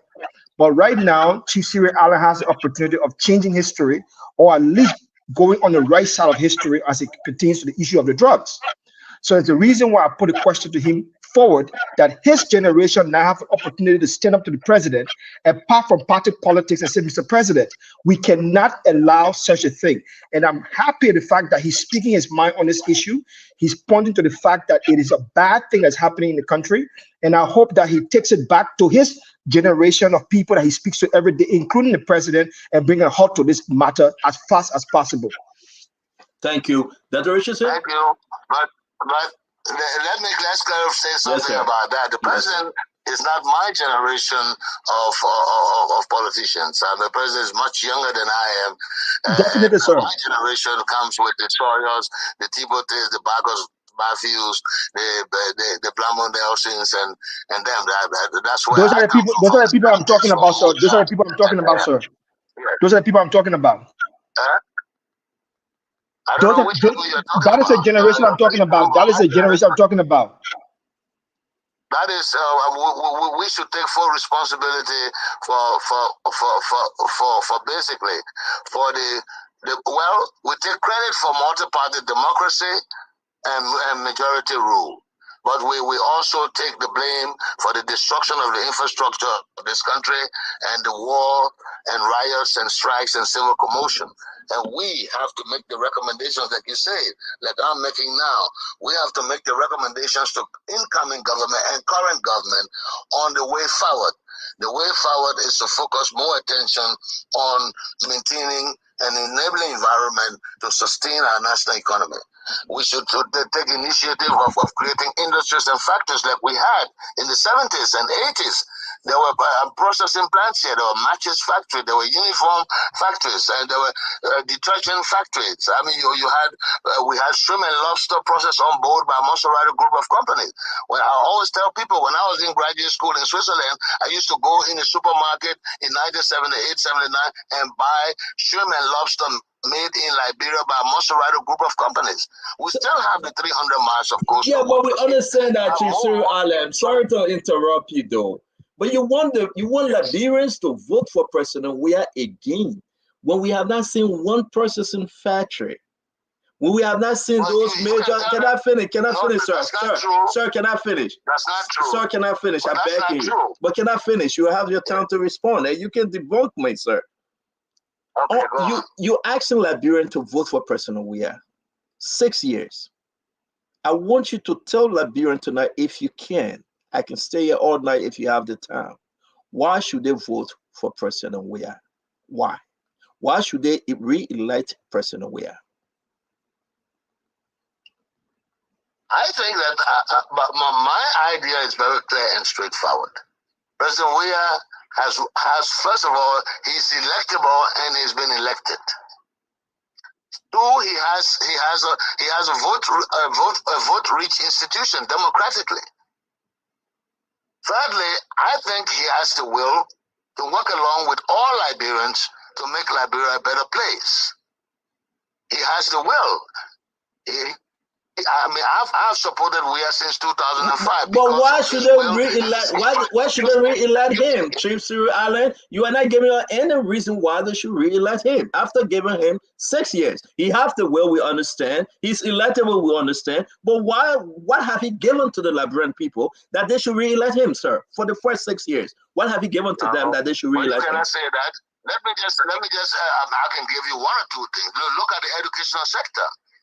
You have had 245,000 young people get their WAEC certificates free of charge. You have affected 200 and something thousand families, and by extension, maybe more than that. You have built 28 new secondary schools in the country. You have built about 16 different vocational training institutes, improved BWR, KRTTI, and working on other projects along with our international partners. Let's not forget these things. There's establishment of $39 million rubber industry, and other factories have come up, water companies and things like that, established during this period. So there are many things that you can look at. You can look at about 347 kilometers of feeder roads that were created during this administration. You can look at some of the institutions that have been put into place, some of the acts, the bills that have been passed. You're talking about drugs. There's been a new law passed after reviewing the situation on the ground. They have just passed a new bill making this unbailable offense. Now the security forces should take the different actions to investigate these things and bring forward the result so you can test the ground with the new law. So you name three or four things. We're going to bring in the guys again if you have the time, because it's very important that we speak truth to power. It's very important that we can come and discuss this. One, let's talk about the road. Yes, can you give me two reasons why you think that they should elect any of the divided opposition that are there when they are disjointed and in that manner? So let me want to unify themselves to govern the country. Chief Cyril Allen, let me hold you. Chief Cyril Allen, let me hold you on what you just tell the Liberian people out there. Go on. You said roads. Chief Cyril Allen, forgive me if I may ask you, which county are you from originally? Which country? Magibi.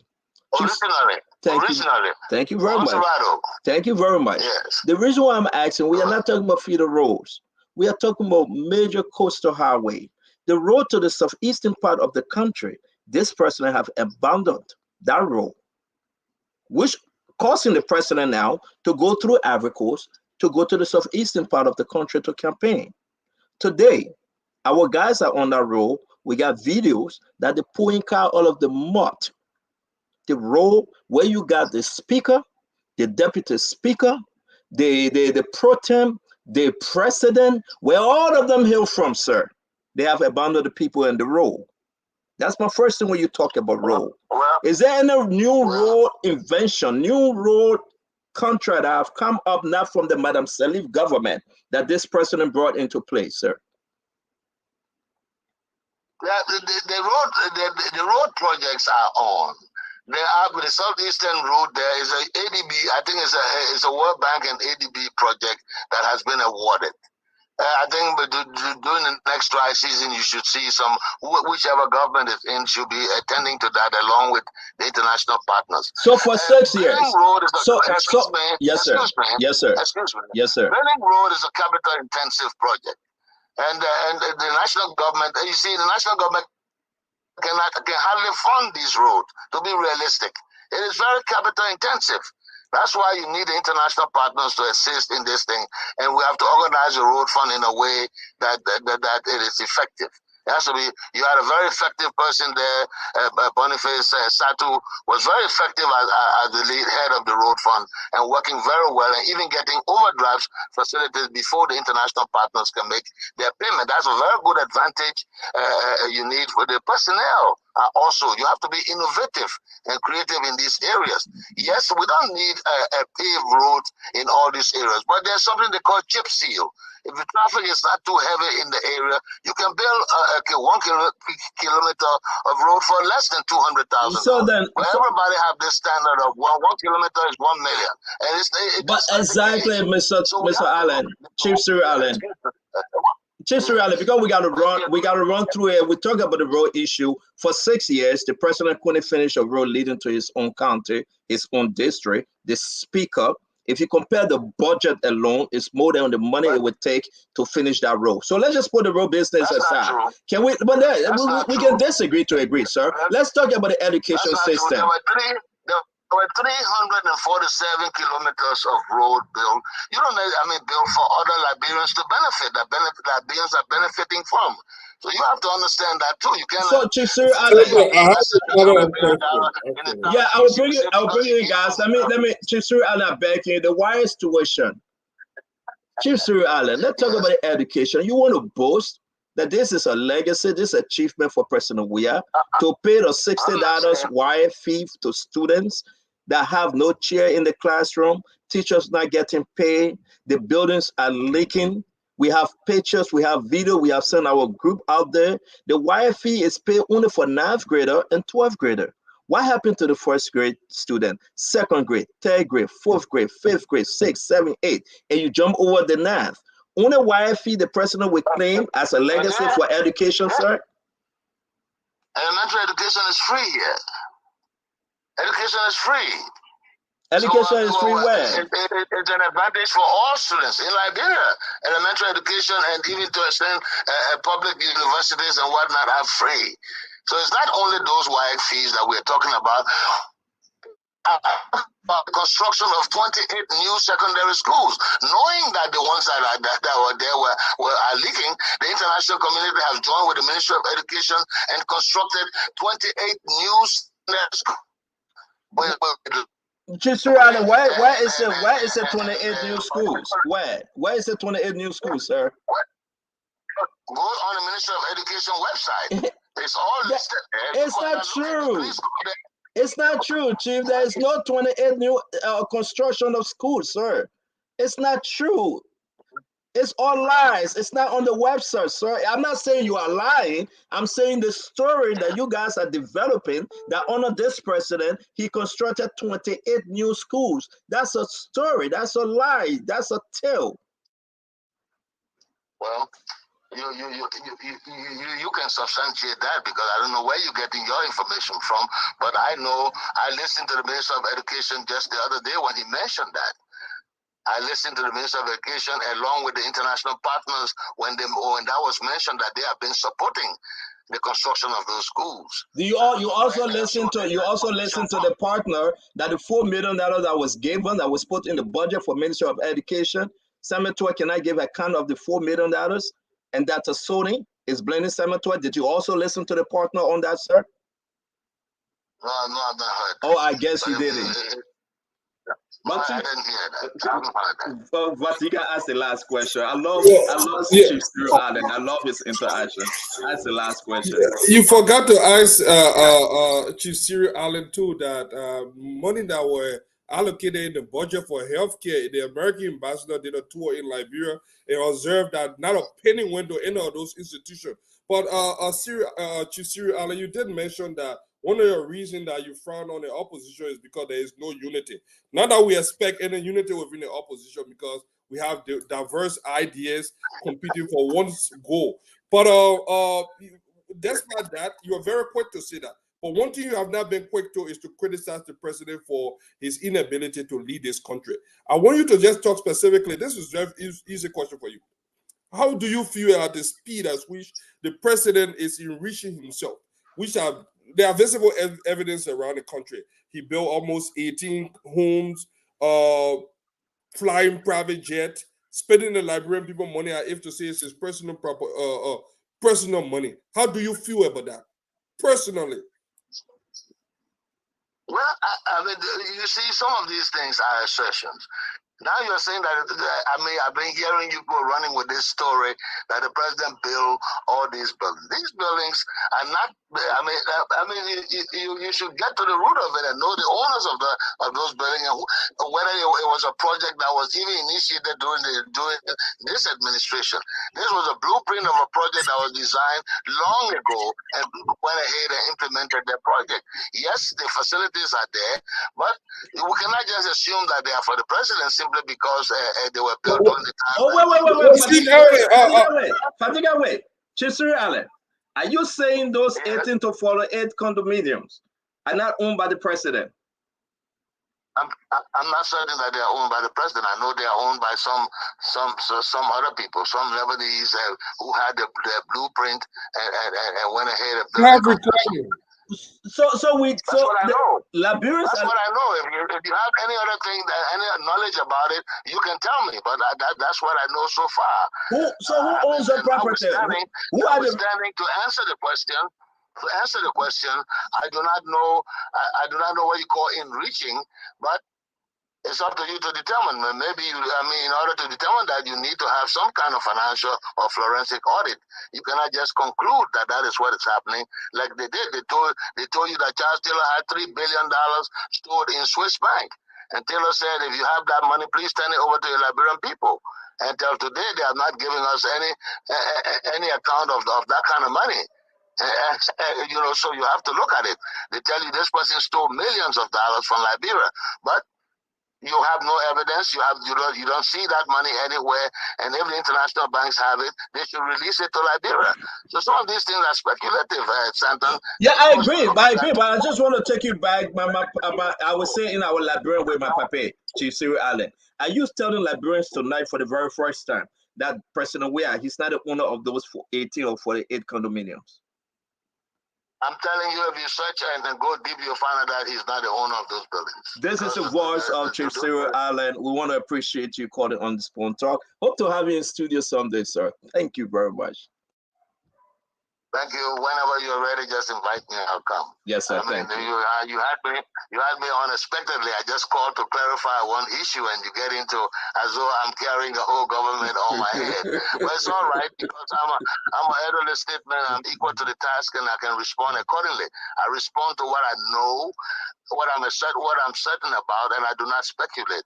I do not base on rumors, unconfirmed and unorthodox rumors. There are a lot of rumors that are going around, Stanton. And sometimes I listen to you people, you dwell on some of these rumors and sentimental things, and I'm saying, well, these are intelligent people. Maybe they have facts, but you have to gather a lot more facts on the reality, the prevailing situation on the ground before you make some hasty generalizations. Thank you very much, Chief Cyril Allen. Good having you, sir. Thank you. Thank you very much. Thank you. Bye-bye. Wow. So let's just end on this, Eddie Gray. He just said, Chief Cyril Allen just said, President Weah is not the owner of those property. Let me play the video of the property again, because I know we really got to go, but folks are shocked. Listen, look at this, Eddie.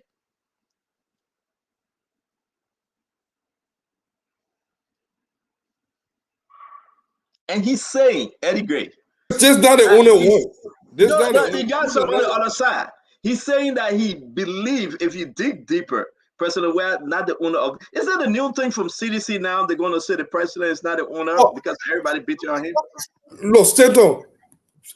Eugene Namwe, this is old. Eugene Namwe, several members of this government have acknowledged. In fact, at one point, Eugene Namwe said that it was some Lebanese that building for the president. I met Eugene Namwe at Uptown Hall in Philadelphia. He said there are multiple recordings, both video and audio, of the government acknowledging that the president is building these things. Look, I will close this with this.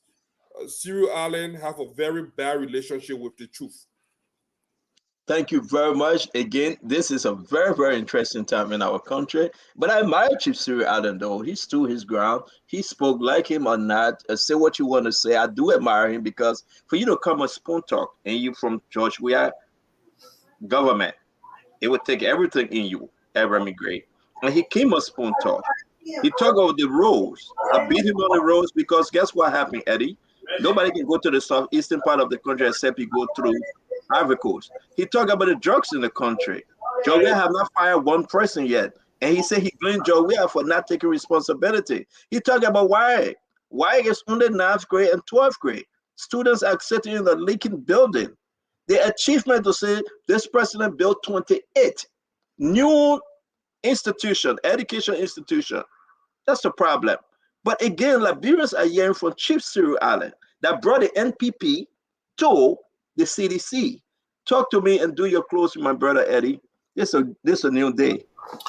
Well, all the more reason why we should be able to prosecute the past. We as a people should not have to rely on what those who support and aid and abet regimes say. That's why it's important that we pay attention to who we put in power. If we bring people whom we suspect to be part of the past in terms of their own culpability, then definitely they will sweep that situation under the carpet. That's why I would say avoid bringing people who are part of the past and the system. Look for a guy who was never part of the past, who will never aid and abet what was done wrongly. Today, yesterday I heard somebody was accusing everybody, but the people who actually made the decision to bring in the 66 bogus concession. You have Prince Johnson supporting one side, Jamakun, Ambassador Buckeye, Joel Taylor, President Weah.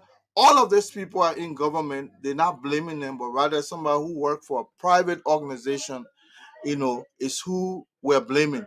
The decision to bring those. I got one question. The decision to bring those bad concessions. I got one question for you. Were made by all of these individuals that I've named, but now once people want to associate them with those decisions, yeah.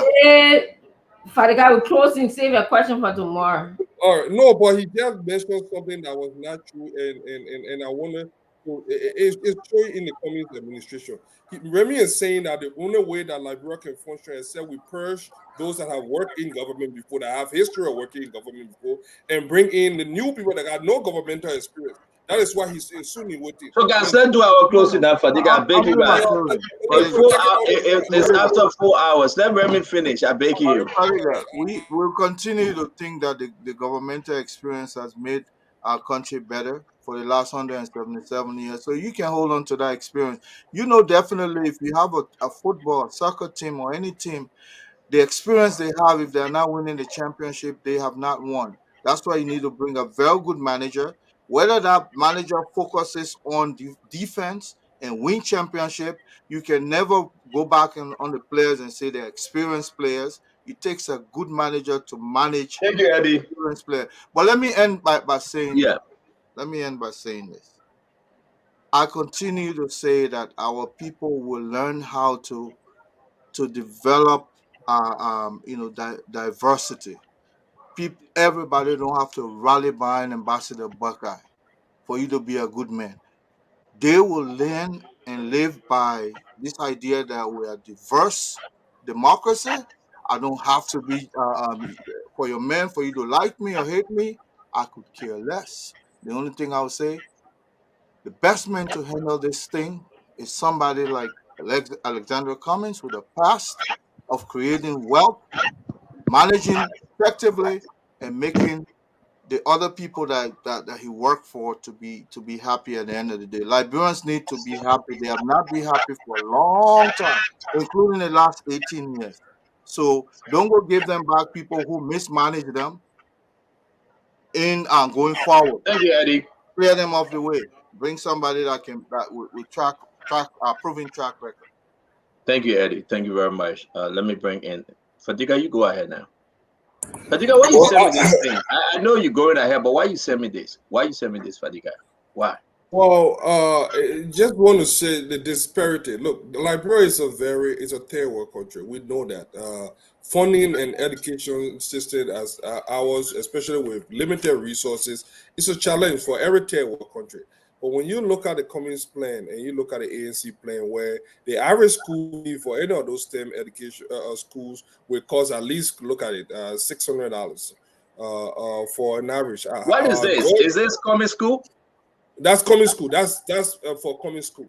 That is Seriously? the school. This is the school. I mean, people would rather people that live on barely live on $1 a day.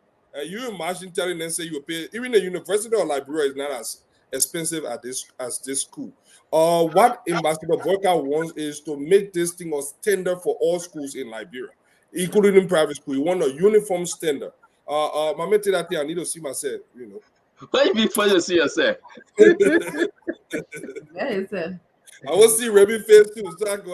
No, but that's a private endeavor.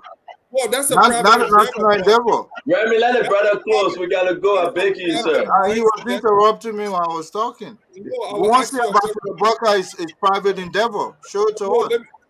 Are you done? All right. He wants to nationalize or private mindset. This is what happens when you elect a corporate executive. These people all about profit. They are beholden to the shareholder, and they want to run the government. You guys have a great opportunity from Chief Cyril Island. Don't go attack each other now. Talk about what I'm not attacking Remy. I'm just talking to that STEM school. Look, STEM school, everybody are not STEM ready in Liberia. Liberia, we have a lot of liberal arts students. We have a lot of people that are not in the science and technology era. STEM school, if we run a country strictly based on STEM, it would disenfranchise several Liberians. I'll tell you, almost 80%.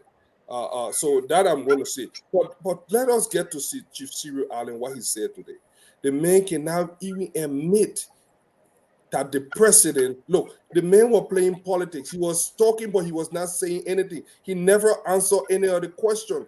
And then, you know, the part that hurt me the most was for Chief Cyril Allen to reference his age, the length of time that they have exploited this country through Taylor, through the Sawyer time. And this time, this is the Liberia that they left our generation. And this is where I agree with Prince. This is why they left us.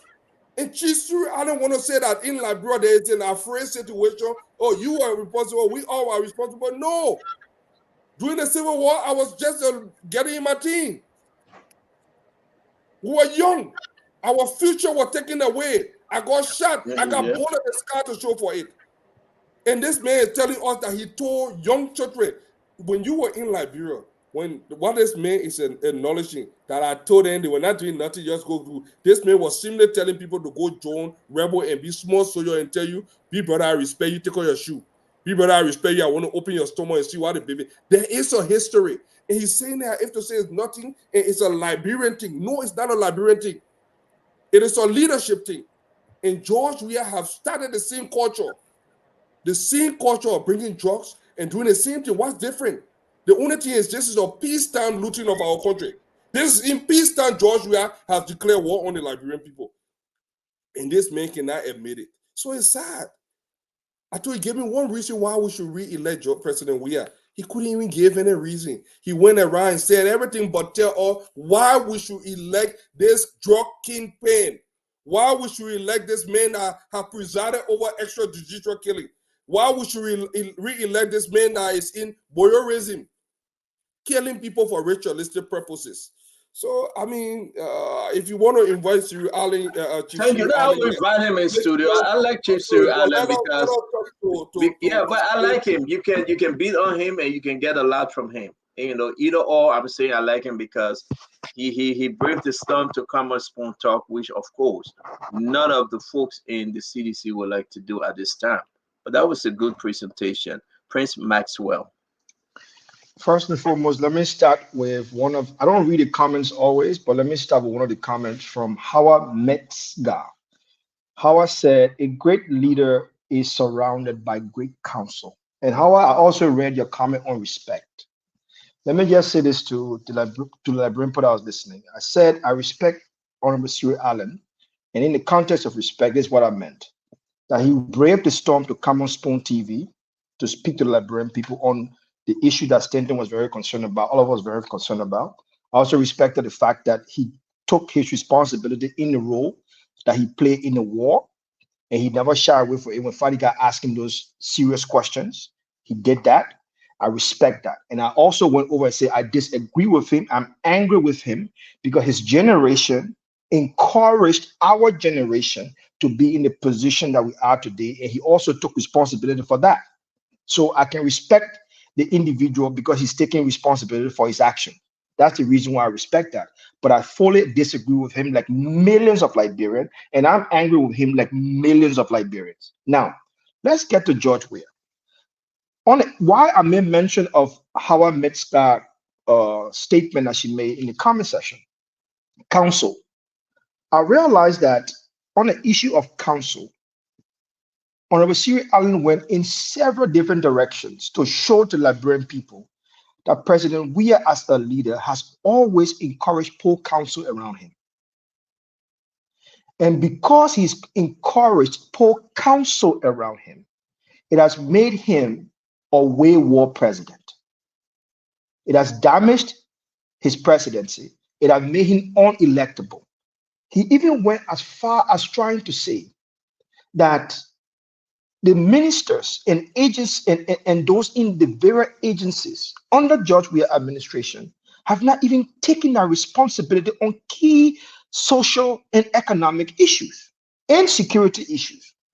When he said they are Liberians, the point there is that the kind of Liberians that President Weah has allowed himself to appoint in his council, that is the reflection of a leader who doesn't know how to properly use his appointing power that the Constitution has given him.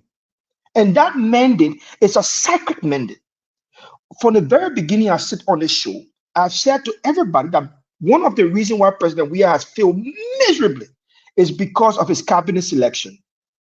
And that is what Dr. Moniba will not do. We've seen President Weah fail miserably when it comes to education, fail flat. We see President Weah fail absolutely flat when it comes to road construction in the country. Let's look at social development issues. We see President Weah being unable to protect Liberia. These simple issues that should be on President Weah, constitutional and political agenda, we see him fail miserably. Now, when Chief Siri Allen talked about the electorate, what he did not mention is the fact that the electorate today are 65% young people who are now post-war young generation. And they don't seem to be going the way of President Weah as they went in 2017. He tried his best to acknowledge that by pointing finger and trying to show that the government need to take full responsibility for the failures, including the issue of the drug. And I appreciate the fact that he called on his generation. He called them out to speak on the issues that are now plaguing Liberia as it pertains to the issue of drug. Now, why I support Dr. Moniba and why the silent majority in Liberia now support Dr. Moniba. We see Spoon TV has been very transparent with everywhere Dr. Moniba has been going. We haven't been carrying our own video with us. We gave it up to public accountability so people can see where Dr. Moniba has been going, the crowd he's been drawing, the enthusiasm he's been bringing to the younger generation, and the clarification that he's been making that like we cannot afford at this time in history, this generation, to turn our back on our sacred responsibility, because no one is going to come from anywhere to save us. And guess what? Chief Siri Allen also Is this a acknowledged that 1 minute in his closure? speech. So it is very, very important that we understand. I know that, you're going to come up. I beg Yeah, you, please man. wrap your. okay. That's the Please, reason. Let me go ahead. Diploma, you get a chance, you talk for now the next year. That is the Okay. point. That is the point. Okay, so I'm gonna start by speaking about our last conversation regarding Mr. Allen, Sarah Allen, and then I'm gonna also go to the issue about education that we're speaking about lengthily on this platform, and then lastly, I will talk about the reason why we should vote for Mr. Cummings. So, when I think about the likes of Mr. Sarah Allen, I think about how there are enemies to progress of our country. Enemies to progress of our country. Okay. Anytime we include someone like Sarah Allen in our body politics, we're asking for a degeneration of the physical and cognitive development of our country. And yeah, it's why. We asked this man, why should we elect George Weah? He told us, one, he's electable. Can you imagine? Just because somebody is electable, He did. that's Yeah. why we should make them leader of our president. Of our country. The second thing he said, he has the will to work along with all Liberians to make Liberia better. That was one of the things he said among the three answers that he gave. The man, George Weah, has 6 years. Sarah Allen was in our country for 6 years. What will do he have to make Liberia better that he didn't do that he would do that now? So it sounds very, very delusional to me for someone to come and make such argument. So people like Sarah Allen should not be in our body politics at all, and I'm very, very serious about that. Secondly, let's move to the education sector that we're talking about earlier. People can argue and say President Buckeye served in Liberia for very long. What we chalk it up to, he had accumulated years in government. Let's just be fair and transparent about that. It's not experience, it's accumulated. When somebody just stays somewhere, in government for a long time, you just sit there, you accumulated years, okay, without making any kind of significant contribution. I heard my brother before he left say, "Oh, the school ideology, the school plan that Buckeye has is to do Why you came back? a localized concentration where he would take." Well, I know you and him been talking, right? You would take 10 schools and then turn it into one school, and then bring teachers from those one schools and bring the children from the different township. And I'm sorry, my Well, how do you acquire No, experience? let she finish. I beg you. Let she finish. I beg you. We gotta respect the woman today. I beg you. My point here is that there's no explanation about the infrastructure. Do we know the distances between the different towns and villages, in Liberia? We were just here. We had a show where we talked about a village that they had closed schools because they didn't have enough teachers. A child was showing a picture, I believe Mr. Cummings visited that area, where she asked for a volunteer teacher to even come to them. All right. We don't have no mathematical, no evidence to say that these structured schools that they want to put into some kind of middle of the town so people can come from all over to come. Does that sound reasonable? Does that sound like anybody who knows the inventory of schools in Liberia? No. Let me also tell you, let's move short of the infrastructure issues that I have a problem when I hear Buckeye's plan. I'm going to go to Buckeye today. I had a pleasure of speaking to Kamina Wise, Madam Wise, actually, Madina Wise. Madina, so that Kamina Wise, that Madina Wise. Madam Wise, the wife. Okay, Madam Wise was during Buckeye's time the director of cabinets. Her most recent job, she then went on to work for the Mana River Basin. Okay, and then of course she's in private practice as a lawyer. I'll just tell you, she told me today, Vice President Buckeye Ellen trusted him with agriculture and the youth development in the country. Vice President Buckeye today has not even given us one thing. Today we have Fadika will come here to speak for Vice President Buckeye. Duane will come. They have not given us one legacy or signature program that Vice President Buckeye contributed to the country. Okay, agriculture. We talk about the ADA project. Half of the machines ended up in Foya, which they did not belong there. How did they get there? Nobody can explain that. When we talk about schools, the youth program, no explanation. In fact, that was something that he was supposed to explain. Like Sierra Island, President Buckeye will tell us, oh, President, we have built 200 and something school or 28 school. That's what Sierra Island said. I did a fact check on that, and I put that in the chat room. It's wrong. Okay, President, we did a few, cutting of ribbons for schools, maybe 2 or 3, and a few next. He did a few, visiting to our next schools, but he didn't build any new significant schools, like 28 schools. Okay, similar to Buckeye during his administration, he didn't do anything. Now, let me tell you why you need to vote for Mr. Cummings. Here is why. Mr. Cummings, as we will repeat. All right. So you ain't done yet? Yeah, you forcing me to be done now. I get it. I'm asking you because every girl asking Prince Maxwell the same question. I sat there quietly for hours. I said nothing. Everybody was talking. Fair enough. So just because I want to talk about my own party, my own. Go ahead. Talk about your political leader. We all let Mr. Cummings. Talk about Ma Teresa too. Go ahead. Yes, I love Ma Teresa. I really appreciate Ma Teresa. Oh, I don't know what she gets involved in. But Ma Teresa, that my best coming in, how you call it?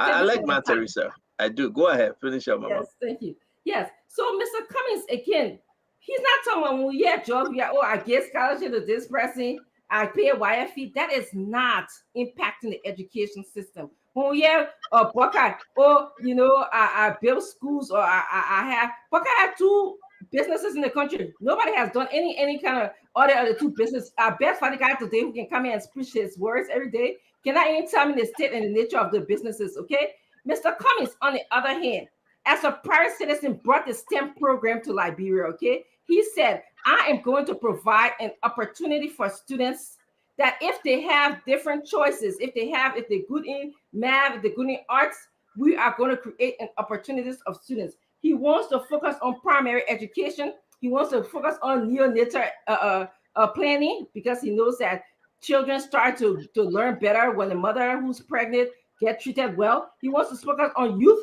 He wants to focus on vocational planning. He wants to focus on adult learning. He wants to focus on teachers training and retention. He understands very much. You can do anything you want to do. That is, it sounds like your pleasure rising from us. You got 6 minutes and you still moving. Fadiga, let's sister chilling with Finney. I'm begging you, man. They think about it, okay. They've been able to my plagiarism. They talk about things like Liberia, love Liberia. When you plagiarize, you can change to arrest, which is Mr. Cummings' plan. That way you're not do. So thank you, Dr. Richardson. We want to say Mr. Cummings basically will make the best leader. I urge all Liberians. Okay, Buckeye didn't even build 1 school. Buckeye has not even built 1 school in the country. Now 1 school, Mr. Cummings, as a private citizen, at least brought in collaboration with private agencies. Done, Fadika. She almost done. Fadika, begging you, she almost done. Fadika, about small won't be in peace here, by that the woman show she will kick us out. So let's give her the chance. Go ahead, Dr. Richardson. Yeah. So let me just also lastly, that's not the last one yet. October, I said lastly. Yeah, I said lastly. October 1st will be OSA. Come and show your support in your red, white, and green t-shirts for the CPP. We are going to be doing our campaign finale at ATS.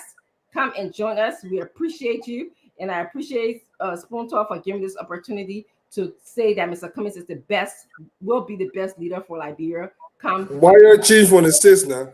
So we want to say thank you very much, Dr. Richardson. It's important for everybody to understand this is everyone network.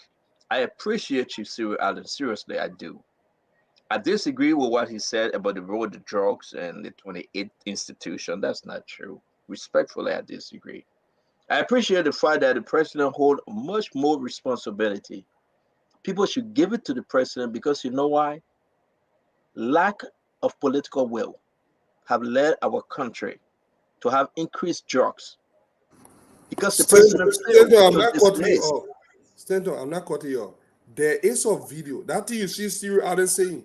We played this morning. There is a video of Joe Weah and people in Nima County. They got a list of all of today. They got talking that they got MRI machine when Liberians sick now. You just go to the hospital, they scare you. They got a what he said, they built 28 school. Everything now, how they got online education in Liberia now. There's a guy, a campaign chairman for the CDC in Nima County, going town to town telling people exactly what Cyril Allen is saying. So again, let me say this, Fadika. They are running on some lies and propaganda to be re-elected. But Fadika, I am resolved. The Liberian people are not stupid. 6 years, the real President Weah have come out. President Weah lied on the healthcare system in the country. We see what's happening. He lied on education, the worst in the history of our country.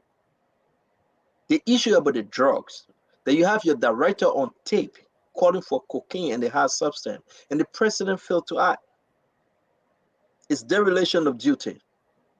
President Weah will give account to the Liberian people for his failure to manage the country wealth. It is important when you have Samuel Twe and all his ministers just do what they want to do, say what they want to say. Samuel Twe say he had bag 25 million on his back in his car trunk, going around from one money changer to another money changer. This is sickening. CDC can spin all the lies they want, but I will tell you why. The people will speak on that day, on October 10th. We have come a long way. The president entered the country as if to say the rat entering the hole of the church, right on the ground. Easy, quiet. He went to Domino Church and he said what he wanted to say, and all BS. You understand? This is the president that can do anything for money, anything whatsoever. I'm going to play this because I'm going to make this my closing. And I hope Liberian can share this video. We have played it before, but today I'm pushed to play it. And I want Liberian to listen to it. I want you to share it. I'm asking James and Nelson. Nelson, can you come on? Put it in the chat room. Put it on our page. This is a private talk show program. And our president have failed the Liberian people. The only thing the president love, you have president that been riding private jet, flying private jet forever and ever. And when you ask him, he say a friend from Burkina Faso give it to him. The next day, a friend from this. He brought the cake plane. Nothing.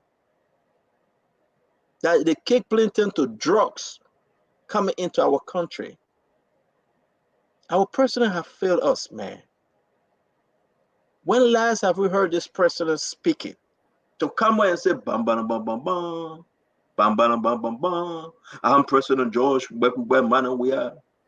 I will create an institution and bring about the tax folks to fight against drugs. I will suspend and remove those involved. Nothing. The rape issue, they brought DNA machine and said that's it. Zero. Corruption, they say your people then failed and the city, we will come down on your president. We have said that your business and you remove the LDCC bus. All kind of game. People die. Your own friend, the editor, the auditor that die. Your own friend that are working on you. Hey man. Not even sorry to the family. They die. And you just walk by. And you asking the people to elect you again. But I will play this and we'll go because I know it's 8:44. I gotta go again and watch my Netflix. Ed Remy Great texting me say we gotta go. Eddie, I agree with you. Let's play this one first.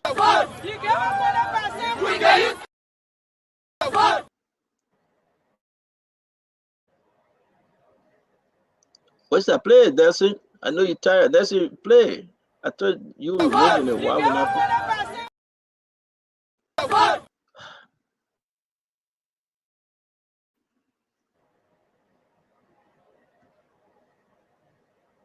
Why you done playing it? We can use 0%. We can use 0%. We harmonize our vote. No medication in the hospital. We harmonize our vote. No new employment. We harmonize our vote. You can use 100%. We can use 0%. So that's it, folks. The people are saying you gave us 20% harmonization, we give you 0%. The people are coming with all these different chanting, with all these different words, because it is important. You harmonize the payment, the family going home with $80 every month, and you say, I pay your wife fee, so can vote for me. Liberians are resolved. I want to say thank you, Maxwell. Thank you, Eddie. Thank you, Dr. Richardson. Thanks to Dwalu. Thanks to Fadika. Thanks to Gibson Jeru. Today we're going to have Eugene Lamy Fagon because he went on the program. But I want to say thank you, my fellow Liberians. We are getting closer, and very, very, very soon, folks will be going to the ballot box. People talk about the voter roll, they talk about the NEC and whatsoever. I will say to you, God is in control. Do not be afraid. This election, I do believe, will be free and fair. Men may try. The Bible says men may propose, but God may dispose, because God have the final say. And I will say to you, men may try. Not that they will not try. Trust me. And God didn't tell the children of Israel, say, I will work miracle and you'll fly over the Red Sea. No. Trust me. God took them from Egypt. There was a Red Sea. At the back of them, there was Pharaoh and all his military. But there was a solution. You either go through the Red Sea or you're facing the Pharaoh. And the miracle of God, they went through the Red Sea when it was parted. Yep. This election will be free and fair. No monkey will try it. This election, people will vote their conscience. We encourage each and everyone, don't be afraid. The CDC not see the vote. The CDC won't try. They will try. They will try. But they will not succeed. Liberia will rise up again. So all the things that, you know what? That's what happened. Liberians, relax. You get your voting card. If you're married, you go vote. My name Mary Peter. You vote, your vote will be counted. Any other $1 million voting card Senator will have, he will keep it and take it to Plebo. He will keep it. Anyone that get on a job, we have bear in house that will make him president, they will keep it. But the people of Liberia will rise up and the voices will be heard. I want to say thank you. God bless you. God keep you. And God bless our country. Go ahead, Prince Maxwell. You take the last word. Yeah, quickly. On the issue, I spoke today about Dr. Moniba's educational plan. I made it absolutely clear to everybody to understand. I would just like to say that, lastly, Dr. Moniba will be consulting with the best minds in Liberia when it comes to public health. Definitely, you'll be consulting Dr. Tobo Yinswa on the issue of the Dokleyati College of Medicine for relocation and rebuilding, because we know it's very, very important. We also and all of the other players within the sector. Also, people name again, let's go back. Oh, of course, because the thing is, it's very important. Let's go back. 107, Liberia is 175 out of 189 out of the Human Development Index in 2022. That's how bad it is. So these areas are very, very important. And Dr. Moniba has made it absolutely clear. He's going to go for the best minds in Liberia so that we can transform this generational pathway to success and prosperity. Thank you very much, my dear brother, Prince Maxwell. Yes, ma'am. You see how y'all talk? I didn't say one word, right? I just wanted to point that out. Y'all talking, I even disrupt anybody. But I will close it. I will do my closing. That's another, but by the time I start to close, I can be interrupted. I just wanted to register. All right, go ahead. You have the rest of the time. I got nothing else to say. I just wanted to Are you sure, Dr. Richardson? I'm very sure. I can just be laughing at, I can enjoy how I can be renting space and people here for free. Okay. Oh, God. All right. I'll see y'all later. Let me go to Mr. Richardson. Yeah, please. Our greetings to the family, and we want to say Nelson and myself will hang up for a bit. Thank you very much, Prince. Thank you, Dr. Let's Richardson. go It's good for having. That's it. Huh? About that. Today is Damo birthday, but I didn't see him on. I would have also raised some. I would have also raised some money for Damo, but I didn't see him on. Okay. Yeah, I asked him to come on because it would be good when he. Yeah, you know what I mean. Yeah. But Damo, I think he based it with his grandmother.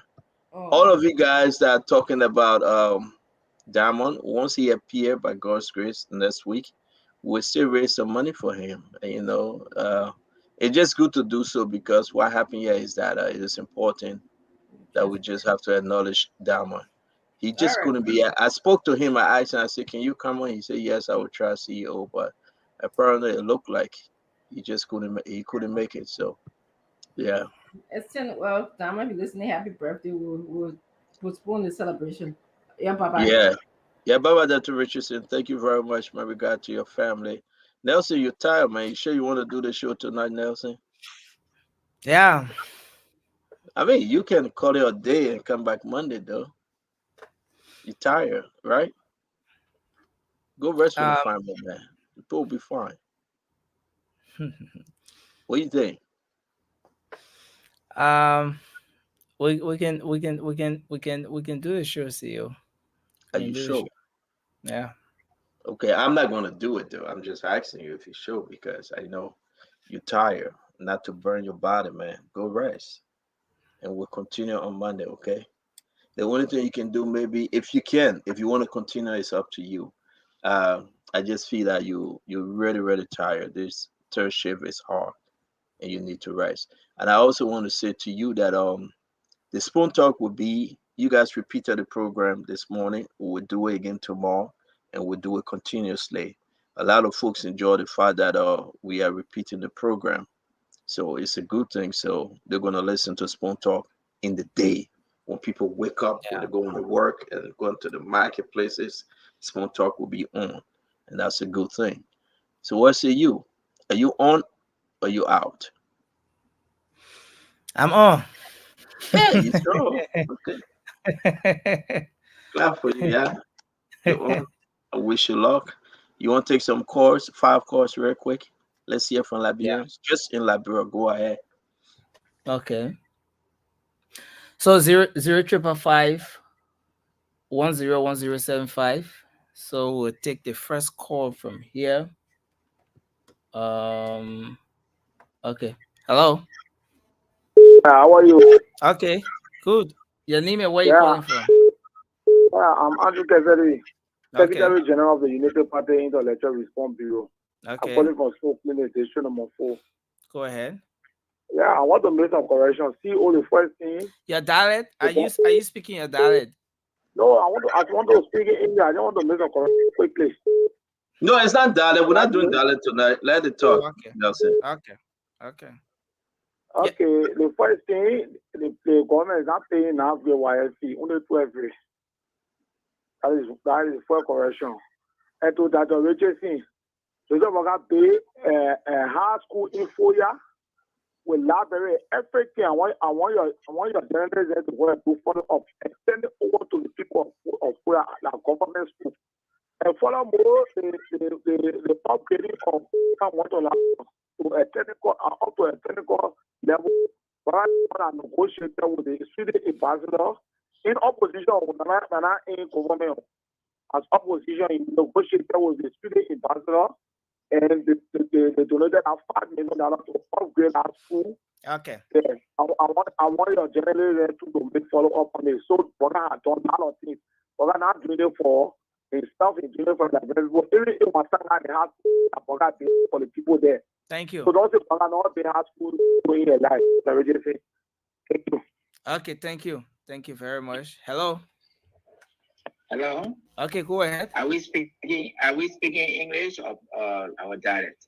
Just speak. Go ahead. No, you decide which one you want to speak. The dialect English, okay. You decide. I was listening to Sierra Island. I mean, this is so sad. I mean, if anywhere Cyril is monitoring it from this particular my call, Cyril, he one of the key factors that contributed to the problem in our country. a political survivor. They are the worst people in our nation. Sitting down lying. Some of us, we know the story. I always in Liberia. I was just there. I always there. Even the compound you talk about, I've been to that compound. I had a friend who lived there. Like you said, so the hospital for Georgia. Nancy lived there. She worked with the food military. I know people that are very close that live in there. And he said a line about this kind of thing. And I wanted to ask you, Ali, I wanted to ask you one question. If you will ever come back, I wanted to ask you about all the auditor, the devil auditor, especially if Emmanuel Niswa, that he is a best friend of him. All right, my friend, thank you very much. Thank I you. want you to address you that when he comes back. Nelson, thank you. Yeah, go ahead. Hello? Okay. My man, you gotta lower your device, lower your volume of whatever thing you're watching, please. Can you hear me now? Yes, your name and where are you calling from? My name is Anthony from Indiana. Talk to us, Anthony. Okay. My attention has been drawn to Chief Cyril Allen. Cyril Allen is a political survivor. He survived with Chancellor through the crooked ways. He came to survive with heading through the crooked way. Now he's got a kickback from George Weah. But for him to sit up there and say, George Weah build schools, to see the roads, he support the Minister of Education only his own school, to converting the government money for schools to his schools. Cyril Allen is a failure. We don't need to have Cyril Allen go to the body politics of Liberia. He's a destroyer. Thank you. So Thank you. Thank you. All right, let me take this one, Brother Nelson. Whenever you're tired with me, let me know, okay? We got 4 more minutes, right? Yeah. Hello? Yeah, hello? Yes, sir. Yeah. Is it Center? Yes, sir. Your name and where are you calling from? Okay, my name is Sandy. I'm calling from Minnesota. Talk to us, Mr. Sandy. Yeah. So I was calling in reference to somebody that I have high regard for and respect a lot, was Chief Cyril Allen. Listening to him tonight really frustrated me a lot, and I think our country is just without people that we supposed to be trusting. So Cyril Allen has just disappointed me. To support George Weah, I know Cyril Allen to be a man who says truth to power. But to support the lives of the CDC that George Weah had built to the 4 schools around the country, that George Weah built 300 and so more, miles of roads in Liberia when he cannot even go to his own town. He has to pass through at the Ivory Coast, and that George Weah can be re-elected because he deserves to be re-elected. It's kind of frustrating, and I go to bed very sad tonight because statement like Cyril Allen and other people will expect them to tell Mr. Weah the wrong he's doing, the ills he's doing in the country. We have our country, drugs are taking over. And now he says that George Weah has, people that are working with their Liberians to take on their responsibility. So what about George Weah, who is the overseer? Thank you very much. Supervisor. Thank you, Mr. Sandy. So thank you. Thank you. All right. Hello? Hello? Hello? All right. The court, you answer, and hello? Yes, your name and where you calling from? Yeah, my name is Chengse Wula Gibson, and I called from Minneapolis, St. Paul, yes, sir. City of Minnesota. Good evening, CEO, and to our own brother Maxine. Thank you so much for the topic on the discussion of mine. I'm going to go to Cyril Allen. There is a contradiction. A couple of days ago, Cyril Allen was on live Facebook broadcast, and also his state came up. And he discussed that those guys were fooling the president. They are now realistic in telling the president the truth. But today, for Cyril Allen to come on public national radio to say that President, we have built 24 schools. You said 28. You said 28. 28 schools. Thank you. 28 schools. That is a total contradiction. So it doesn't mean that Syria has somersaulted within the 9 hour telling us that you guys have to be serious here. Thank you. Our country belongs to everyone. Thank we have to fight and let us bring another group in. Thank you so much. Thank you very much, Nelson.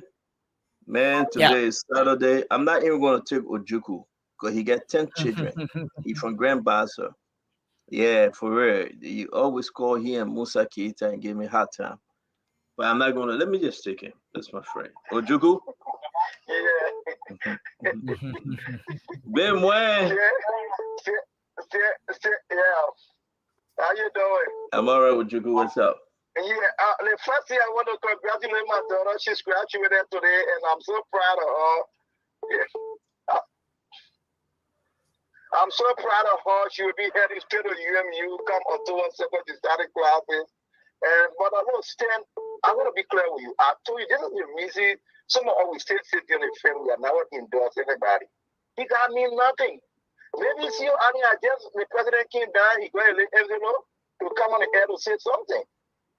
So these other men, they are there. I thank God that he took responsibility that they as for our future. Because when he got them there from overseas, they went over there. We had a trouble, but I started my elementary school to trouble time. And still, I'm telling you, we have our careful, we have our teacher exchange program. They got to come and take KRTV, RTV, to come and teach us. We have all the foreign teachers that were in the system. But these guys nowadays, man, nothing we can get.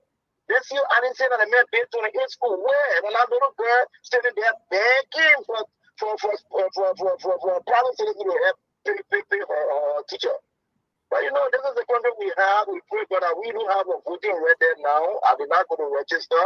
But personally, I'm not supporting anybody, but I'm still staying with the Liberian people. Whosoever they select, that's fine. And again, I want to take this time to bless God for you, Stan, for what you have been doing for Liberia and continue to do and will do. And no devil come against you will prosper. You will still be the voice of us. And again, to close her, I congratulate my daughter. I love her so much. I mean, what's your daughter's name? I love her.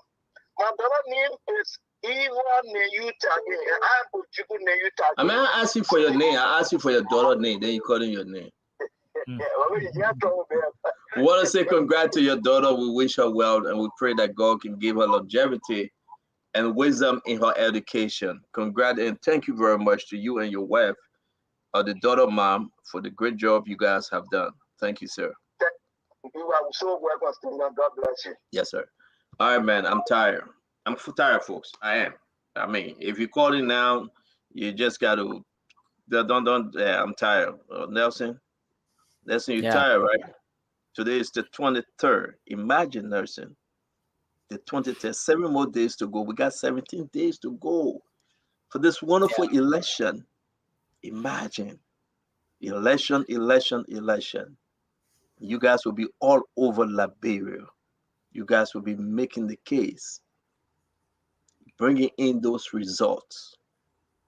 You wake up on the 11th of October, somebody will say, yes, we either have a new president or we elected president.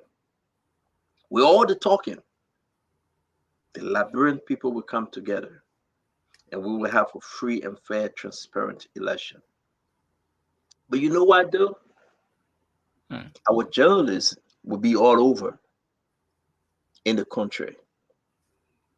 They will see the raw result coming out.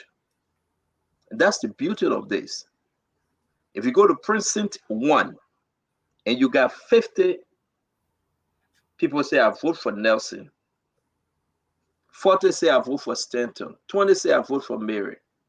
That's the capturing of the actual result right there before even the election commission will announce it. You know why? Because we will be running with raw data. We will be in the raw war room. So for somebody to cheat and say it will go through the biometric, it will go through the system, somebody will change this, that's a new Liberia. That's a new Liberia. Trust me. And we encourage each and everyone to pay attention and be up. Liberia deserves better. We have said a lot about George Manawia and his failed government. We have said a lot about Joseph Yima Boaka and his record, 12 years under Selig, 40 years in government. We have said a lot about Mr. Cummings and his experience in Coca-Cola corporate America and what he brings to the country. Look at Tewan Gonglo, the poor man lawyer. Look at Dr. Clarence Moduba, from nowhere to somewhere. Imagine Simon Freeman. We have said a lot. But which one of these individuals can change our country, can make Liberia better? Which one, Nelson? We have already seen George Weah with 6 years. He said nothing. We already know who George Weah is. He will not change. His folks will get mad, Stanton, why you hit the president, why you do this?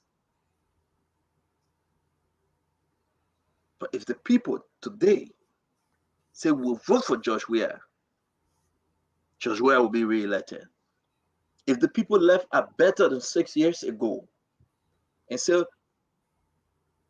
we don't want George Weah, the people will reject George Weah. George Weah try to steal the vote, it will be a problem for George Weah. If the people say we want George Weah and the opposition get vexed, that opposition business. So it's time for you to speak up. It's time for you to go in the trenches. It's time for you to campaign seriously and make sure the people understand. But if the people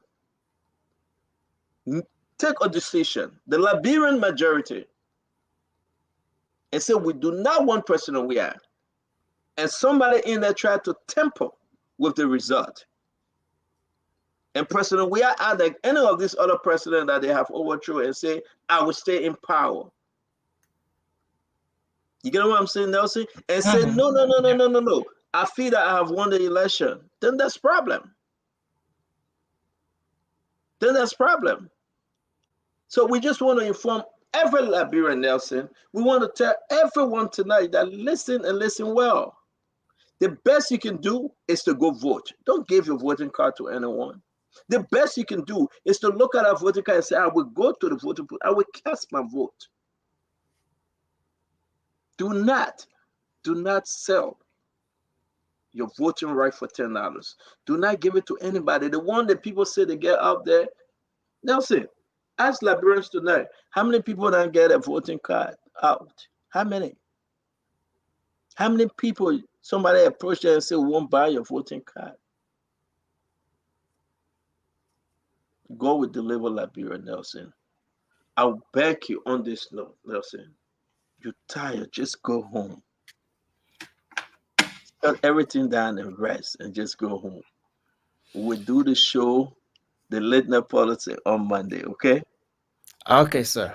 Yes, you are tired. I want you to rest today, rest tomorrow, and let's do it on Monday. Monday to Friday, you know, the thing is draining. It's draining.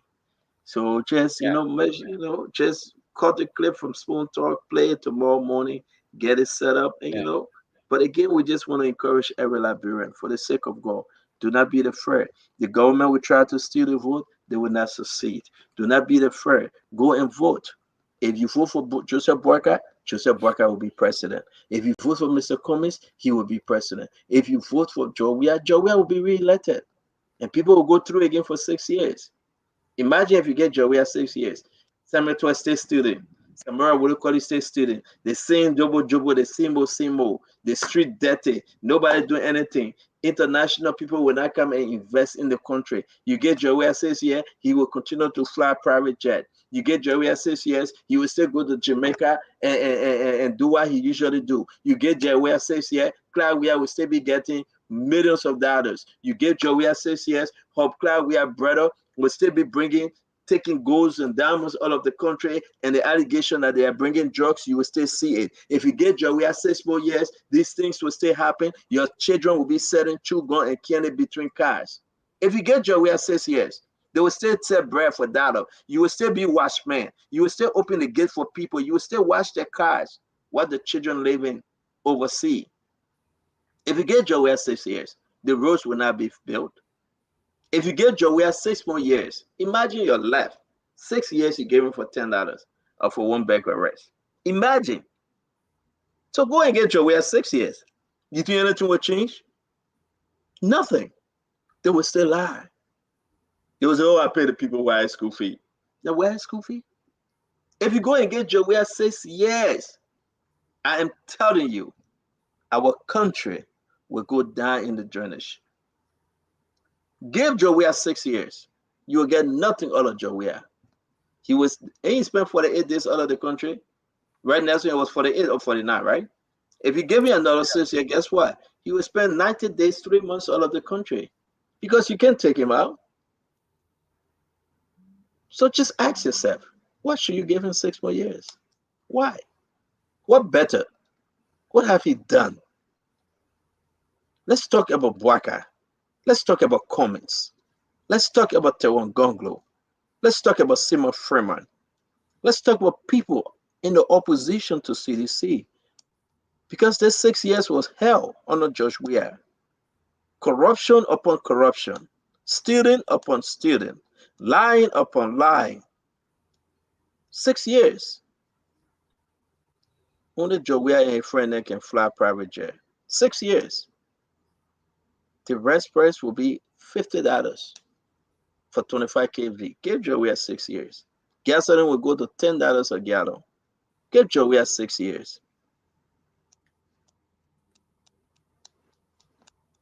But let God bless you, man. Let God keep you. And let God bless our country, Liberia. We want to announce that D. Maxwell Kamaya will be traveling to one of these Arab countries. He's going to negotiate for money. He stayed in Ghana, and they said that he went to UK for treatment. These are the things we're talking about. Honor Jowiah 6 years. A lot of people that talk, they will go after them. There will be more killing. There will be more problem. So just think and be wise. Okay? Nelson, you got anything to say? No, nothing from my end, CEO. I mean, I'm begging you. I will beg you, Nelson, please, Nelson, go home and take a rest. Yes, sir. You guys on the late night politics, they can all take a break. You need it. I see you sleeping. Go and take a rest, okay? Say hi to your family, and again, we will talk. Have a good night. Okay, sir. Thank you. Thank you so much, CEO. Thanks, Alan. Well, folks, we want to say thank you for participating on the program tonight. Thanks for calling in. Thanks for making your contribution in the comment section. Thanks for always listening to Spoon. We appreciate the fact that you followed this network. You can join us on Monday for another edition of the program Spoon Talk. Until then, have for yourselves a good night. Let's remember Liberia is all we have. Let's keep the peace. And of course, we'll be back on Monday. Bye-bye for now.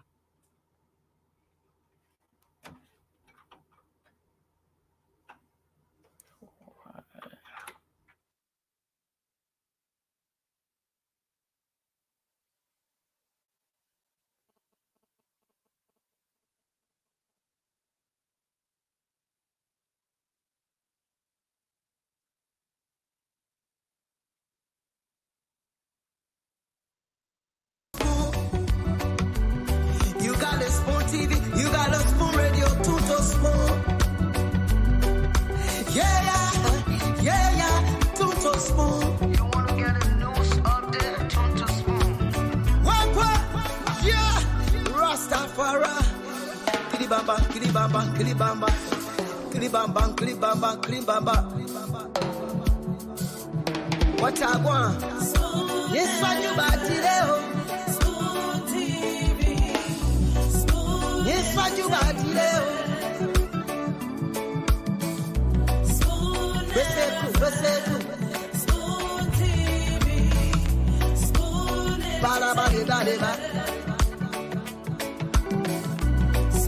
Skibidi dabado.